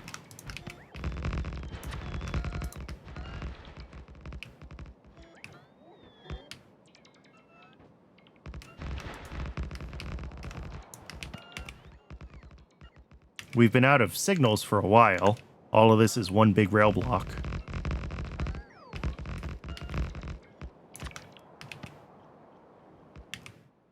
Oh, there we go. Out of rails now. How far did we make it? Yeah, almost there.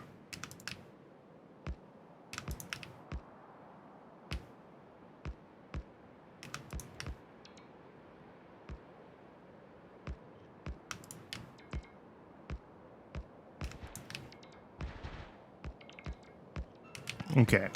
And that is where we will connect to a T, which I don't want to paste on right now because I don't want to disrupt this with ghosts that aren't getting built right away. So let's go fix epoxy. Then we'll head up to the mall. We'll drop a bunch of trains because we've got a bunch of trains to drop. Epoxy's up here. Yes.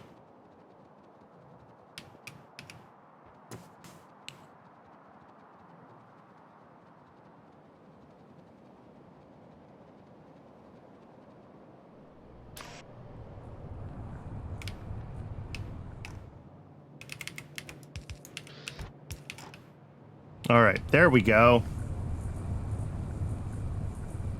There's probably something else wrong with this, but I'm not going to know what it is until it breaks.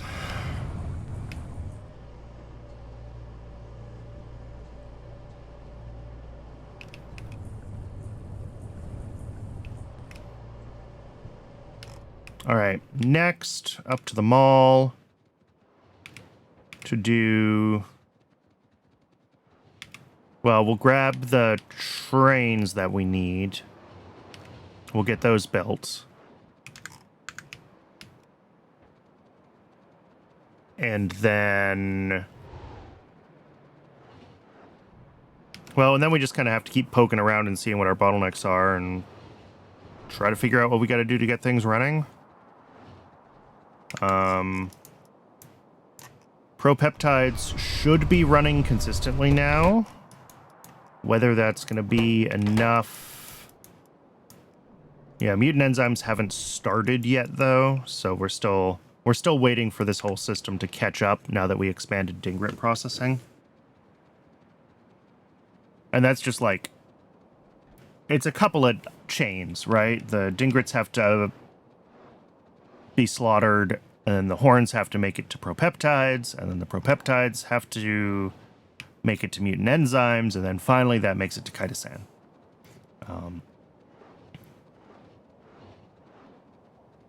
And obviously with the rails being backed up, it's even finickier.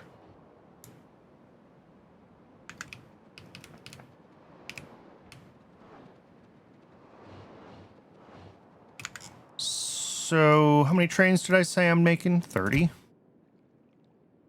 30.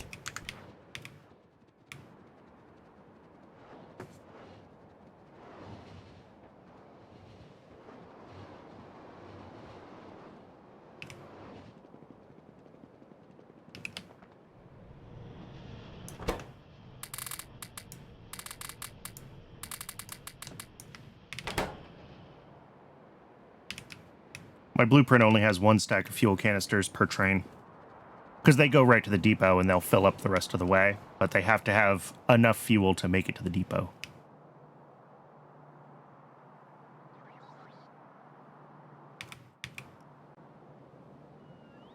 I'm going to expand my train capacity a bunch. And then we're going to have...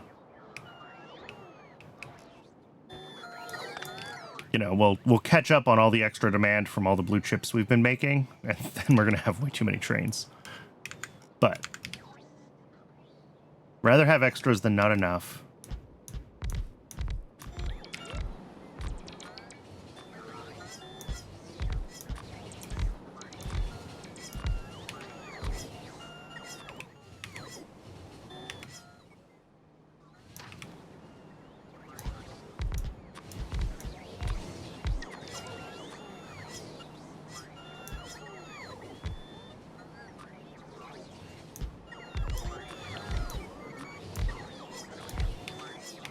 All right. No, 10 more. I forgot, I had 30 of that kind, not just 20 of each.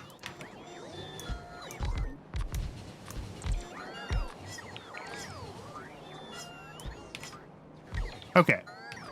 Now that's plenty of trains. That's a lot of new trains. All of them going right to the depots. They will fill up on fuel, and then they will be part of the system forever. How many trains are we up to?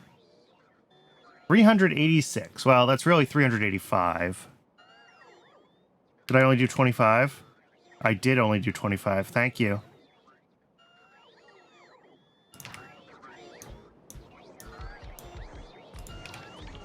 All right, 390.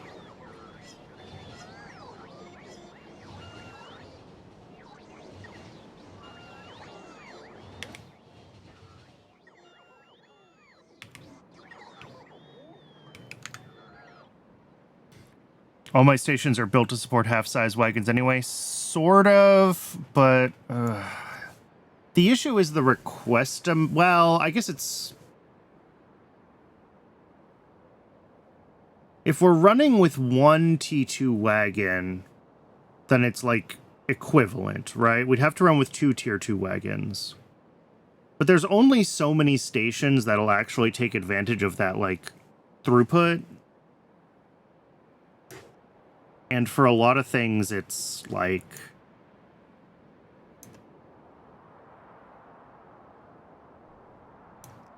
You know, if we look at... that's not useful because those are fluid inputs. But, like... A station like this that has 4 items requested, like, if we want the Tier 2 trains to be useful, then we need more slots available so that when Cybersyn dispatches bigger trains, there's a place for the stuff to go. So until I start designing around bigger stations, fluid wagons I think we can do. And maybe that's worth the upgrade, because our request size is 70,000 and a Tier 2 fluid wagon is what? Well, 25,000, but 2 of them would be 50,000. So if the advanced fluid wagons work, then yes, we could use those. And that would reduce a lot of the fluid traffic. But for the cargo traffic, it's a lot harder to deal with, because station size is a thing. Yeah, trying to upgrade all the old locos in place would be nonsense. I agree. But it's something to consider moving forward for fluid wagons specifically. As long as it'll work right. I mean, probably. Hopefully.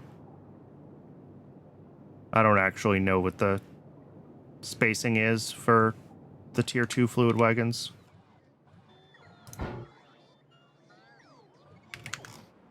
Alright. Propeptides have stopped? No, they're still running.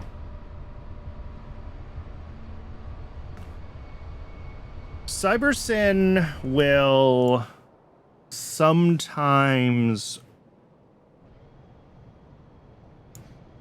Yes, it will attempt to... Well, it's not a bug. It's that the inserters will just put more in before the train leaves. Right? It can only track every, tick or whatever. And if you have 6 stack inserters, then your minimum increment is, 60 items. Plus whatever amount of lag there is in actually getting the train to dispatch. So in theory, yes, it will try not to over-deliver. In practice, it will deliver extras sometimes. But like with this many stations, if it delivers extras even a fraction of the time, I guarantee we're going to end up with a train stuck somewhere and a station's going to deadlock. There's too many stations to rely on that functioning all the time.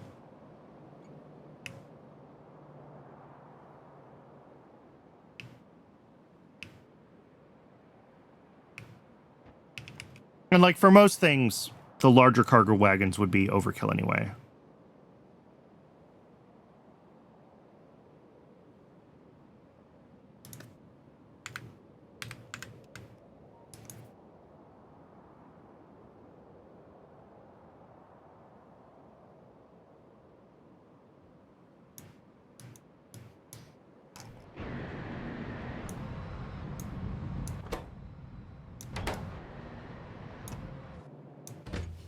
Hey, there we go. Chromium's finally being delivered. Excellent.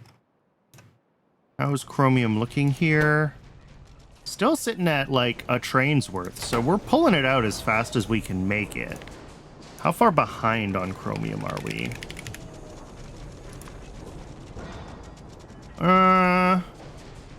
Actually almost caught up. There's only a couple of stations that haven't had their deliveries.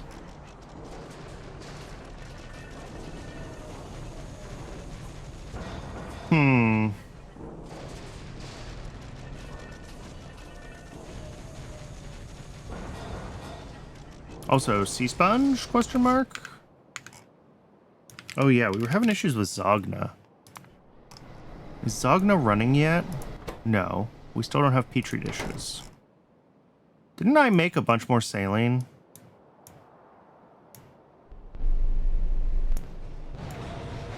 Okay, we are making Petri dishes again. They just haven't fully caught up on demand.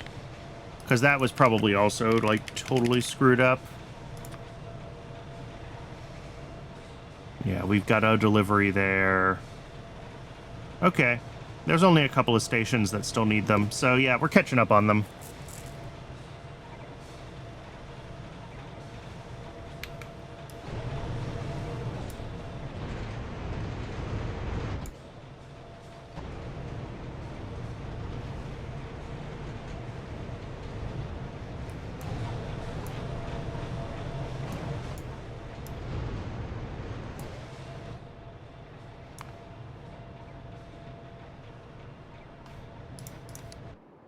But it's seeing the train shortages is actually, well, it's not good to have shortages, but it is a sign that the base is trying to run and like stuff is happening, which I think is a good sign.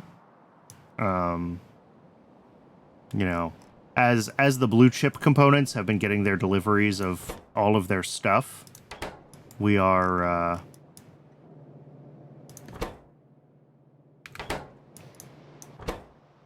oh, we have stainless and advanced small parts. I just never set the filters. Excellent.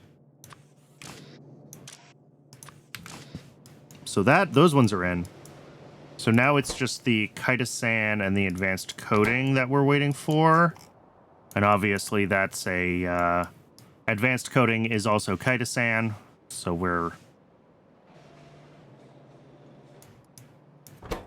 Oh, and it's so close to a delivery. Faster trains are really close, are they? One's locomotive 3. Oh, it's in this tech tier. Cool. Yeah.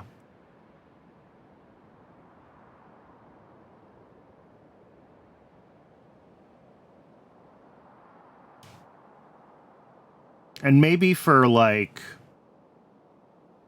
high bandwidth fluid things like tailings, we'll take the time when we have this.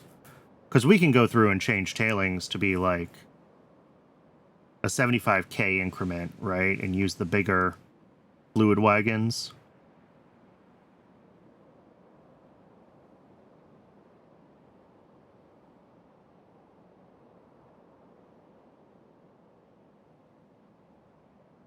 What do these use for power, though? Isn't it like friggin' Nextlit batteries? Yeah. That's gonna be awful to keep all those charged.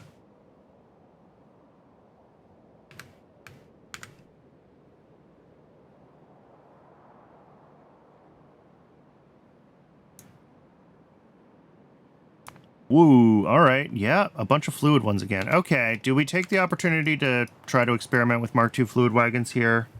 Or do we just build a bunch more of what we've been building?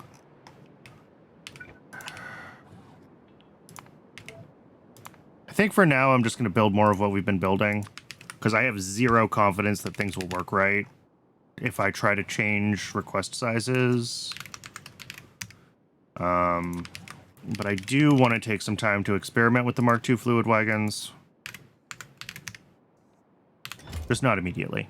Okay, it's ad break o'clock. As usual, I'm going to step away and get some water during the break. I recommend everyone else take the opportunity to hydrate, stretch your legs if you haven't moved in the past hour. When we come back, we'll build some more trains, and we're just going to be bottleneck hunting at this point. In theory, blue chips are done. We just have to, like, get them across the finish line. I'll see everybody soon.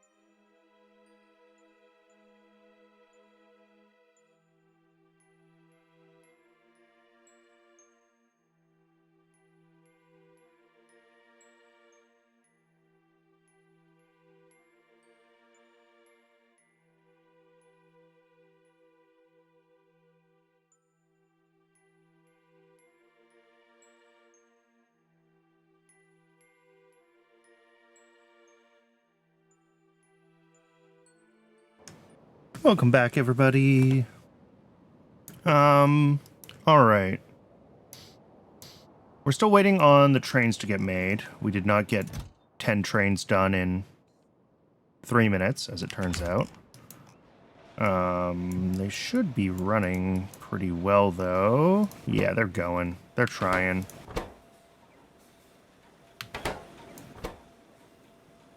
It's a lot of stuff that goes into each of these trains.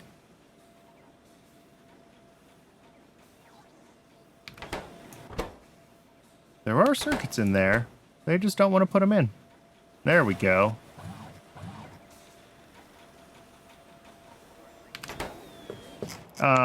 Let's grab the fuel, though. We'll grab 10 more fuel canisters if we're making 10 more trains. This is going to put us officially at 400 trains in the Cybersyn system, which is a lot of freaking trains.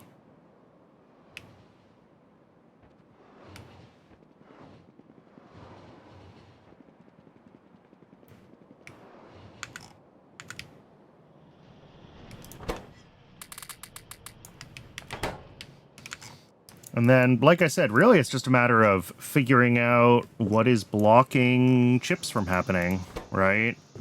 You know, looking at...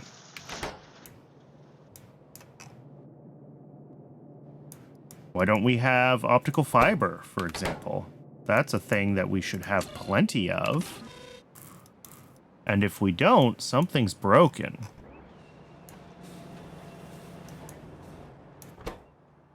We don't have... Oh, God. How long have trits been broken for? Ooh, okay. Well, we might have our next thing to look at. Oh, it's sea sponges. Again. Which is still Zogna. Which is just here to ruin my life. Alright, Zogna's running at least. It finally got... Oh, it was Petri dishes. Yeah. Although it's already burned through those. What'll it use? 6 a second. It's a lot.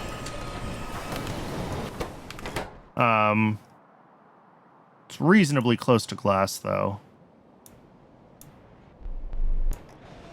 But obviously, since these have been way behind on manufacturing, time to research the sponge turd? Maybe.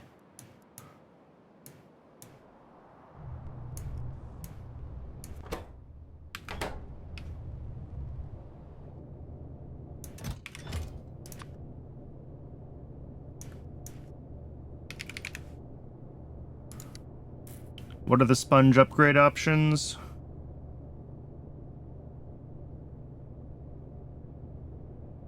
So there's this one, which I contemplated for a while, but I think it's fine now.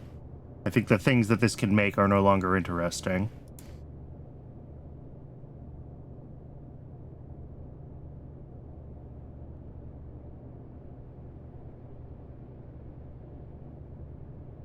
%35% chance of keeping your sea sponge by adding limestone, or... Oh, it literally just gets rid of Zogna. Wait, the same crafting time.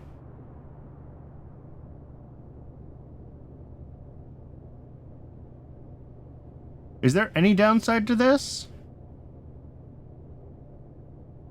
The same crafting time. More phytoplankton in the tier 2 recipe. Okay. So that's the trade-off. For the tier 1 recipe, it's also more muddy sludge. Alright, that's the change. Okay.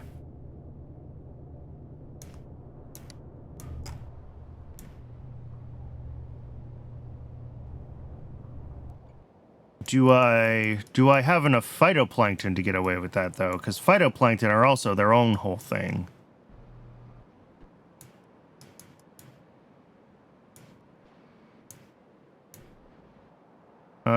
Over here? No. Down here? No. Where the heck are phytoplankton? Here we go. I mean, I guess the answer is, yeah, we have lots of phytoplankton available right now. Which... Oh, and we got the jerky going. Yeah. I mean, I guess especially as our demand for everything that's not meat goes up with alien life stuff. Like, that's just more meat that's going to turn into jerky, right? So, like, maybe that's a reasonable... Zogna's still used for a bunch of other stuff, but probably our biggest Zogna consumer right now is... these.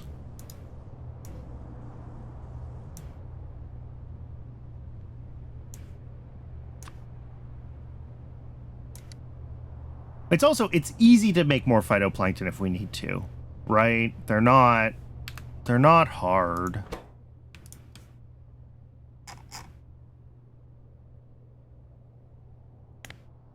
We've also got flue gas to phytoplankton. Yeah. Way easier to scale than Zogna. Alright, let's do it. Let's just turn off the Zogna request. Now let's take the turd.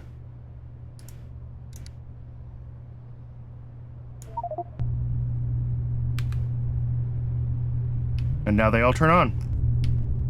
And now I just need to change this to not care about Zogna anymore.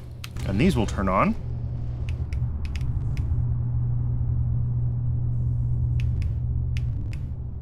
And that should be it, because it's the same recipe speed, right? So, as long as we're able to feed the phytoplankton, should be fine.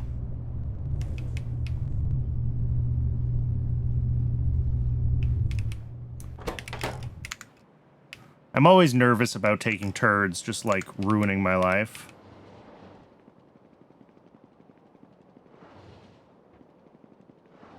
But I'm reasonably confident that if we do run into phytoplankton issues, we can scale it up.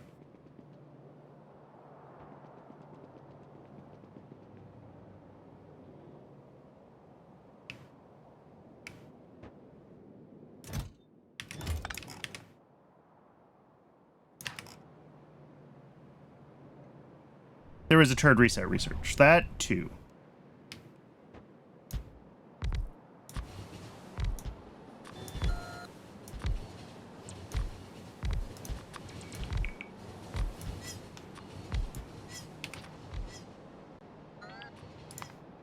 I should get the first one soon, right?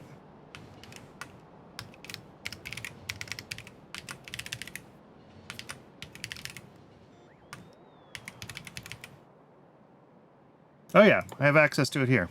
Turd reset 1. I could actually reset 2 of them if I wanted. What fluid do I use for canisters? I made an absolutely stupid, oversized moondrop to fuel oil build.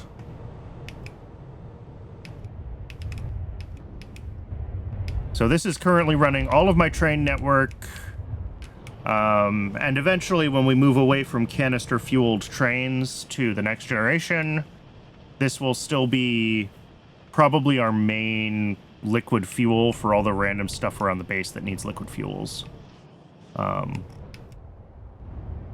way overbuilt the capacity on this, so it can handle a lot. As you can see, it's barely running.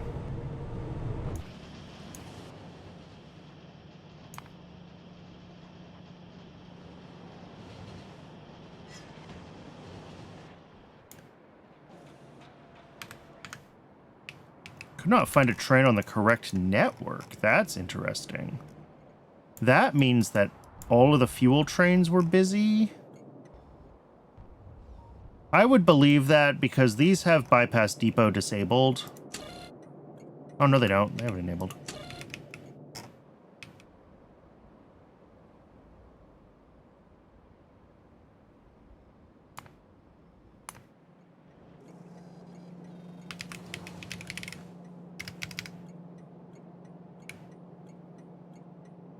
Wait, what's the name? Fuel. Oh, with a J. Okay, yeah, that's the name of all of these outputs. So yes, we don't have enough trains in the fuel network. as our... Oh, we can fix that, though, can't we? Because if I set... If I double our request threshold for this, and then upgrade all of these guys... What's the best way to upgrade all of those to their new configuration? Let's do that before we try to add more trains to the fuel network. If I turn off depot bypass and then remove the track leaving the depot, all of the trains should try to go to the depot, right? And then I can perform surgery on them because they won't be able to leave.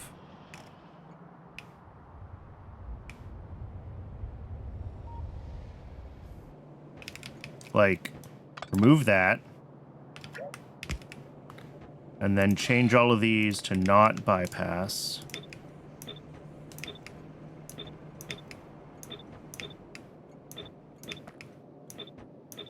Now, all the trains that think they're assigned to these depots should start making their way back to the depots.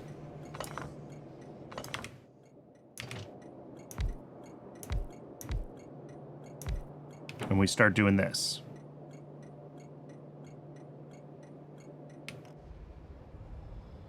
And we change the request size up here to 40 stacks. Because we're going to have twice as much train capacity.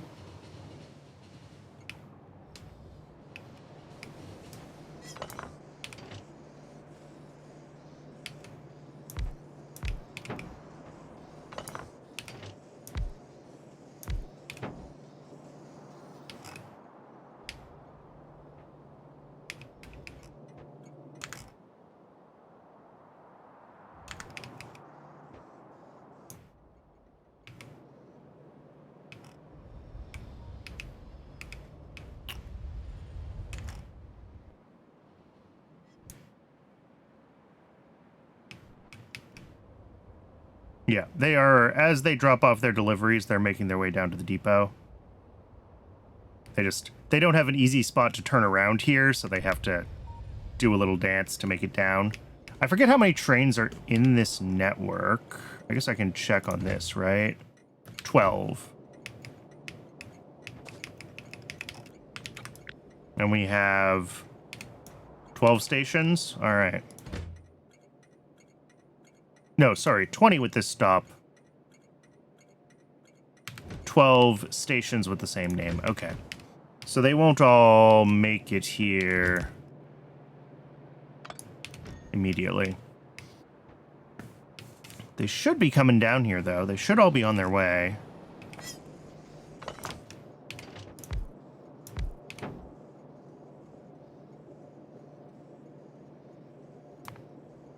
Yeah, okay. That's trying to get a delivery here. I might have to... There's a way to force it to, like, recompute trains.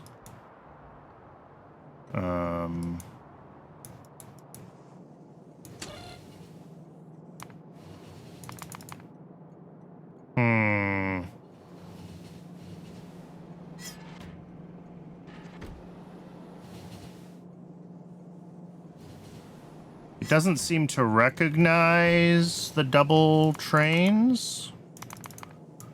Like, it's not showing the double-headed trains as being on the allow list.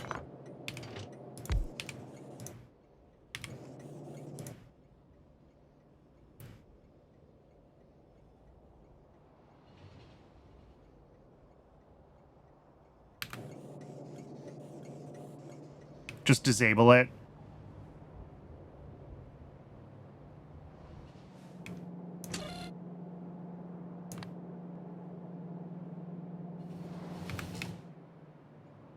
Okay, and that means that I also need to disable it on all the other fuel-related stations,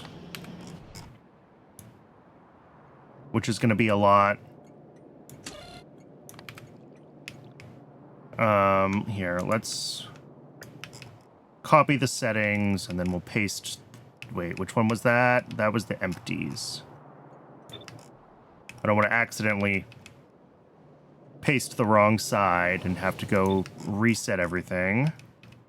And then we'll do the input as well. But empties.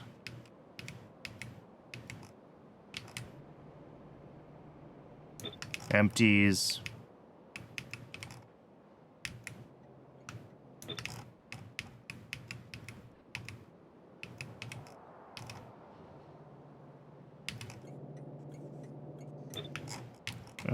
And did I get this one too? Don't remember. Apparently, yes. And then here on this side, same thing. Uncheck automatic allow list.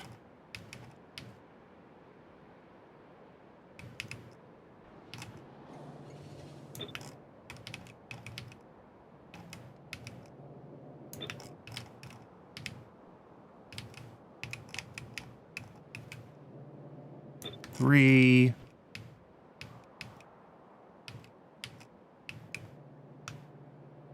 Four.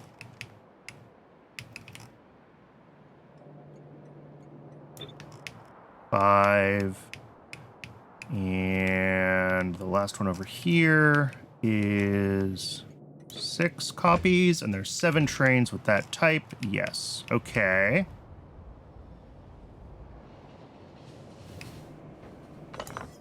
Yeah, okay. Now, well, it's trying to dispatch trains, but...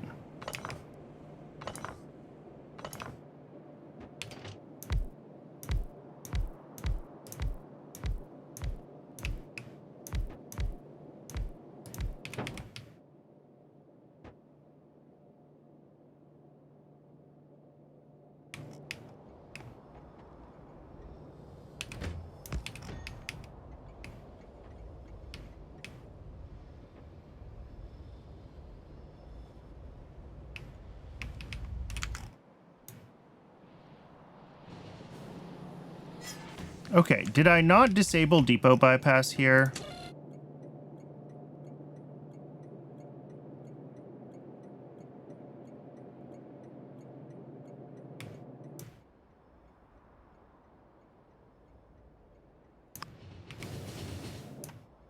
Oh, all of these need to be flipped back to automatic. That's why they're not getting dispatched.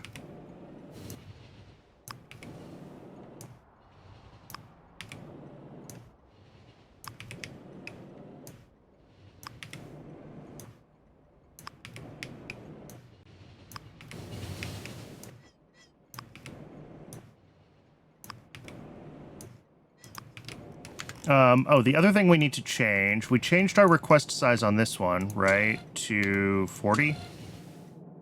Yes. So we need to change the same thing over here. 40.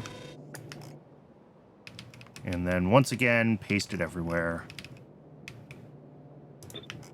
1. 2. I'm counting to make sure that I get them all. 3. Nope. 3. 4. 5. And the last one over here is 6. Okay.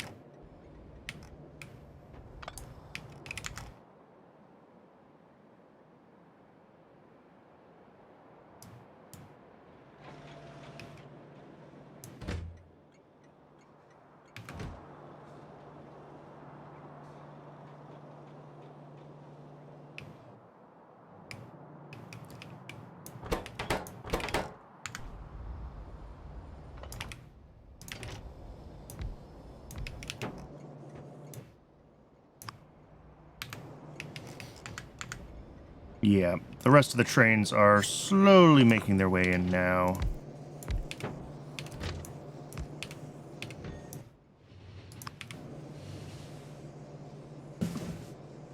And, like, can we confirm that they're doing what they're supposed to do? Are we getting full That's a double-headed one coming back through.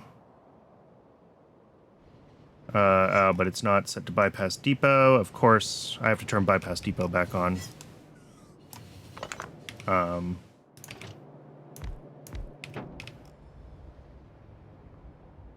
want to see a train at one of these stations, actually.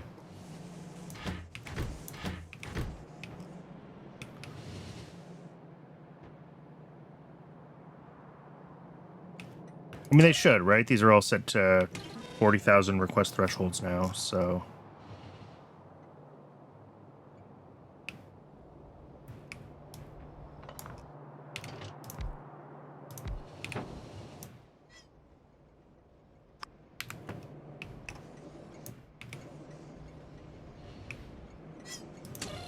Yeah, I did turn off depot bypass, but the trains are still not all making their way down here very quickly.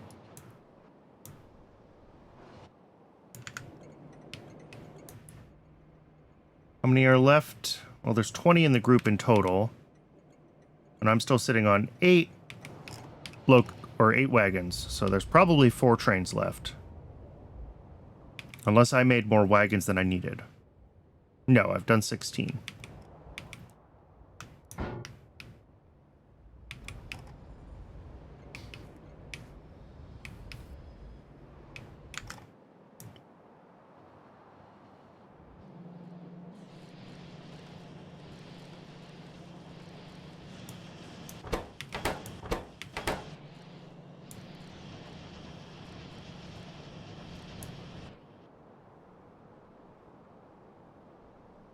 Well, I don't really know what to do to try to force it to bring any more of the trains back.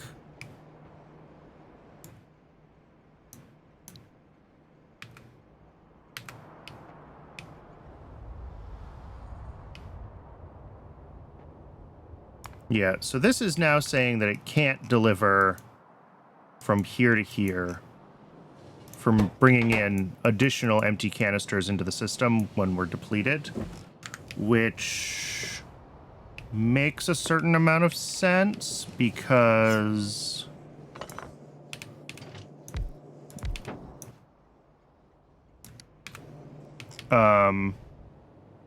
we only have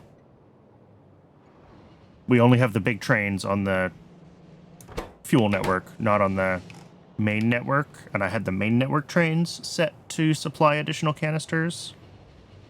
Maybe I changed that. That's another setting to copy and paste everywhere. But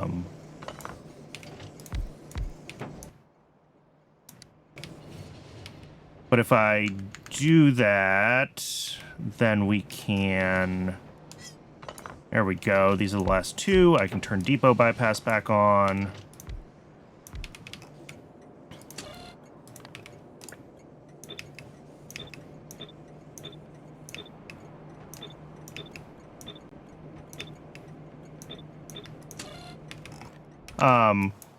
Yeah, if I switch these over to all be X network, maybe that's the better choice anyway. Although that request should go away very soon.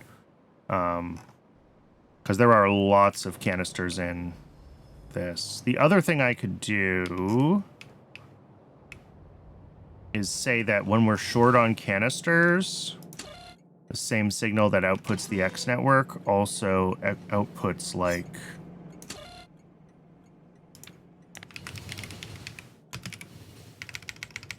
What's that signal called?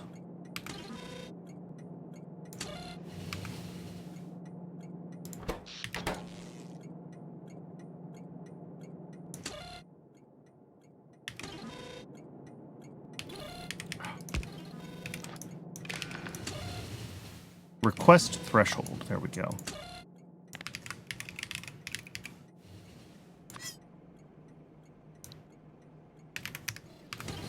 There we go.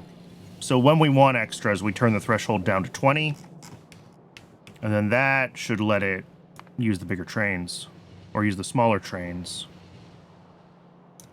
To deliver excess canisters or extra canisters into the system.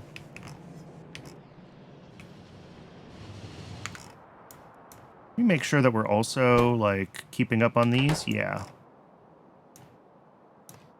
Okay. And this is why I've been avoiding trying to upgrade any of the rest of the rail network to use larger cargo wagons. Ugh. Yeah, it looks like we're catching up on the extras anyway, so it's fine.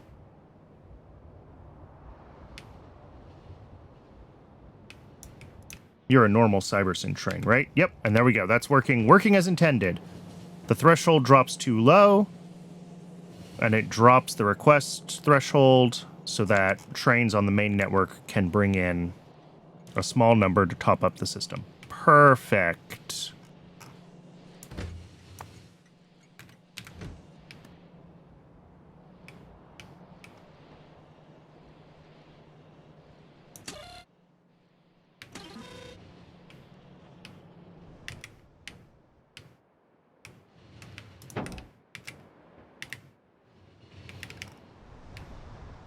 Some trains didn't switch to auto. Oh, thank you.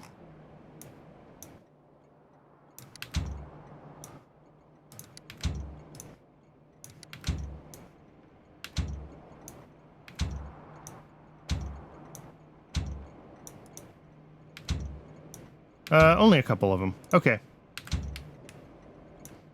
But we should have more than we need anyway at this point, because they are all twice as good.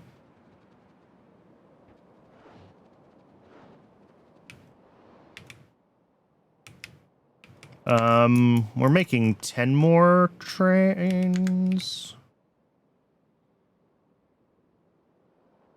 Did I not make more? Oh no, I already built them. We're at 400. Okay, that's just extra fuel canisters then. That's fine. I should not dump those though. Let's put those someplace useful. If I dump those, we'll never see them again. Probably I should double check storage for any of those. I could do that, can't I?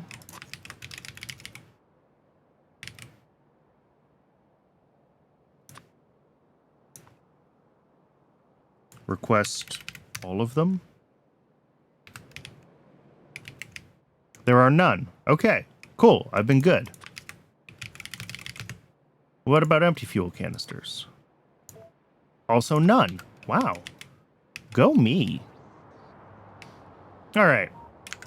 So that upgrade is finally done. We'll see if, yeah, we should be seeing a lot more trains just sitting at the depot all the time for the fuel network. Ooh, okay. That's what I was afraid of. This train doesn't have anywhere to go. So we need to make some more depots. Because we only have 12 of them. And we have 20 trains. Alright. Well, we go back. We make a few more depots. Or we take apart some trains. We probably don't need 20 trains anymore. Now that we have the upgrade, but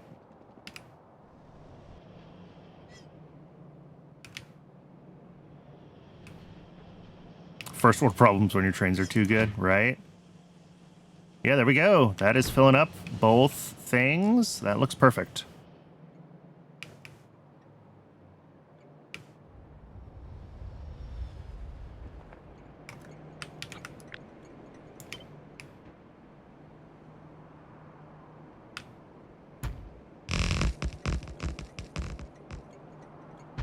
All right, well, we get 5 more. So that's 17 for 20 trains. That should be plenty of depot.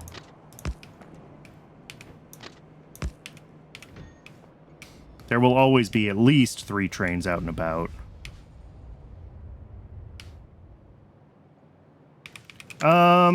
Okay. Let's check on blue chips. Let's see how we're doing here. What's Pardon me. What's missing? Still, probably the same list of things. We did get optical fiber. Good. Cooling systems, diodes. No mounted circuit substrate? Wasn't that running? Okay, we might just be a few minutes away from that getting made, because these are pretty slow. Have they been running consistently? Oh, yes. Oh, my, yes. That's great to see. Well, no, wait. No, they turned off for a while. Oh, but optical fiber was broken. Yeah. So that's probably what they failed on, was the optical fiber. So that's probably okay. Printed circuit substrate is... wants a faster inserter here. Probably because we don't have the tier 2 modules yet. So maybe I should do that just so it runs well. Again, we don't mind if things run extra because they have the opportunity to buffer, right? This has Kaidasan, which is one of its 2 things. And if that got a delivery of Kaidasan, I have to check on advanced coding, which is still not running and is exactly where we left it before. So that's probably getting the next Kaidasan delivery. Kaidasan is not running, though. Mutant enzymes are not running. Are propeptides running, at least? They are. All right, and that's just about to deliver. Have propeptides been running consistently for the past, like, hour? No, they turned off and on again. Not that many minutes ago. All right. Are they about to fail again? That looked pretty regular.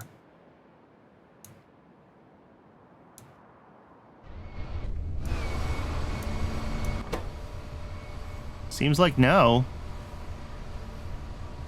We may have fixed it. That may have just been the tail end of not having enough Dingrit processing. Because we did scale that up over here. They are running. Dingrit spikes are, yeah, ready for another delivery, even.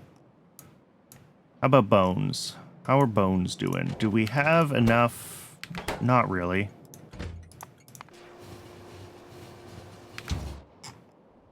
So that's a thing. We might still need more bones. Or we might need to... I talked about this last week. We might want to start looking into slaughtering Ulrichs for the places we need bone meal instead of turning bones into bone meal. Because, like, we could scale up Ulrichs a lot. We're not using any upgrades on our Ulrichs, I think. I think it's still all tier 1 stuff, so... easy change if we need to. But yeah, propeptides are going to get delivered shortly for mutant enzymes, and they are nowhere near a delivery, unfortunately. How's Great Alien Samples looking? Yeah, not perfect, but they are running. Okay, that's fine. As long as they're running. Science is running. Okay. So I think we're 1 delivery of mutant enzymes away from Kaidasan being able to kick over to advanced coding, and then for advanced coding to deliver down. I could do that myself. That's very close to a full load that's sitting in the thing right now. If I did do that for cooling systems, what else would we need?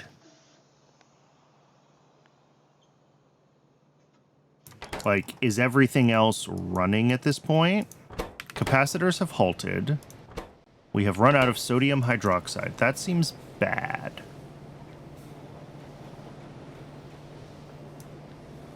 Oh, no, we haven't run out of sodium hydroxide. I just added an extra inserter and didn't filter it correctly. So we're going to have to go down there and clean off that belt. That's fine. That's an easy fix. Circuits are running. Mounted circuit substrate is running just slowly, so it'll get those soon. Resistors are going, so we will get those soon. Diodes are going. We'll get those soon. So I see cooling systems are blocked. Diodes are running. Mounted circuit substrates are running. Resistors are running. Processors and SMD inductors. Inductors are waiting on magnetic cores. Okay. Processors are running. Okay. How close are they to a delivery? kind of far. I might hand deliver those. How are we doing over here in magnetic core land? Are we just waiting for superconducting coils? Yes, we're just waiting for superconducting coils. Okay.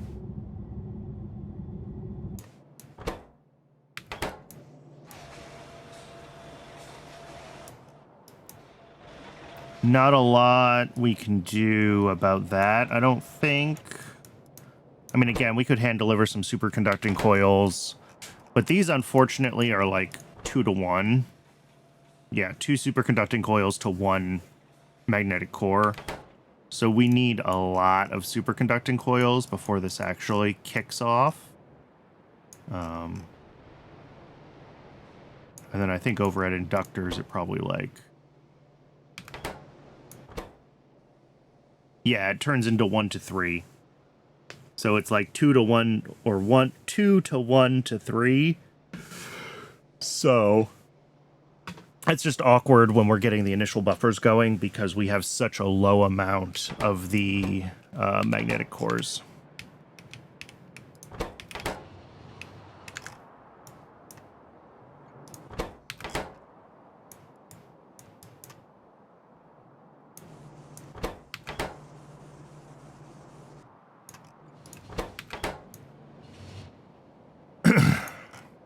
Cool.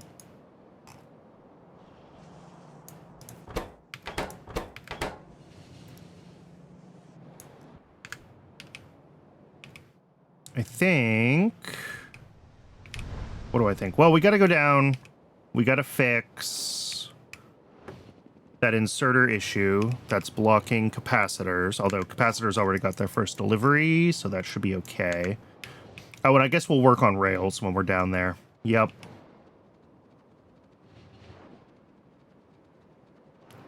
We'll just keep expanding that part of the rail network.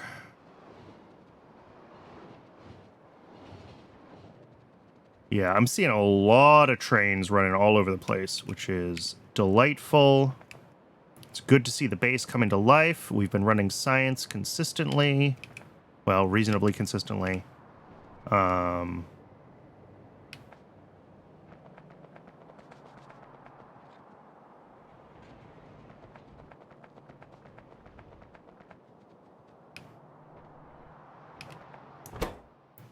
Yeah, I could hand deliver the advanced coding for sure to make that run.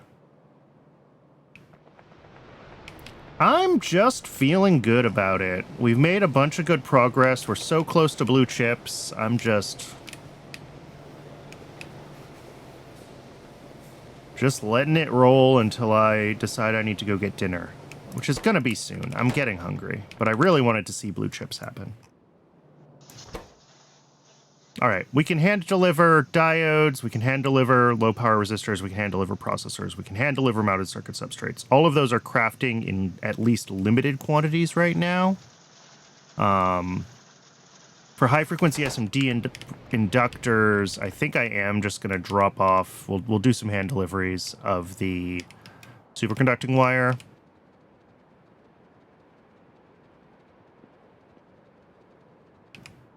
This is only necessary because I don't want to sit around and wait for all these buffers to buffer.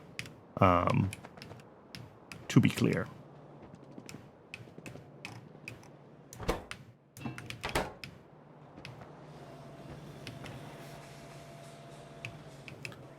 Once we have a better... Once everything's running consistently, it'll run fine. Nothing's going to be waiting for anything. We're not there yet. And advanced coding, I can go grab as well.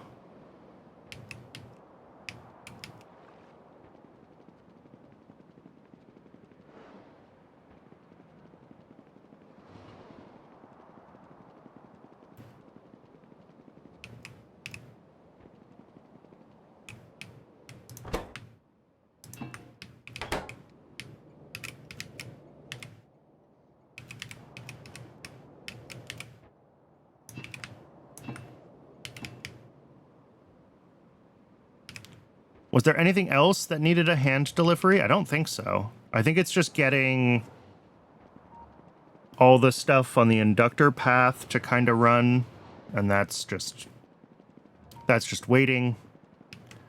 And then the advanced coding for the cooling systems.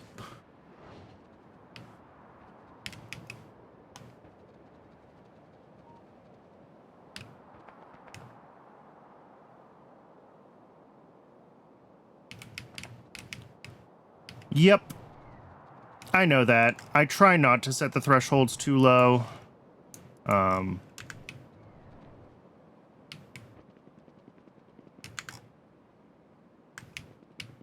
Because I have seen it decide to do small shipments sometimes, even when it could do larger ones. I'm not sure what all of its logic is there, but it is not as straightforward as just like, it'll hold off if it can. There's something else to it.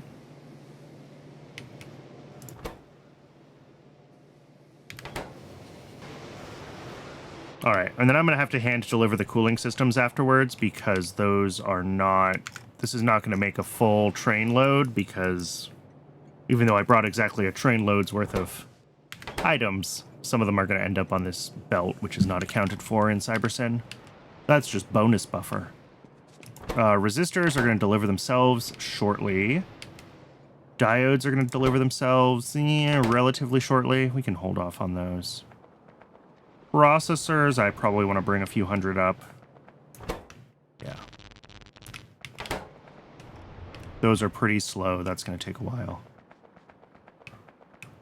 Let's see. Which of these takes processors? This one. Processors.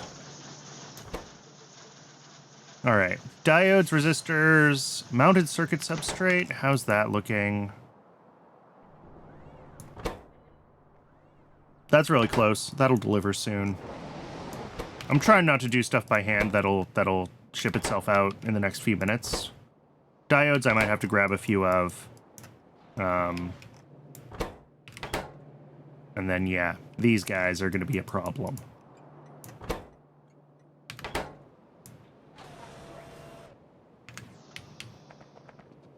Because even though we get 2 to 3 on the superconducting wire to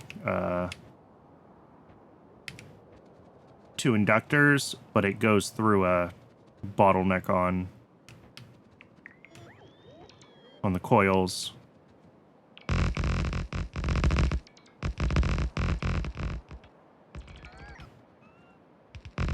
But since we have some time to kill, we can just keep running railroad, and I should also put in radars here.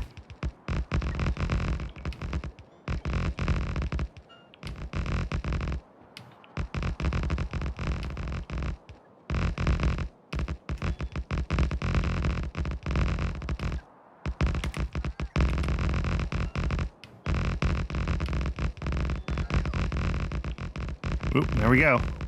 That is the edge of where we previously had enough rail.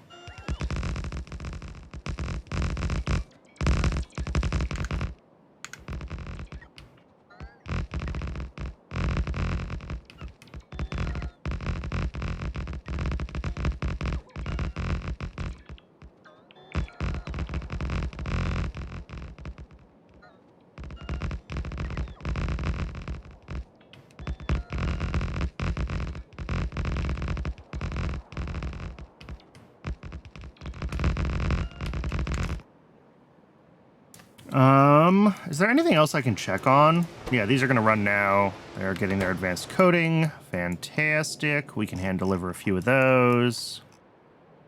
Yeah, I want to try to let these stack up a little bit, but I only brought, I think, 10 stacks of superconducting coils, so we're only going to get 5 stacks of magnetic cores.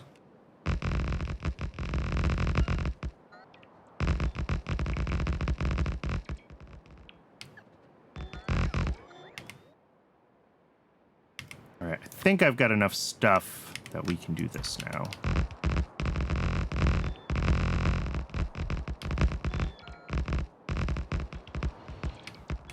We ran out of lamps, and we kind of ran out of signals. Let me... How do I want to do that? Let's grab some signals from, like, this section. We'll make a couple of these double lengths. Just because I want to make sure the intersection is signaled properly. Yeah. And then I can take this, and we can just, like, re-blueprint. Oh, are we still missing a couple there? Of course we are. Oh, and now I put these ones here. Thought I had picked up enough. Okay.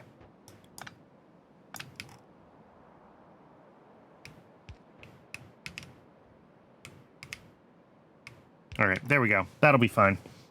So yeah, we need some lamps, we need some more signals, we need a little more asphalt, but otherwise, this is totally connected.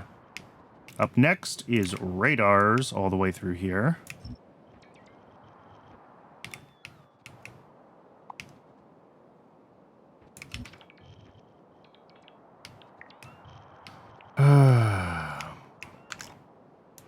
Yeah, that's like 1, 2, 3, 4 radars or something. That's not too bad. Giant radar mod is absolutely my saving grace.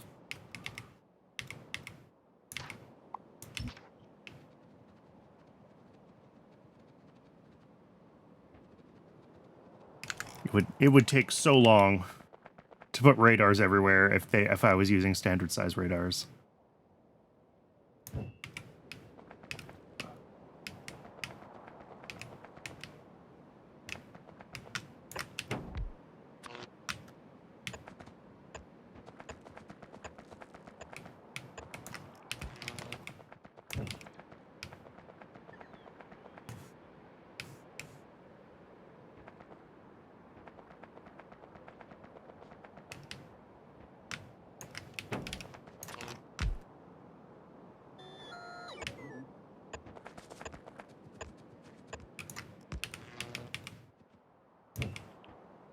Oop, and here, I guess I should do one up here too. No sense having a big old gap in our radar coverage.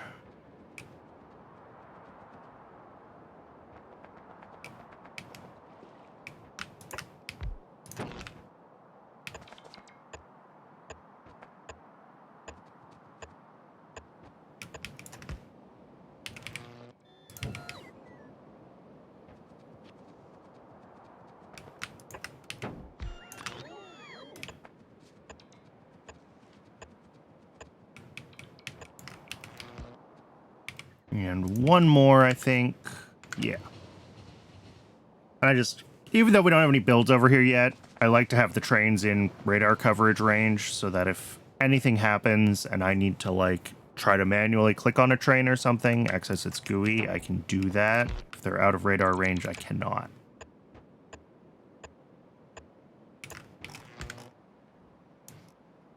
And you know, as soon as I leave a chunk of train tracks without radar coverage, something's going to go wrong. There's going to be a bunch of stuck trains that I have to deal with. Because that's just how it works.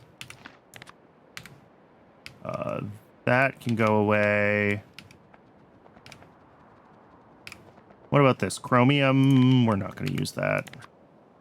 Honestly, at this point, we're probably not using any more normal patches, right? When stuff starts to run out, we'll pivot to the big mines because those rocks are infinite.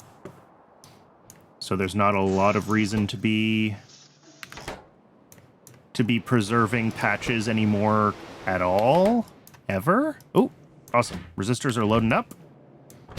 Diodes are getting close.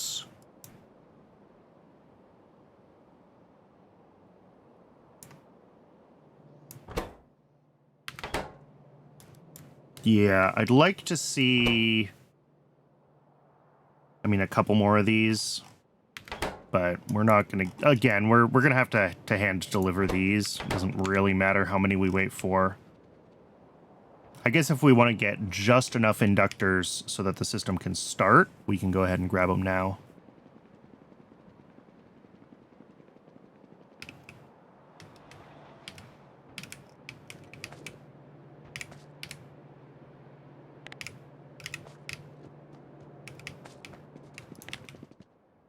Sure, 50. Why not? That'll turn into 150 inductors. It's like a stack. Not fantastic, but you know what? Again, we just want to see our first blue chip happen, right? That's our only goal at this point. Capacitors are looking good. Processors, I hand delivered already. Cooling systems, I mean, same deal, right? Let's just grab whatever we've got that's ready to go. Because we're pretty much... Yeah, cooling systems also in this one. Diodes, inductors, circuit substrate. All right. Those will all actually deliver shortly. Well, two of them will, diodes and circuit substrate. But since we're cheating at this point, well, it's not really cheating. It's since we're being impatient at this point. Let's just grab a few stacks of everything.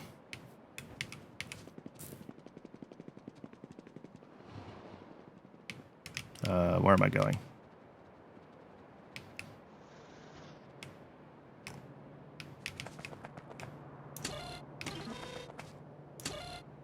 Let's see, circuits and diodes are in this one.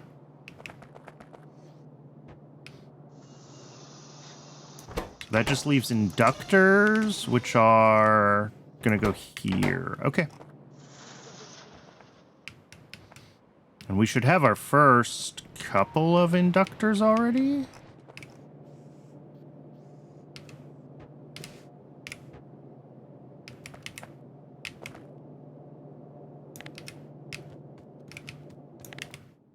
Six high-frequency SMD inductors. But you know what? That's enough. That is enough. As we watch everything come down the belts, I kind of regret putting those on the belt when it's dark.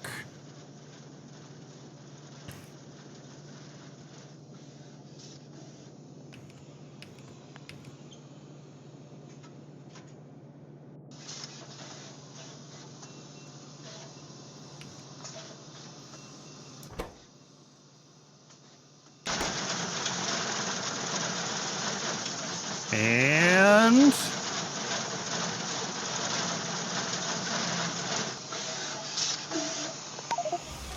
there it is! First high-tech circuit board at 808.5 hours. Also, a train is stuck. Is it a fuel depot? It is. I don't care. We did it. It would help if I had an output station here for those to actually go to.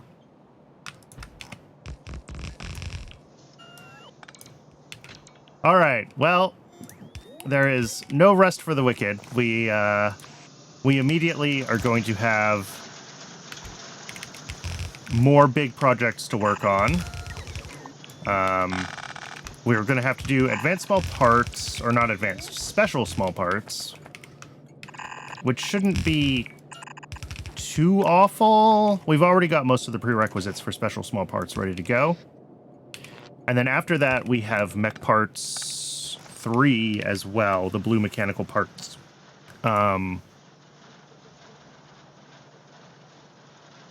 If I find circuits in here...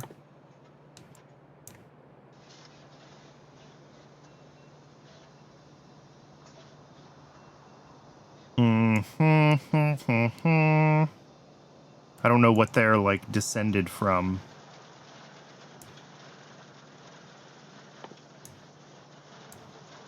Not that. Well, let me find it. Electronics Stage 3. There we go. Yeah, this doesn't immediately unlock anything for us. We have to get out all the dependencies for machine components. So we might want to pivot away from the doing all the research, just to have research running, to grabbing whatever it is we need for machine components. I think there's only a few dependencies left for that. Yeah. So we'll do lithium niobate. We will do MOFs. We will do intermetallics. We will do erbium. And we will do stage 3 batteries. And then we will do machine components. All right. So we are going to have a few things to work on along the way here. I think biobatteries are a fairly large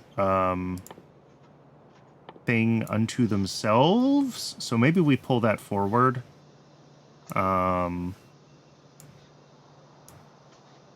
Organic pulp. What does this feed? MOFs. Oh, this feeds intermetallics. Okay. Yeah, and then intermetallics 3 is going to give us something awful, right? The nanostructured material. This is also going to be awful.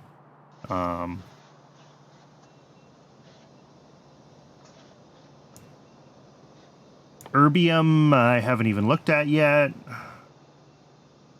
Cyanoacetate. Erbium oxalate. Sure, whatever. Oh, it needs helium. I haven't even looked at helium. So there's a bunch of stuff that we're going to have to figure out as we go. But we're going to get, I think, special small parts done first, because those are... I think we have everything for special small parts. And then... yeah, because those are, like, way up here in the chain. And once we have that done, we'll start looking at mech parts 3 here and figuring out, like... yeah, we need bio batteries for some part of this. Probably electronics. No? We might not need... ah, here we go. Bio batteries are for control panels.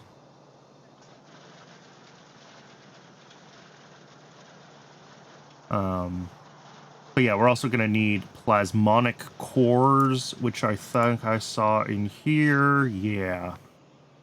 Polycrystalline slabs, metallic cores, silica shells. I mean, this is whole new processing chains of a million different things.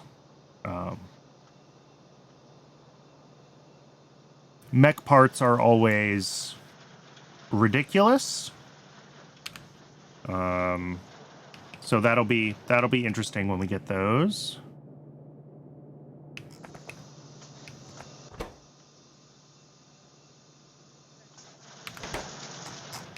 But yeah, I think at this point everything is running for circuits to run continuously. We just have to wait for things to actually get produced and then catch up.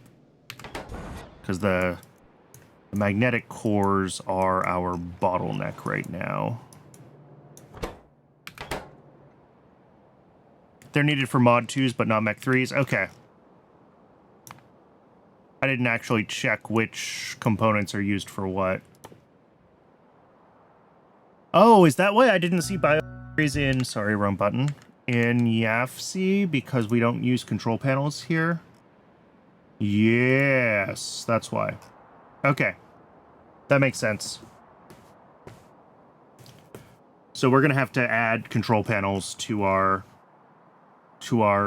mech parts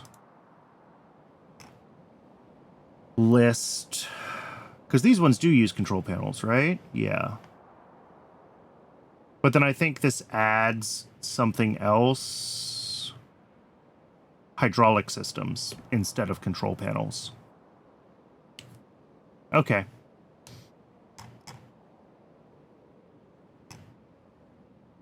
That's fine.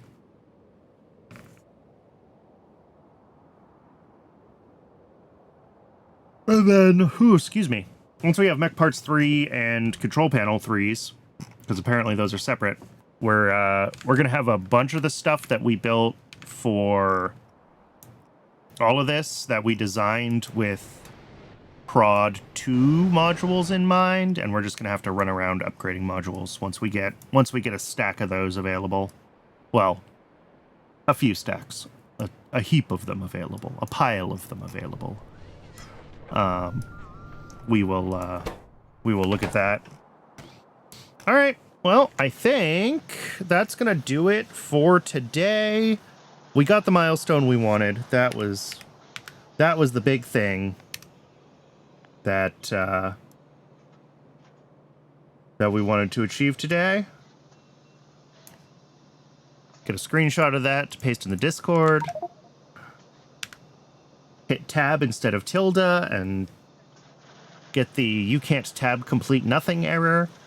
Anyway, thanks everybody for tuning in. I really appreciate it. If you found this on YouTube and want to watch me live, there's a link to my Twitch in the description. As always, we will be back with Pi on Tuesday, whatever that is, August 4th?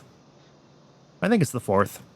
Because the 1st is Saturday, right? So yeah, Tuesday's the 4th. And I have no idea what tomorrow's stream is going to be yet. I still have not made up my mind. It might be more Isles of Sea and Sky, because we made a lot of progress on that on Wednesday, and I want to keep making progress on it.